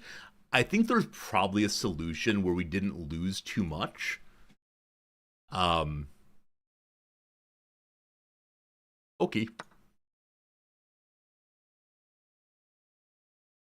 I need to move pawns. I need to move pawns very much. I might lose all my pawns, unfortunately. I'm not good at pawn advancement schemes, unfortunately.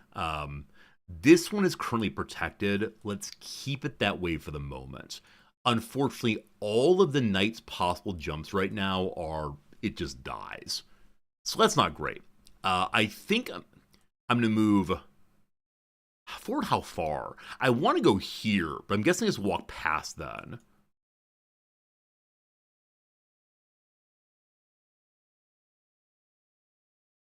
Huh. Do I just walk forward 1? I can move my king to here, I guess. And try to nom nom. The only problem then is this buddy might cause problems. Huh. Here's a little, like, protection scheme for the king.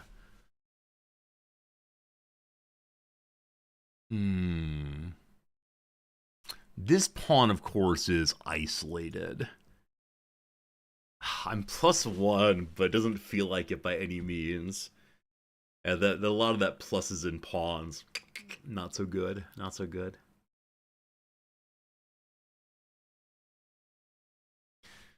Okay, current plan is what? How do I...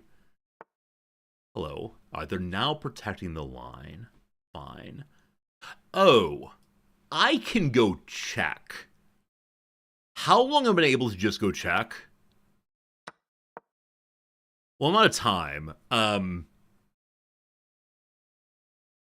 That's a thing you can do in chess. Did you know that? That you can put a character in a position where you're attacking them? I'm not sure it guesses anything, but did you know, are you aware that there's this thing called checking? The king is part of the name. Fun. I can move here and protect the pawn in this direction instead. I think that's a good idea next. Yeah, I think I'm going to do just that. All right. So pawn is protected. If they want to trade a pawn for a... Am I fine with this? Even exchange. I'm fine with that. Oh, I should have checked. I should have checked there probably. Whatever. Okay, all piling up. Pawn goes 2 forward. We could have gone 2 forward the entire time. Oh, resort, you idiots! Resort, you fool! I forgot we hadn't gone at all yet. I am bad at video games. May I be honest here and say I like you all very much, but I'm very bad at video games. Goodness. All right, what's unfortunate here is they can stop it with that. Is there a jump I can make that protects this? Not instantaneously. Forward again. Dicey times. Okay. We can't just take... Are we going to lose here? I don't think we're going to lose here. I think we're okay.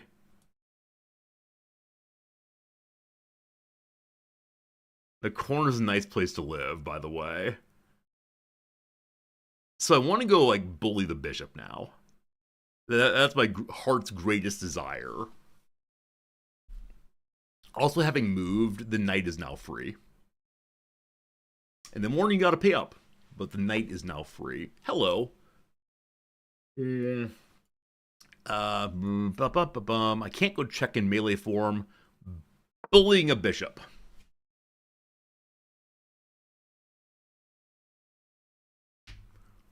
A fork would be so nice. I'm not gonna get it, but it would be so nice. In bullying the bishop, so they have a choice now, don't they? Who do you want to lose? Your choice. Hedwig the Wise, you decide. Also, man, Hedwig still has a elite amount of time. That didn't work. Unfortunately. I can take here. I can't check. We have to move the king. I made an oopsie doopsie there. I moved the window size, sorry. We don't always notice the checks. So they're being aggressive. We're no longer protecting the pawn. That's kind of dumb. Okay. Right.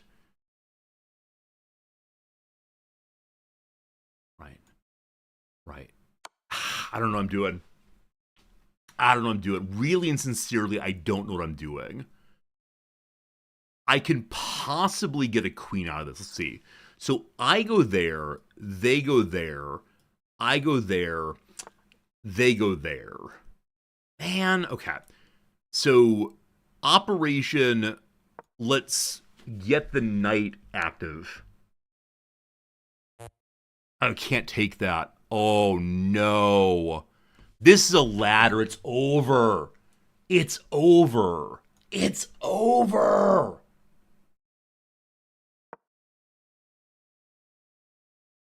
That's okay. We learned some things. We had some fun. Good seeing y'all. Hope you had some fun out there. Good to see y'all. We had some nice parts, etc. We had some good times all the way through. Okay. Okay. Oh yeah, I could have just taken the bishop. That would help, wouldn't it have? Yeah, taking the bishop would have helped. It's all right. It's all right. Yeah, I got overly focused on like a certain kind of defense as usual, like as usual, blah blah blah, the best defense, offense, etc. But no, of course, the case is a good move. Of course, the case. It allows then a little bit more utility. Just didn't see it. Didn't see it at all. Anyway, let's go and review the game. Let's see where we screwed that one up. There were some nice moments. I think I was ahead for a time at least, but yeah. So mid game, pretty good play. End game, garbage. Not good. Yeah. I struggle with. I don't know how to describe it. I struggle with a variety of pieces in a variety of places, but it's okay. All right, cool. So, man, that end game annoys me. Man, when I get into the end game and just begin panicking, I guess. Like in the end game, I often feel like I know I'm gonna throw it away. I think that's the thing, and I'm guessing again these players are like the exact same rating I am, and so I don't know why I believe they're gonna do better than I am. They just get super aggressive often, and I don't know what to do. Maybe I just need to like throw away caution and just get really aggressive and see what happens. Anyway, yeah, early bishop, how exciting! I'm too negative. I don't doubt it. I don't doubt it. But you say negative position, do you mean I think it's a bad position, or I play in a negative way, namely defensively? I play what's it called? Anti-football, possibly? Okay, so we went and did that. That's fine. I'm missing mantra of just push pawns of giving checks. Okay. Push more pawns. Legit. Okay, so since the queen, so she'd be centrally located, they would have preferred that I don't take the pawn. Oh, I see why, right? Because we can either do one of those or one of those if they ever move forward. See, this is a place where I think I struggle to hold back. I want that no matter what. Like we're gonna take that no matter what, guarantee. It's just gonna happen. But I see why we have it covered for right now. That's interesting. Okay, whichever way, we use the queen. Shame on us. Here comes the knight. I defend a pawn. Good. They castle. I castle. There are things. Yeah. Suddenly, here's a knight. I apparently do not deal with it correctly. So why do they want the pawn forward?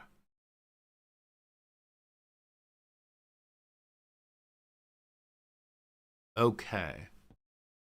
So the bishop is in a real bad way. Yeah, I certainly didn't notice this. Certainly didn't notice this at all. Oh, we can go this way also. I think I often, as many of you know, like divide the board into threes. And I say, middle area. Where no, clearly that's a thing too.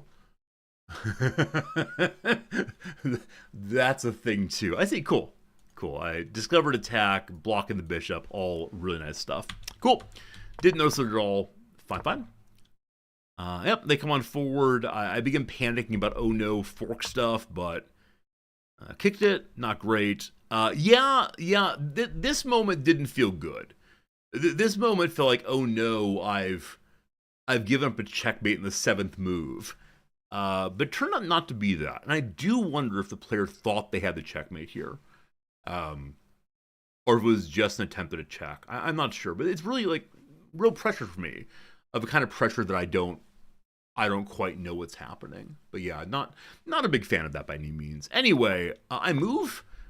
Certainly didn't notice that my knight can come over. I should have stopped for a minute and dealt with that as opposed to the panic of it all. I move though. Yeah. It seems in all these moments I just haven't noticed that the knight can jump backwards. Just didn't see it, unfortunately. That's how it goes. I went over here. This is a great move, apparently. Not when you jump that way, it's not. Alright, so that ends up working out for us. We are +3. I think it could have gone even better than that, but that's how it goes. That's how it goes. This is the end of the opening, I'll say. The point when there's a lot of like exchange fire, but now who knows? Yeah, +3. In a moment here, as you know, I'm going to exchange queens. Was that the right call? I don't know. This part right here felt really, really dicey. That perhaps I trapped my queen. We found a way out. It just took me some time to figure it out. Okay. They're okay with that move to the head. It is best, actually. No, they say it's the right move. They consider a7. Taking a piece? No, these are absolute stone walls. You can't attack pawns on your enemy's side. They haven't moved. As long as they don't move, they can't be attacked. Don't you know the rules of this game? No, I didn't consider it even a little bit. I was so focused on getting out that the idea of taking anything seemed absolutely unreasonable. So I don't know. I do this occasionally. Many of you know I know occasionally that I just get so focused on run away that I imagine I can't do things. And again, it's not any measure conscious, not any measure the right way to play. It's just, no, I didn't think of it at all. But good eye, thank you. I make the exchange, that's fine, that's fine. We do this, yeah. I think I liked this push here. I think I like this push here quite a bit, actually. It's not an excellent move, but I liked that I did so. I talked myself out of it a couple times. They take, I take. All cool. Here's where it gets dicey. So at this point, I begin losing my confidence. I know that I'm +4, but I don't know what on earth I'm doing. It's just one of these moments where it feels very, very challenging for me. And yeah, +5 in the eval. Don't worry, I'm still gonna lose. Don't you worry. We move on forward. I like that I did this, as it ensures that the bishop dropping back at that point. Good. They go forward. I don't take, but I knew if I took, then things would get bad. So I developed to here. I should develop this way instead. That's what I meant to do. Acceptable. What would you prefer I do? Okay. So it was definitely let's protect somebody. Very well. Oh, the reason it was dicey about going there is I expected that. And that was okay for me. Where this I was less sure about. Okay. Anyway, I see how it works out now. I see how it's a good trade system for me, but yeah, went there. Meant to use the other rook, whatever. I'm now protecting the rook. I think they didn't see that, so that's pretty cool. They're trying to bait me into trading the pawn, or the pawn and the rook for my knight. No, sorry, just the pawn for a knight, rather. Might have been worth doing, honestly. Yeah, might have been worth doing, honestly, but how it goes. Great stuff! Very glad I went there. Because next step forward, I can grab it if need be. Yeah, I definitely missed this bishop And they did also. Okay. They continue to miss it. I do this block. That's the right move. They stop one in front, and I get very confused. And then it was a bit of a dance. What was better here? Oh. Oh. At a certain moment, I had the feeling of I've abandoned my bishop. My bishop is not contributing. But because it's on greens, I'm not sure how exactly to make it productive. Because I saw, the king is here. This is light. If I go in, they just go. But yeah, that's a really, really smart move. That's a really, really smart move. Obviously. Totally. 100% delay. Yeah, just didn't see it, frankly. Okay. Very good. Oh, I saw here that the bishop was probably going to move forward to here with protecting this. Yeah. I think it's still a good move. Because then when we take, we exchange. Yeah.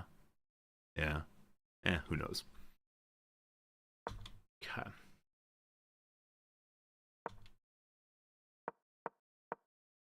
I block. They don't like that I took that because my bishop is now hanging. How do I avoid my bishop from hanging?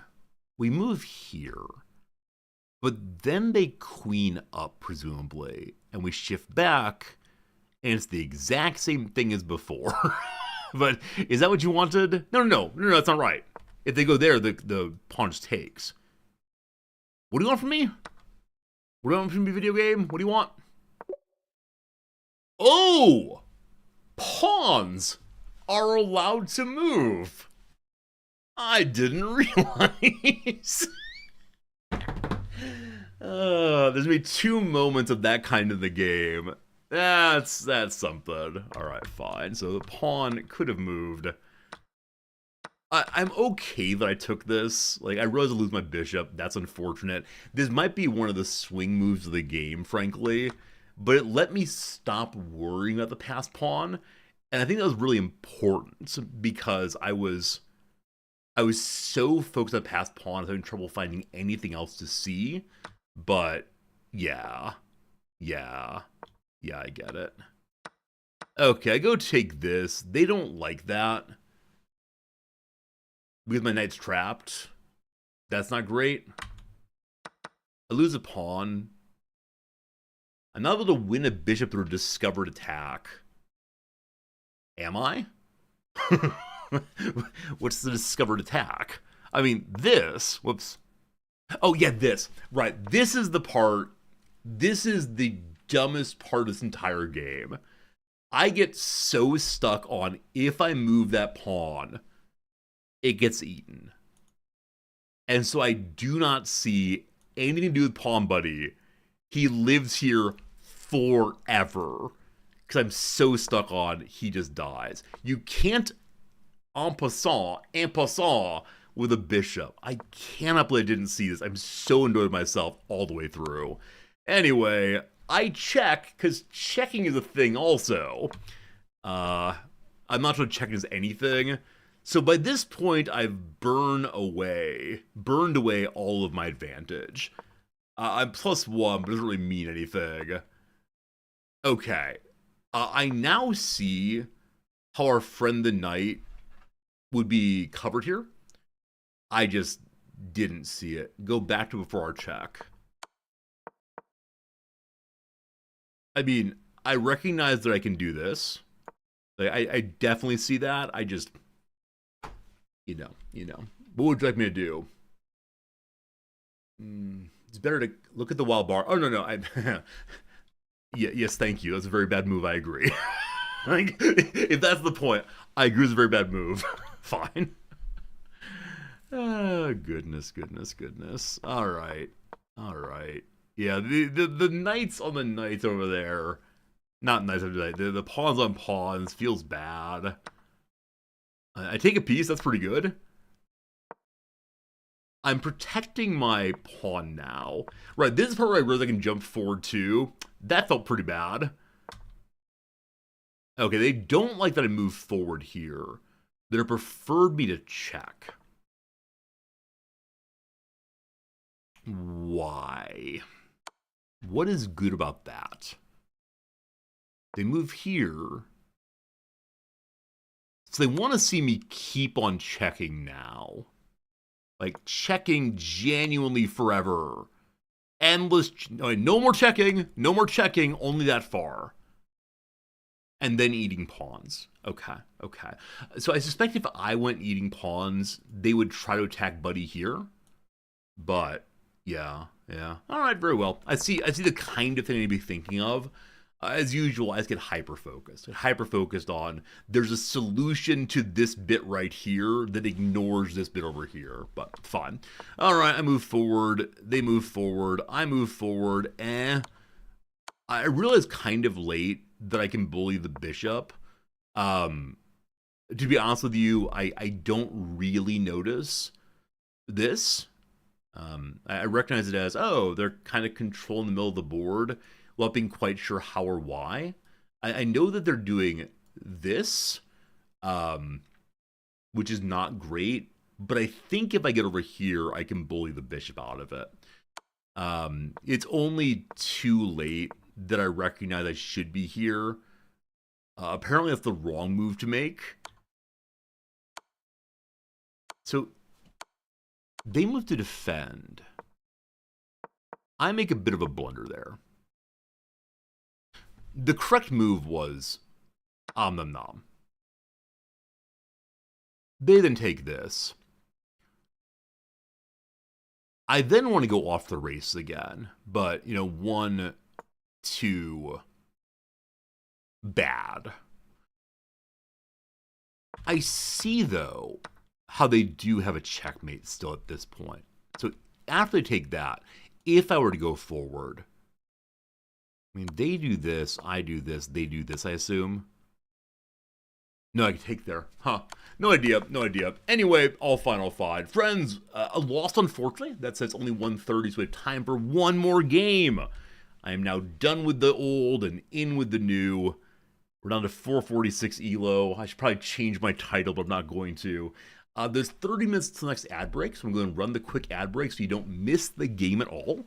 I'll run AFK during that. I'm not going to miss a moment. And yeah, thanks for being here. Hope you're enjoying yourself as we bumble our way along. That's what we call it. All right, quick ad break and then back right away. Thank you for being here. See you in a second. Yes.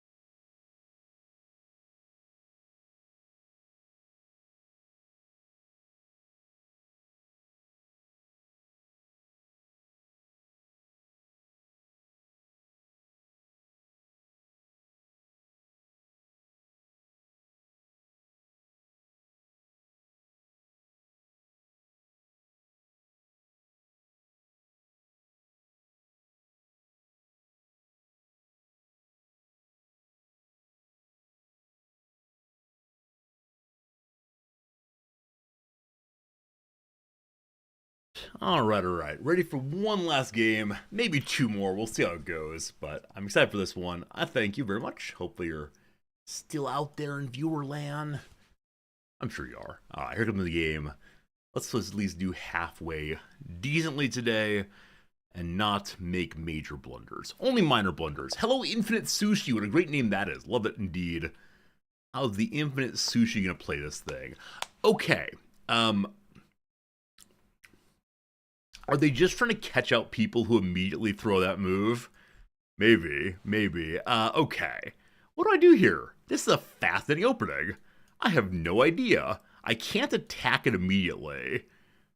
It doesn't, I mean, I have no idea what I'm doing. All right. Birds opening Dutch variation. You're not attacking this piece. I am going to move. I'm going to go to here.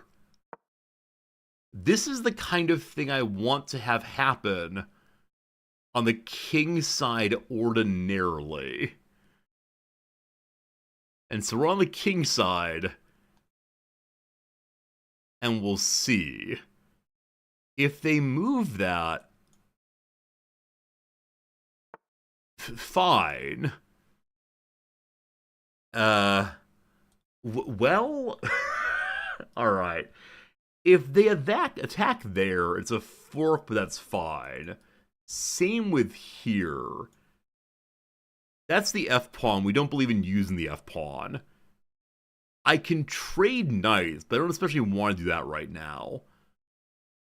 I can move the queen forward, but she shouldn't be doing that. In this family, we develop pieces. So I'm going to develop a piece. But I'm making space for the old bishop there. Oh, that's a fork, isn't it? No, it's not. We're fine. Oh, that's a good move. Oh, man. Today we're not blessed with wisdom. Today we're blessed with lots of things that are not wisdom, unfortunately. What a shame. What a poor move. What a shame. That's fine. We're staying in it. We're focusing. As usual, I got so focused on the defense that I didn't think at all about the attack. Not even a little bit. What is known as not particularly strong play sometimes. Here come some pawns. I don't know what I'm doing. I'm protecting as the queen doing this. That's what's going on here. There's 3 stooges, also poorly placed.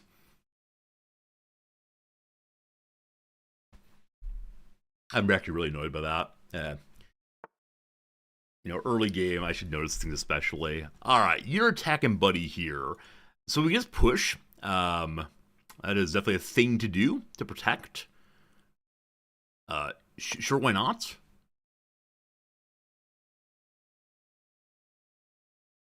I wonder if I get my pawns too far forward, if they'll block movement for my minor pieces. I suspect they might. I really don't want to make that move because of that. I guess I can push this way.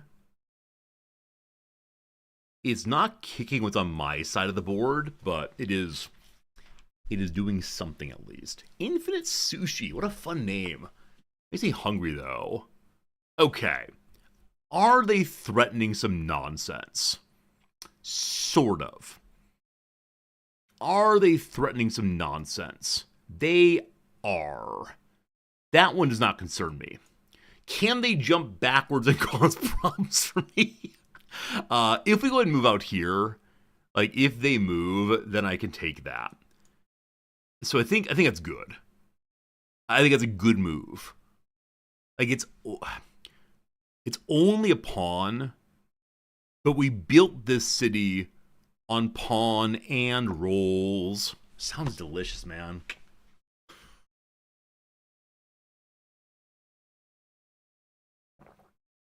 I feel like I'm playing chaotically. This does not feel like I'm working up anything. The bird's opening definitely feels very weird to me. It is a first move F pawn, which is such a thing, isn't it? Okay, so if Buddy goes here, we lose Buddy. If Buddy goes here, much the same. If I push here, bad times for me.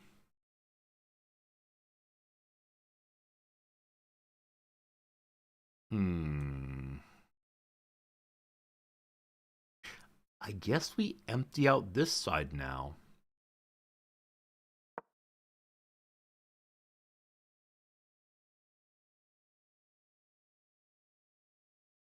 So it feels like the jump path of the knight locked down. Is it the aim? I don't know. I prefer not to trade right now, but I'm not quite sure what to do otherwise.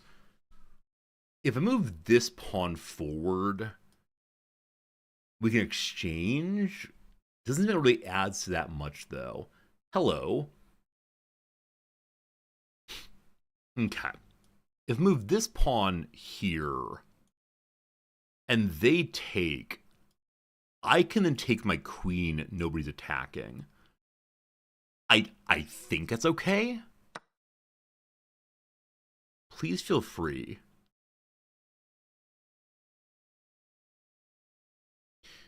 If I move forward one more and get my queen forward, we're attacking that. I need to make sure it's a fine move, right? The jump back does not hit it. There is no piece attacking this pawn, or defending this pawn. There is no piece defending this pawn. I hope she doesn't get trapped there somehow.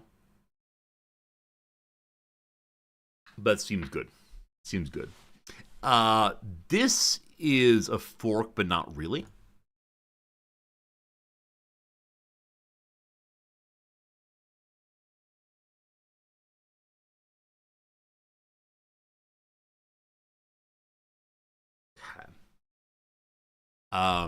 If I'm... Hello. You're now attacking the queen. That's fine. She can scoot right back here safely. Is there anything else she can do to be useful right now? If she goes here, she's lost that way. So I don't think there's an attack that makes sense right now. We can move to here, which attacks a rook. But I don't know what that gets me, other than like helping with rook development, I suppose. I think in this moment, like I struggle a little bit, like forcing moves that don't necessarily lead to anything. I do kind of struggle a little bit. So I think pulling back's a better idea. To here. So if I do this, what does it get me? Like, what does it allow me to do? I still can't move you. I can move you out for a trade. Okay. Not yet, though. The queen has to go somewhere. Okay. This is safe. If they kick, I go. There's no one defending this square. Yeah? Yeah. Yeah, we're fine.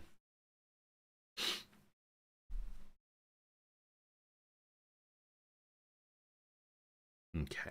They're going to move. And then I'm going to move. Maybe I should have been moving the whole time instead of queen nonsense at the back end. They're still +2, so we did go up a pawn in the past little bit, and that seems like a fairly strong thing. They can move the bishop forward to protect it, but then they just lose both pieces, I believe, so that's not anything much for them. If they jump to here, I'll have to do something else. What though, I don't know.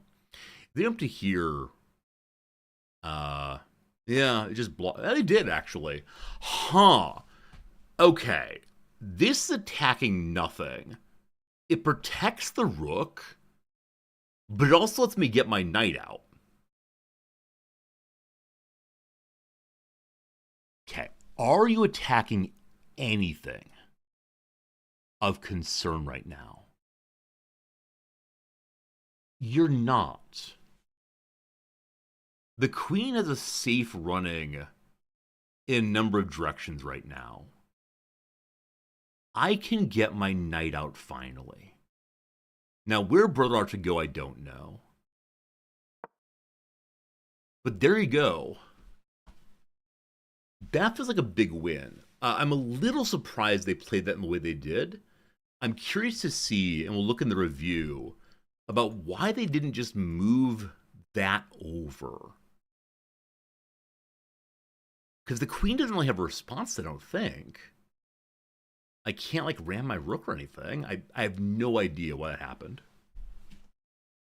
But cool, but cool. Like, okay, fine. Like I said, the queen has running room, so she can't go here or here. She can't go here. She could go here. That'd be fine. That'd be, pinning the knight in some sense. She can go here safely, here safely. There are a lot of places to go. The question is, what am I trying to do? So this interests me as far as she's safe from most things, and the knight is kind of sort of pinned. Now, it's even pieces, perhaps not great. This place doesn't really interest me all that much. Here, I think I like. It is, unfortunately, a loss of tempo, I guess.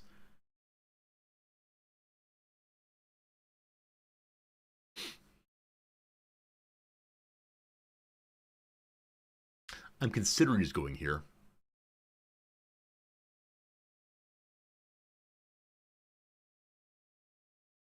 There's no way she's immediately attacked from here.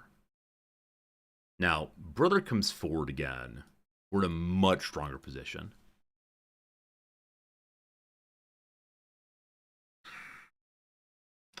I don't know. I don't know. I do wonder what portion of chess streamers spend a long amount of their stream saying, I don't know, I don't know, I don't know. Because I don't know.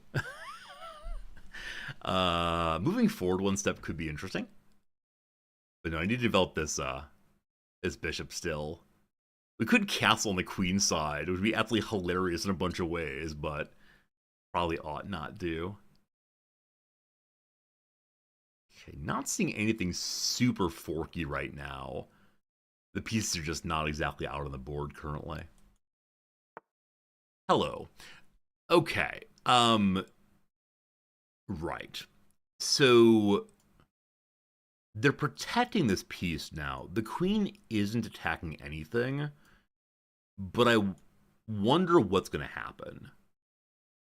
Like, we could have a big old blowout trade there if we want to. I can move my pawn forward and see what happens.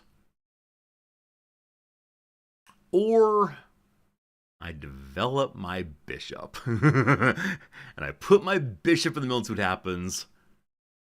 Or I put my bishop here. I don't want that, though, because of this coverage. Bishop to here is like in the middle hanging out and also attacking that square. Bishop here's attacking a pawn in a non-useful way. If we go here, we're attacking the queen, but it doesn't amount to anything. And I believe that's all for right now. Here. Let me think. The knights want to jump to there and to there. So different locations for stopping knight jumps. This one I like more because it stops 2 possible knight jumps. There is no one currently attacking the square. Oh boy, we'll see. Alright, so castling next move, I suspect. That seems good. That seems good.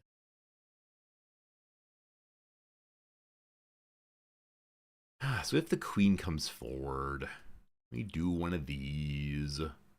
Maybe. Oh. No, never mind. Well. No. I would say, oh, we can pin the queen, but no, the queen is not pinnable. The queen does the pinning. Thank you. That's how this thing works. Possibly pawn forward in a moment, or buddy forward here. I don't know. I don't see a clear like path forward. Hello, good seeing you. Okay, so you're threatening this. You're also attacking here, which is fine. Here, which is fine. How do I protect all of these pieces?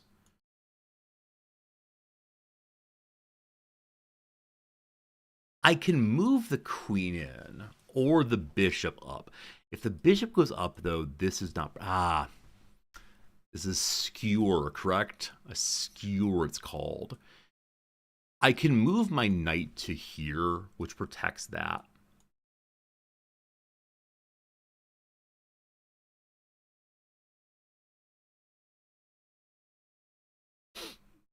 I like that move. I like that move. What I do after that move, I have absolutely no idea. Does not feel progressive in any meaningful sense. Now, I am noticing that other than the queen, no one's protecting that knight right now. So this protects the bishop. You are not hanging. You are not hanging. You're not hanging. You are not hanging. You're not hanging. You're not hanging. Okay, I think we're going to have like a pretty strong defensive structure there. Partially because I discovered that knights can jump backwards.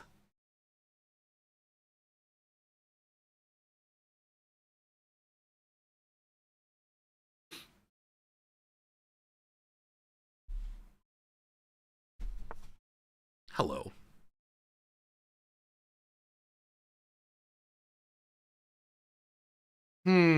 All right. Time for counting, my friends. I assume the count is not with me, we'll see. So, 1. Let's count attackers, defenders. 1 attacker, 2 attacker, 3 attackers. 1 defender, 2 defender, 3 defender. Tie goes to the defender, I believe. So 1, 2, 3, 4. Too much. So, there's no one protecting Buddy here.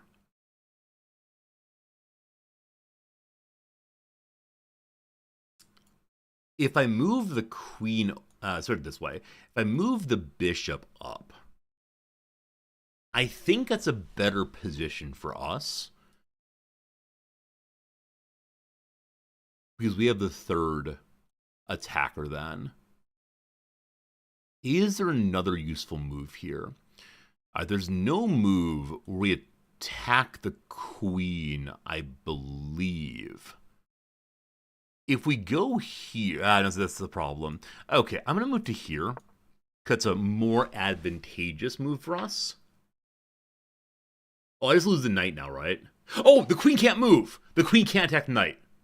Oh! We just got very, very lucky. I think. Maybe. I mean, that was the plan the whole time. I was meaning to... I was meaning to pin the queen. That's what I was trying to do, friend. Didn't you know the whole...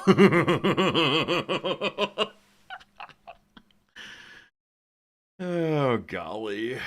I think that's good. I think that's good. Now, what happens next? I'm still not sure. Still not sure at all. I like when the moves I make end up stronger than I believe they are. Oh, he's a nice thing. Oh, he's a nice thing.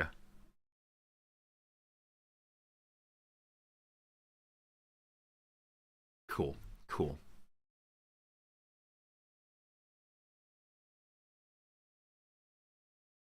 How do we get rid of that queen? That's the next question here. I'm gonna hello. Okay. Um, I believe I go in with my queen. And the reason why is if I don't go in with the queen, they don't have to take.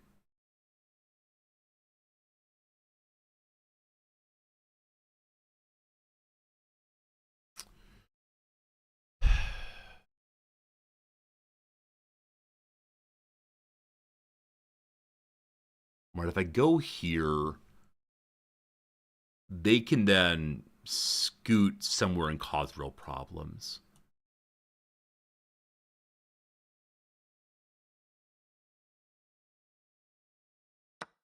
Not sure if best, but best I can do right now,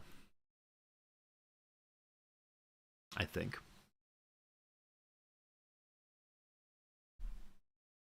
Hmm.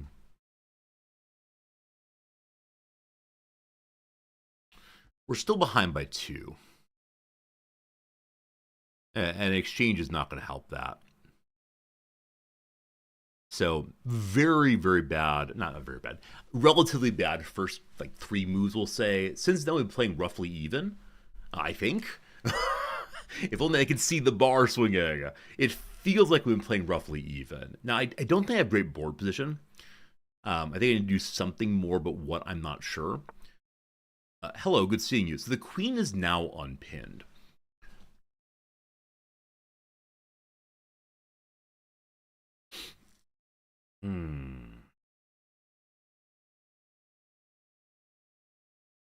I'm probably just going to take.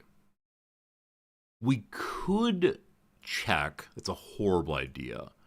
We could attack here. That's a horrible idea. We could take here. Not a great idea either. Well, not a great deal either. I could push a pawn forward. But again, well, okay, 1 second. If I can get the queen here, that's pretty powerful. There is room for the king to run still. I think I'm just going to take. Like, I think the right move is just take and then deal whatever comes next. Yeah,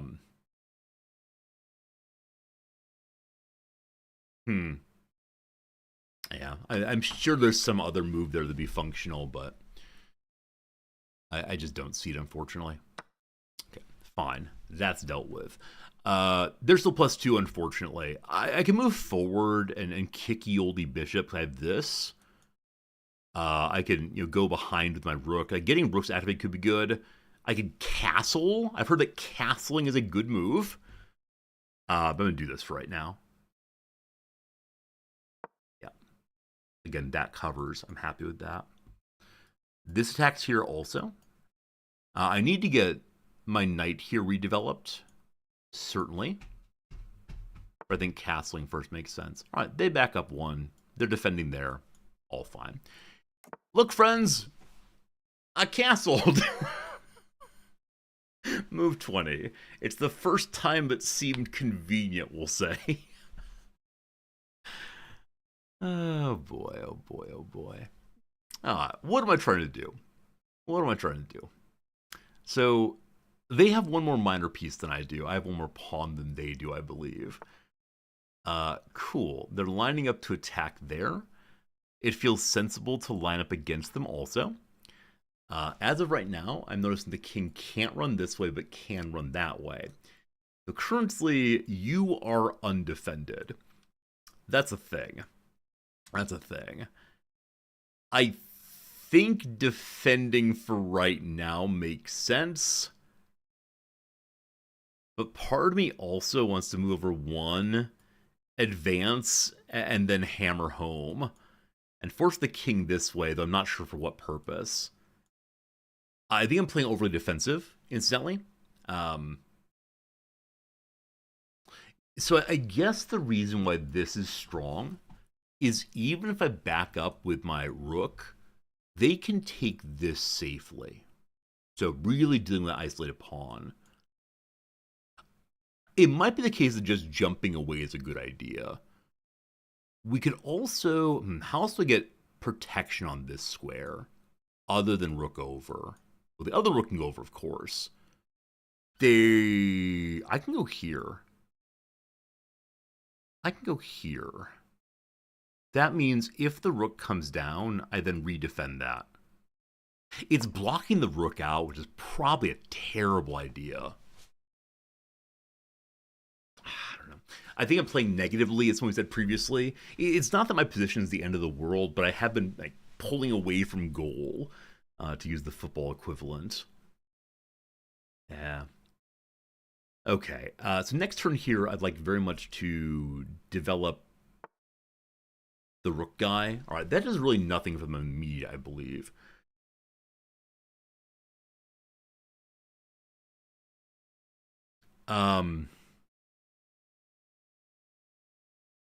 Do I...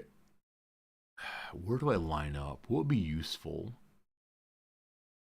I guess I'm going to line up here with the intention of doing one of those. That's not straight. With one of those at some point.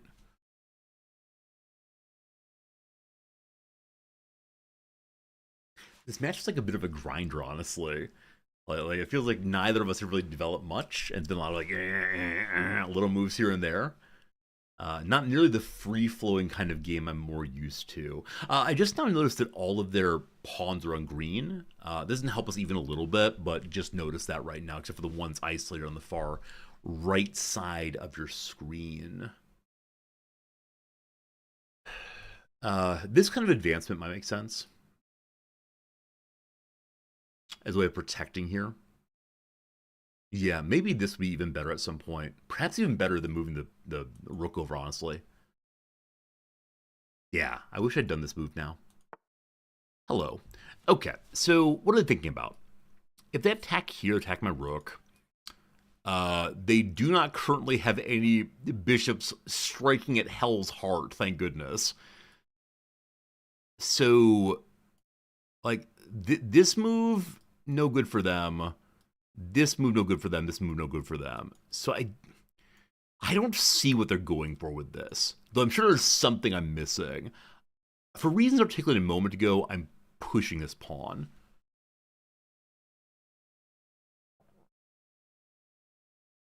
And then how to push them together, we're less sure. I think it's this, because that's still defended. Yeah, yeah.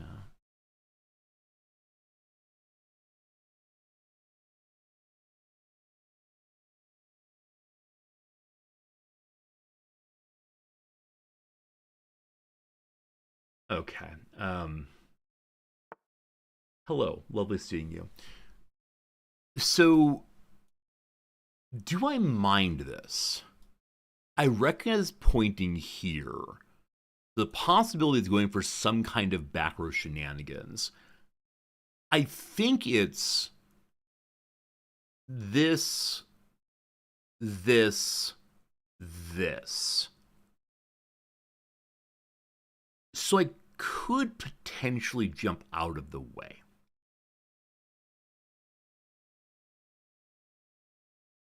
I can move you over one also, and that adds more excitement here. Now, does it amount to anything? I really don't know. I think this knight being here is not good, frankly. Yeah, unfortunately, I'm like so far away that there's not really checks happening. Like they seem really spread out, and I'm just not. I think it's the case where like they have board control and I have hopes. So yeah, I'm gonna do this right now. Again, gosh, I wish those people were in another place doing the same kind of work as doing right now, but just tisn't, unfortunately. So I think I want this as next move. If they decide to do that, we're fine. Maybe. Maybe. I should possibly be kicking the knight on g5. That probably was true like 8 moves ago. I don't know why I didn't do so. I think the very moment I judged, it's not going to do anything there, I went off to look at other possible plays instead of recognizing that I had a response I just hadn't quite used. Are you trappable, incidentally? If I kick from here, I mean, you can run away, of course. If I kick from here, though, it takes away some moves. It forces a decision. Okay. I kind of sort of want to do that, but I worry about some nonsense coming. Yeah, I wonder if I kind of screwed up by not making this move earlier. Like, what's the plan if I get this thing forward? I don't know. I don't know. I don't know. We're down to 1 minute. We've talked away quite a bit of today. And so here's the part I'm going to say, I think I've lost this one. I recognize that we still have lots of moves to make, lots of pieces out there. We're only back by 2. But given like their overwhelming board state, like being so nicely controlling everything, I don't really see how I should play forward here. And that's disturbing me a little bit. But we'll see. We'll see. But again, it's like this lineup. All the usual suspects waiting there. It would be swell if I could promote a queen. All right, we got him to go away, and thank goodness for that. I'm now going to advance 1 here, I believe. Or I can advance 2 here. Doesn't help me even a little bit, does it? No. Hello. Here we come, a wassailing across the... Ba-dum-ba-dum-ba-da, you know what I mean. Something like that.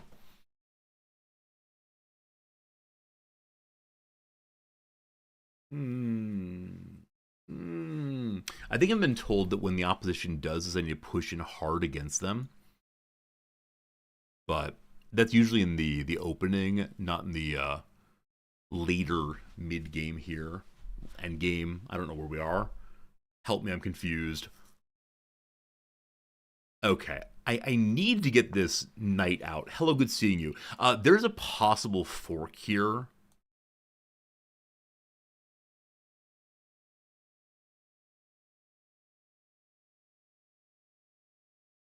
Oh, boiler attacker. Oh, boiler attacker. Shoot.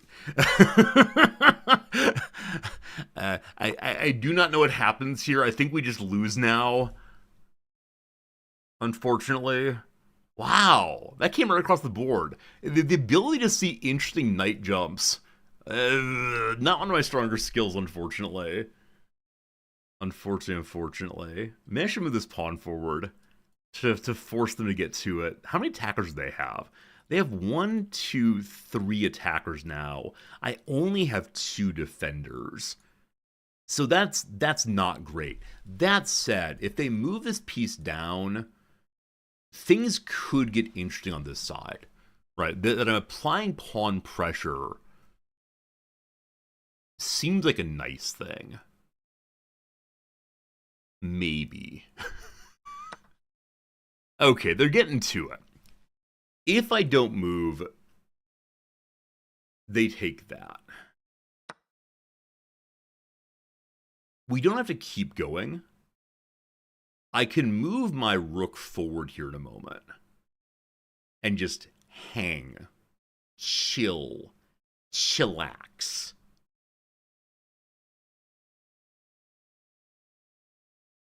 Is that the right move there? Yeah, if I didn't take, they're going to take this. And, I mean, yeah, there's no place, it is like largely trapped. And so now at least the rooks are more free than before. If we move forward to here, we still protect that. I think that's pretty darn important. Hello. Okay, that's not the order I expected, frankly. We're also in a position where the king is in kind of an awkward spot now.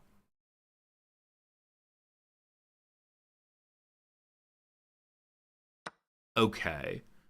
Removing that seems maybe good.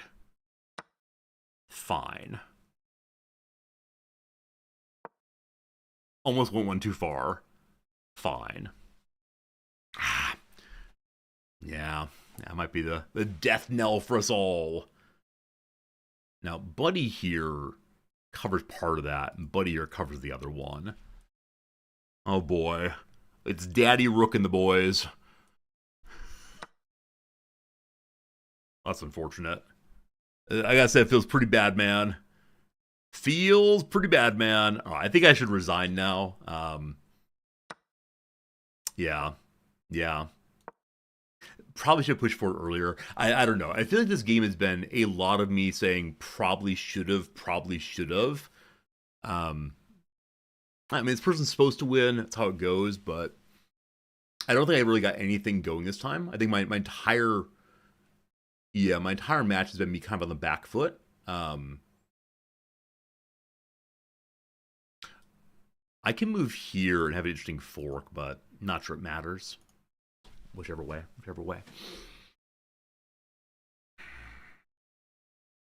I mean, if they don't move those.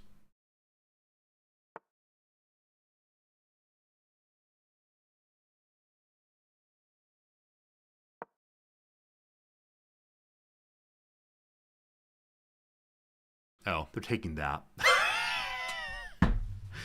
Oh boy. Oh boy. I mean, what's nice about this is I can get a revealed attack on the rook, possibly. That was, I mean, I don't know what that was. I just push buttons. We just push buttons and hope for the best. But no, I think the right move here is to resign, independently of all else. Hello, good seeing you. Yeah. Hello. Buenos dias. Me llamo Rook. I'll take it.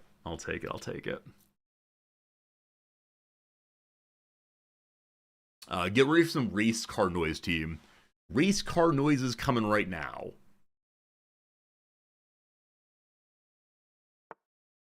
Okay. We'll be back here in just a moment. I think this would be a smart move for them. Yeah, there's absolute phalanx, though. Look at this pure phalanx action. Maybe I should get my king marching in here. Though this has been a bit of a disaster. Oh, interesting. We can check here again.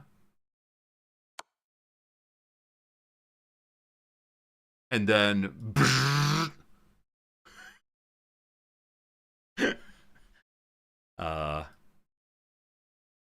yeah, race car noises again in a second. Go cross country.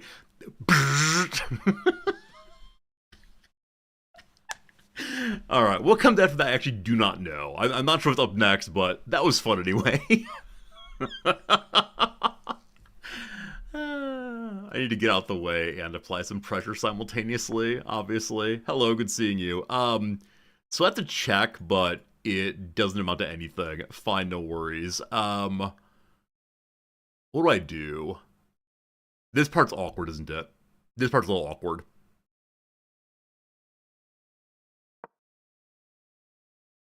I think that's right. There's no way they can get here anytime soon. Oh boy. My king is still not positioned like I'm being. That these are both covered and their pawns coming is real bad. Okay.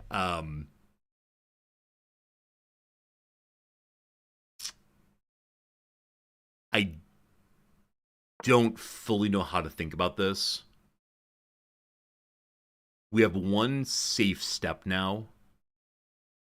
And then past that, I get very confused, unfortunately, because I can't cover both simultaneously.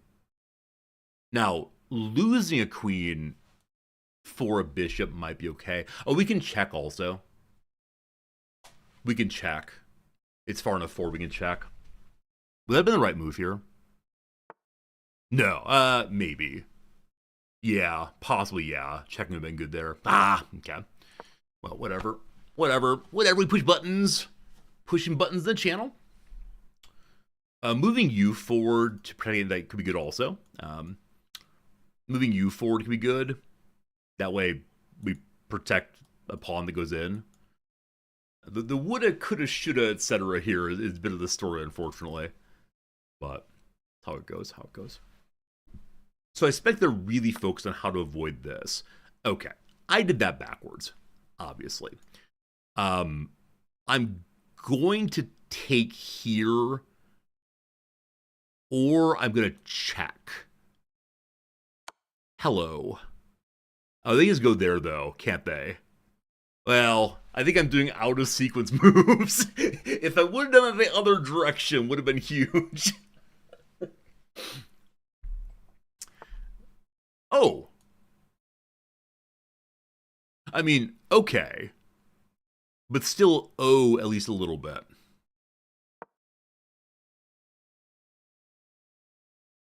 Should I be going for repetition via this could be strong. I'd like that very much. Yeah, come here, please. Please come here. Draw via repetition could be very interesting. Man, I feel like there's a bunch of things I should be doing. I mean, obviously not lose my rook is an important part of the playthrough. Don't want to do that. My opposition is also burning through time fairly quickly compared to me. Hello.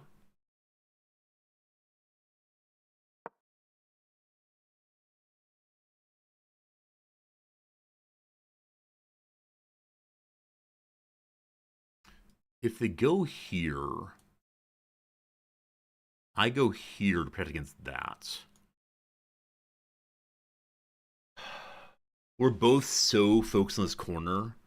There are probably things to be doing over here. I don't know what they are. I have absolutely no idea. Okay, right. I said here. If you do this, that's fine. Okay. I now have more time in my opposition. And that's pretty swell. Big old fan of that one. Big old fan. So grateful that they never got this bishop back to threaten here. I don't know if we get promotion now, but man, wouldn't it be cool if we did. If they go here, yum yum yum. Okay. I can't have them doing that, so I'm gonna do this. Not sure if to correct move, but I was worried about the check. We may be able to ladder very soon. I know the words laddering. I don't know what they mean exactly in this context. But that's pretty cool, huh? That's pretty cool, huh? Okay. I can now attack both of their bishops. That's pretty cool. That's great, actually. That makes me happy. Oh, that makes me less happy. I am now unhappy.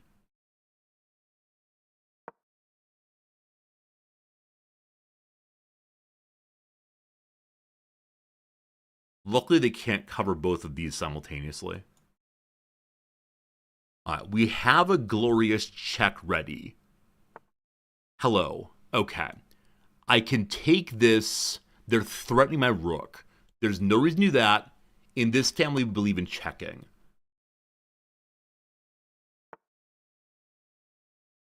In this family, we believe in protecting our rooks.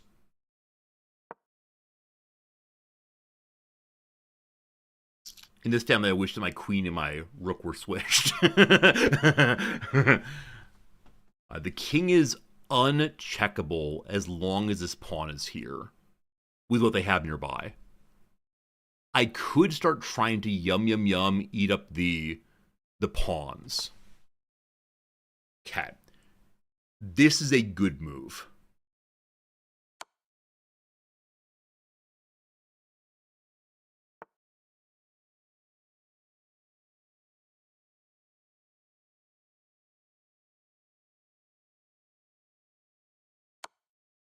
So I don't know what I'm doing right now, just so you know.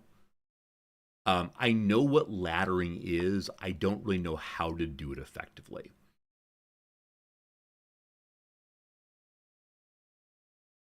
I could go ahead and gobble this up. No, if I do that, I lose the piece. There's a bishop coming back this direction. Must be very careful on that. Wait, that would have been fine. There's a pawn there. Oh, that's pretty bad. Okay. I need to start... Okay, they're going for repetition, I believe. Oh, yeah, if we did this, that's what it is. I'm going to go try to eat this or possibly a bishop. I'm now on that. There's nothing protecting it. That's good. Hello. I can check. I don't know what that does for me, except that I can now take this. I could take it anyways. We're hoping to be a bit of a bully and make it go away. Fine, thank you. Everything is fine here. Good. The noose. These are protecting each other in some measure. Gotta be careful on that. Okay. This could be a huge issue. We protect our queens in this family. Yas queen. Yas queen.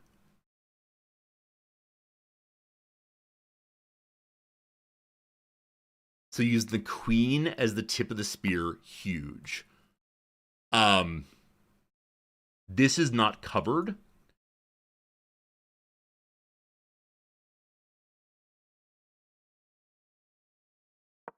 I don't know what I'm doing. I have absolutely no idea what I'm doing. I have genuinely no idea what I'm doing right now. Hello, good seeing you.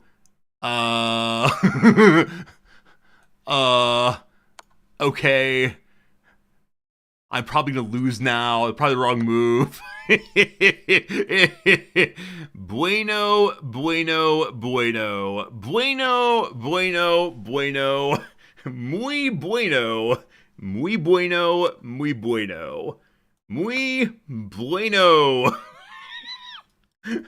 All right. Can we figure out the queen and buddy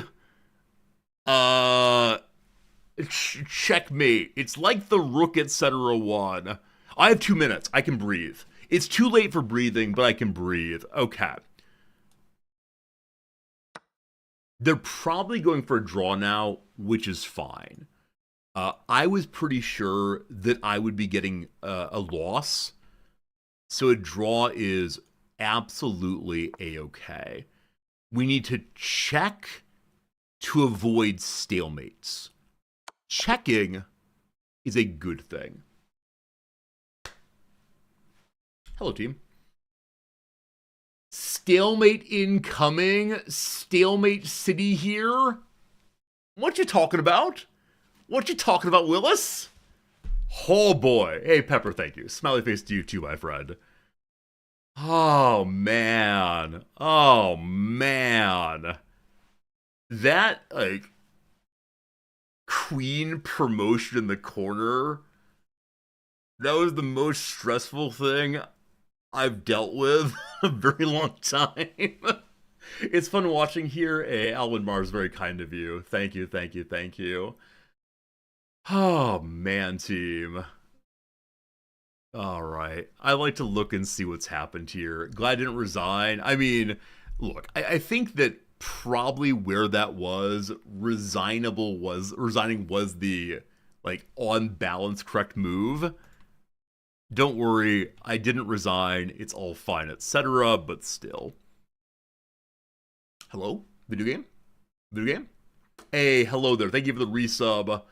Thank you for the Prime subscription here. I appreciate it. We each had one blunder. Yeah, so my blunder was at the very beginning of the game. And I think I said that, right? I made some mistake very early on that, right, resigning is never the best move in game theory. Hello, I'm a human. I'm not a rational calculator. Resigning my level is never the correct move. It's partially I'm an entertainer. I'm trying to keep the stream lively. So yes, were I playing by myself, like stroking my cat gently and having Mountain Dew, then fine, I would play forever. But no, it's not game theory. It's just me trying to figure stuff out. There's probably more with the Rook Queen. Oh, I agree. Unfortunately, the Rook Queen, I was trying to keep things moving because I had no time left. Um, there was more to do, absolutely. I just couldn't find it, so that's how it goes. Anyway, here we go. Competent, best, competent. Nice. Here we go. Here we go. Right. So this opening really surprised me. When I first saw the piece come forward, I what? I expected there to be a bishop line open. There was not, though. Huh. My review is showing me no commentary. Only is it a book move. I'm going to try to reload this thing and see if it's different. Because I am unsure.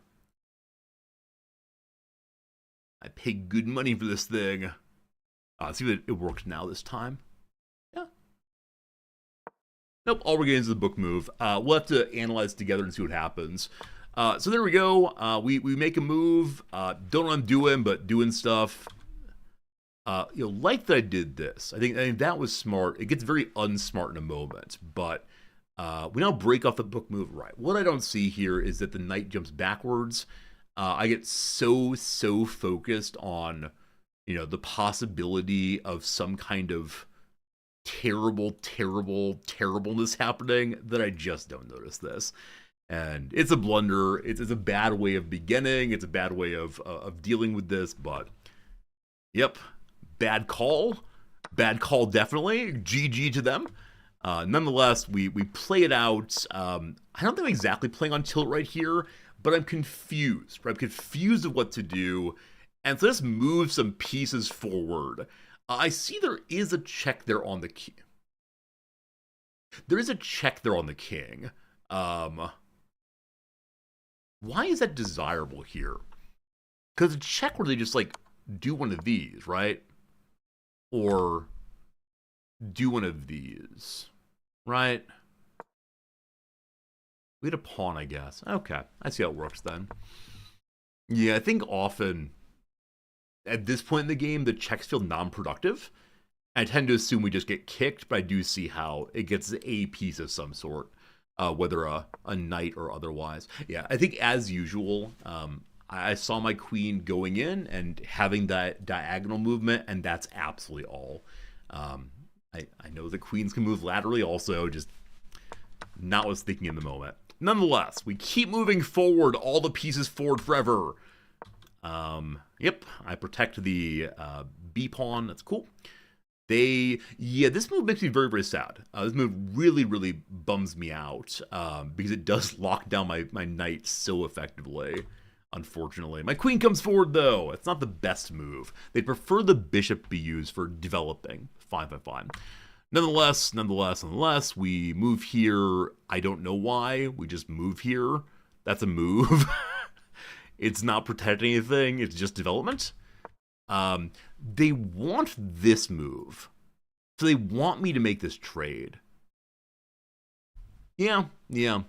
I mean, they're +3. So wait, why do they want this move? Let's talk through this. Is it just desires of the trade? It is. And I don't know. I mean, I see it's a very strong position for the knight. It does cause some big problems. But I think if I'm behind, trading feels wrong. But I see why it's such a tough position I need to dislodge. Okay, cool. I don't do that, though. I get desires of not trading poorly. So that's how it goes. Okay. I go here. Yep, that's pretty good. I see myself being able to attack the pawn and win it. I don't think I saw that move. So I go from -3 to only -2. We're clawing our way back. They pull the knight back. Wait, why did they pull the knight back? Like, I recognize the queen is threatening you, but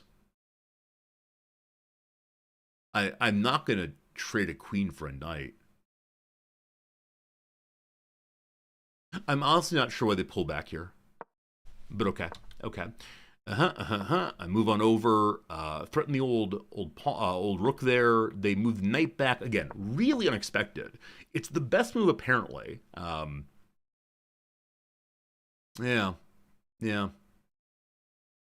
So why didn't they just move this over? Why is that a bad? It's an excellent move. See, I actually prefer that. I'm sure it leads to problems in the long run somehow, but yeah, yeah. Let's see here.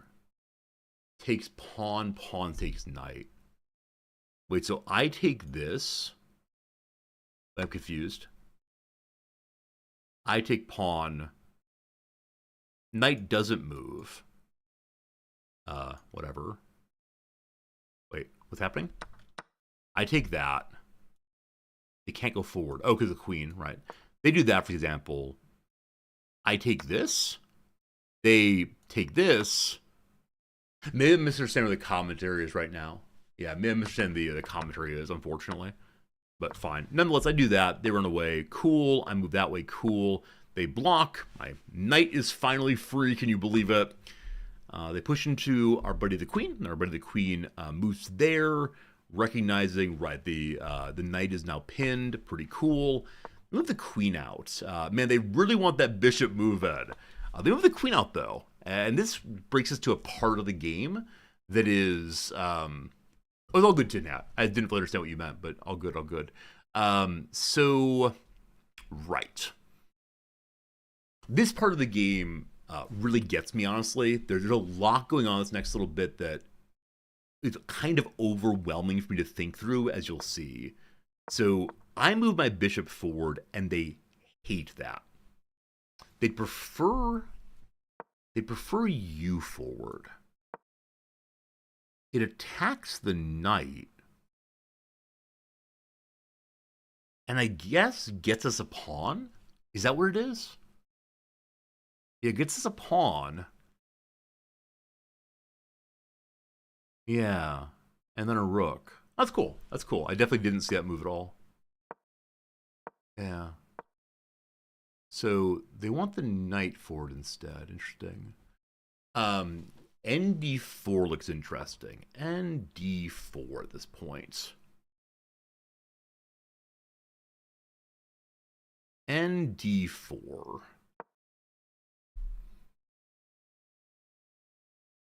I didn't think about that because of this. I don't know, friend. I don't know, friend. That seems like a rough position for me, unfortunately. It's all good, all good.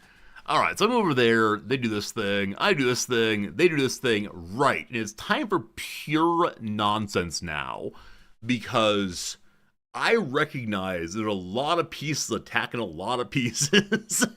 And, okay, they would have liked me to move into position for a fork. Yeah, the kind of thing I wish I could see. Oh, that'd be amazing to see, wouldn't it? Oh, that's so cool. Okay, so they then get out of the way. Okay, they don't want me going for the fork.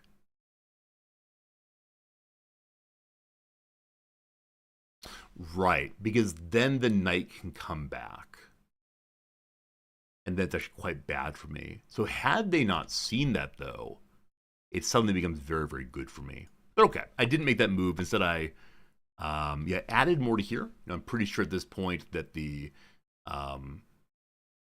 battle is coming in this location, so adding more pieces to protect it. Very cool, very cool. Yep, and they move forward to pawn. Right, at this point, they really want to fight right there. I shift, I like that. Great move from them. Not sure why great move. Not sure why great move. Only move. Well, it's not the only move. there are lots of other moves possible. Just because it protects the queen there. Okay, makes sense. I make an error here. Right. So this is me saying I really want the trade to happen. I think I said, look, if the knight comes forward, they can then just move away in some other way. I think the game tends to just like it when I try to force queen trades that are not absolutely necessary. But where I'm from, I just really struggle with queens. So I think at this point I'm still pretty good with trading down. Oh, it throws the fork also. Yeah, I see that. I see that. I did that again intentionally. I didn't see the fork like I mentioned earlier, but makes sense. Makes sense. All right, I go and take it. No, I'm gonna lose the queen, but totally legit. And yep, when we move forward, there's a kick. They run away, very good. I finally castle. Can you believe it?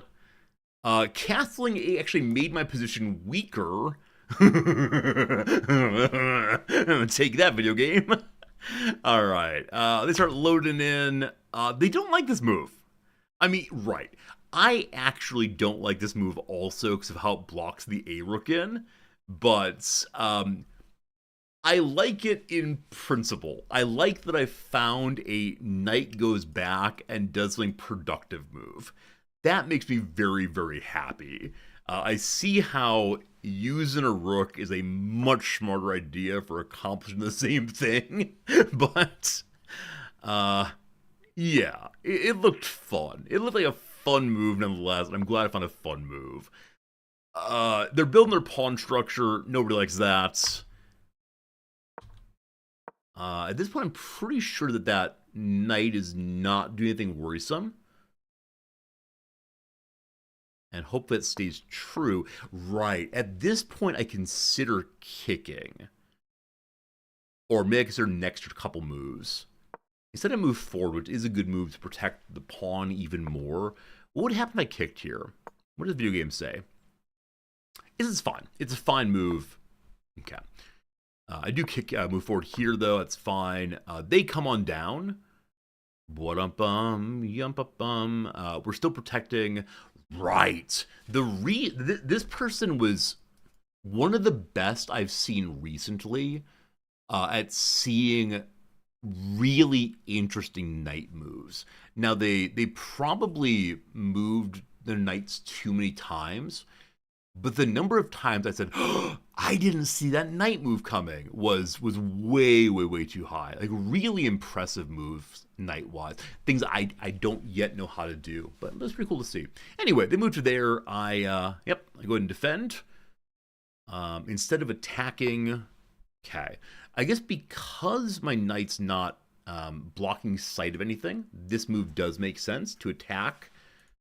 And not much else going on. But that's cool. That's cool. Okay. We line that thing up, rather. They move forward to protect. That's fine. I kick finally. They run away. Good. Why do I do this? I do this to try to bait the bishop into attacking that pawn. They, of course, do not do so. But I also stop protecting. It's an okay move, though. It's an okay move nonetheless.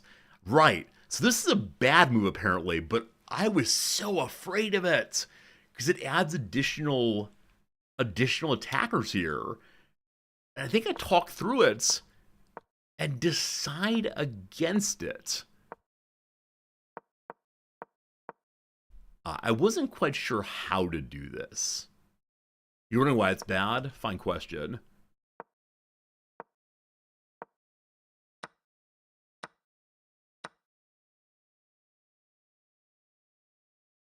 Yeah, I don't know. I don't know why it's bad. I don't know it's bad. Yeah, like I said, I don't know how to think about these movements.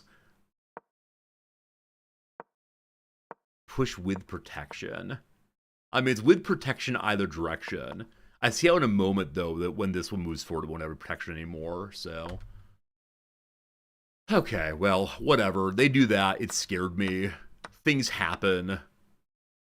I'm behind even more now, unfortunately. But this is the part where I announce it's going to be Papa Rook and his boys, because I don't know what I'm doing anymore. And yeah, I think at this point is when I said I should probably resign. I looked at the left side pawn structure, said, well, that's the end of that. I don't know what I'm doing. And so at this point forward, it becomes, playing for a blunder or playing for a mismove in some ways. I discovered that I can check a character like this right here. I was so happy to see this. I was really, really happy to see that the king has to move and is far enough away from the rook that it can't protect it. So this move made me really happy. It's something I wouldn't normally see in earlier days. And yeah, there you go. That was really nice. Cool. They go there then. I move forward to check again. They move forward. I take the pawn. So back-to-back skewers. Back-to-back skewers. And that moves right there back to evens, actually. Because the rook is just worth so much, of course. So, yeah, really great. Really great.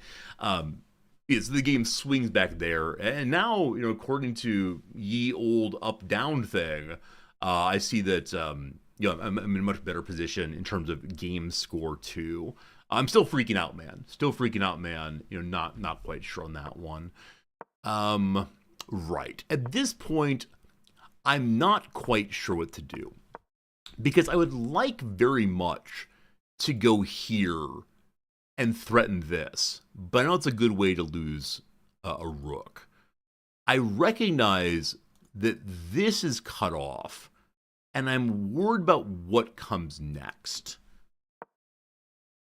I do this, they go to there. Right.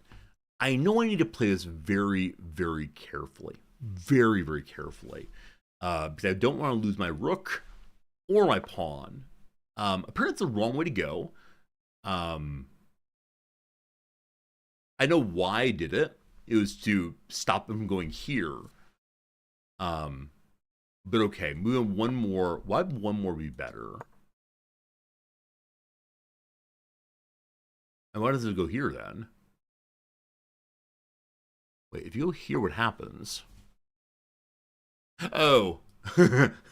Sorry. Please ignore me. Please ignore me. Please ignore me. Please ignore me. We're good. All right. They don't like that checked here. Gosh, I like checking. Gosh, I like checking. Yeah, and that there's blunderific for them and kind of the end of the game in some ways. I finally get with where they want me to be, only 3 moves late. We're both sub 2 minutes now. I'm trying to go as fast as I possibly can. Very happy that works. And, yeah.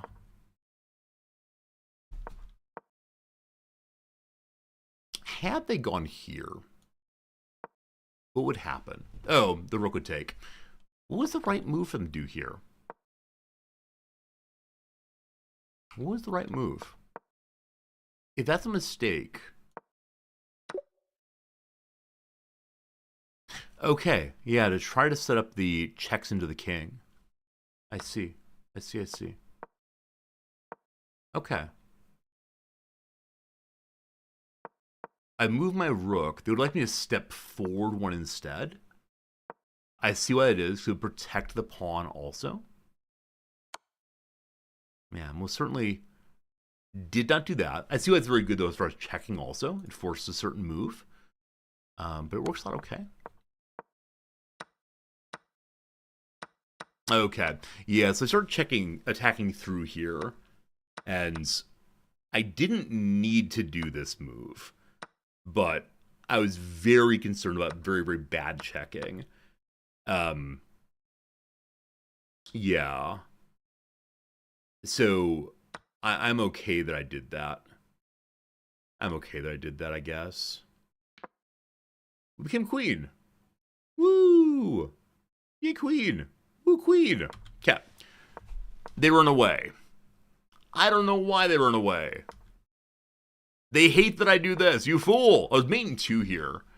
So, at this point, I was thinking, there's a lot of nonsense happening near my king.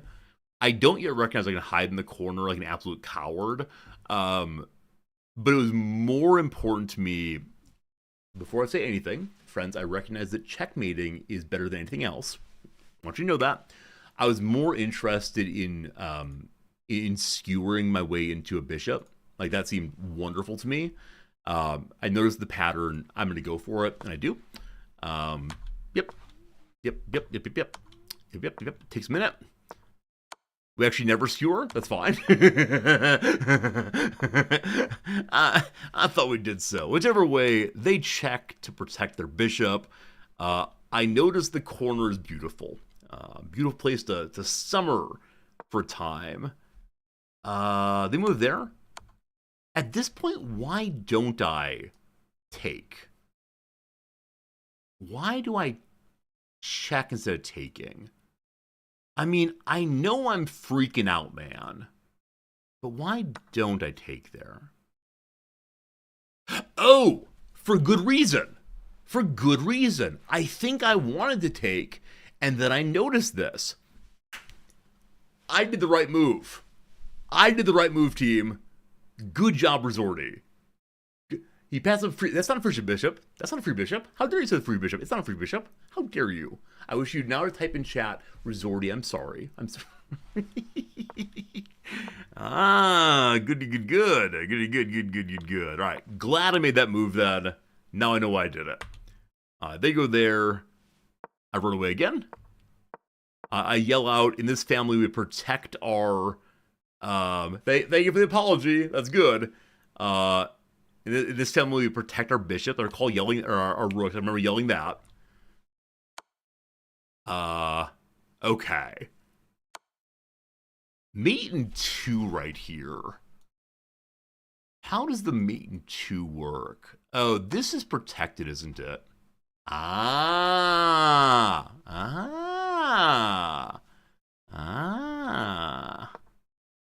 Yeah, this is minute 32, overly excited, just trying to make things happen.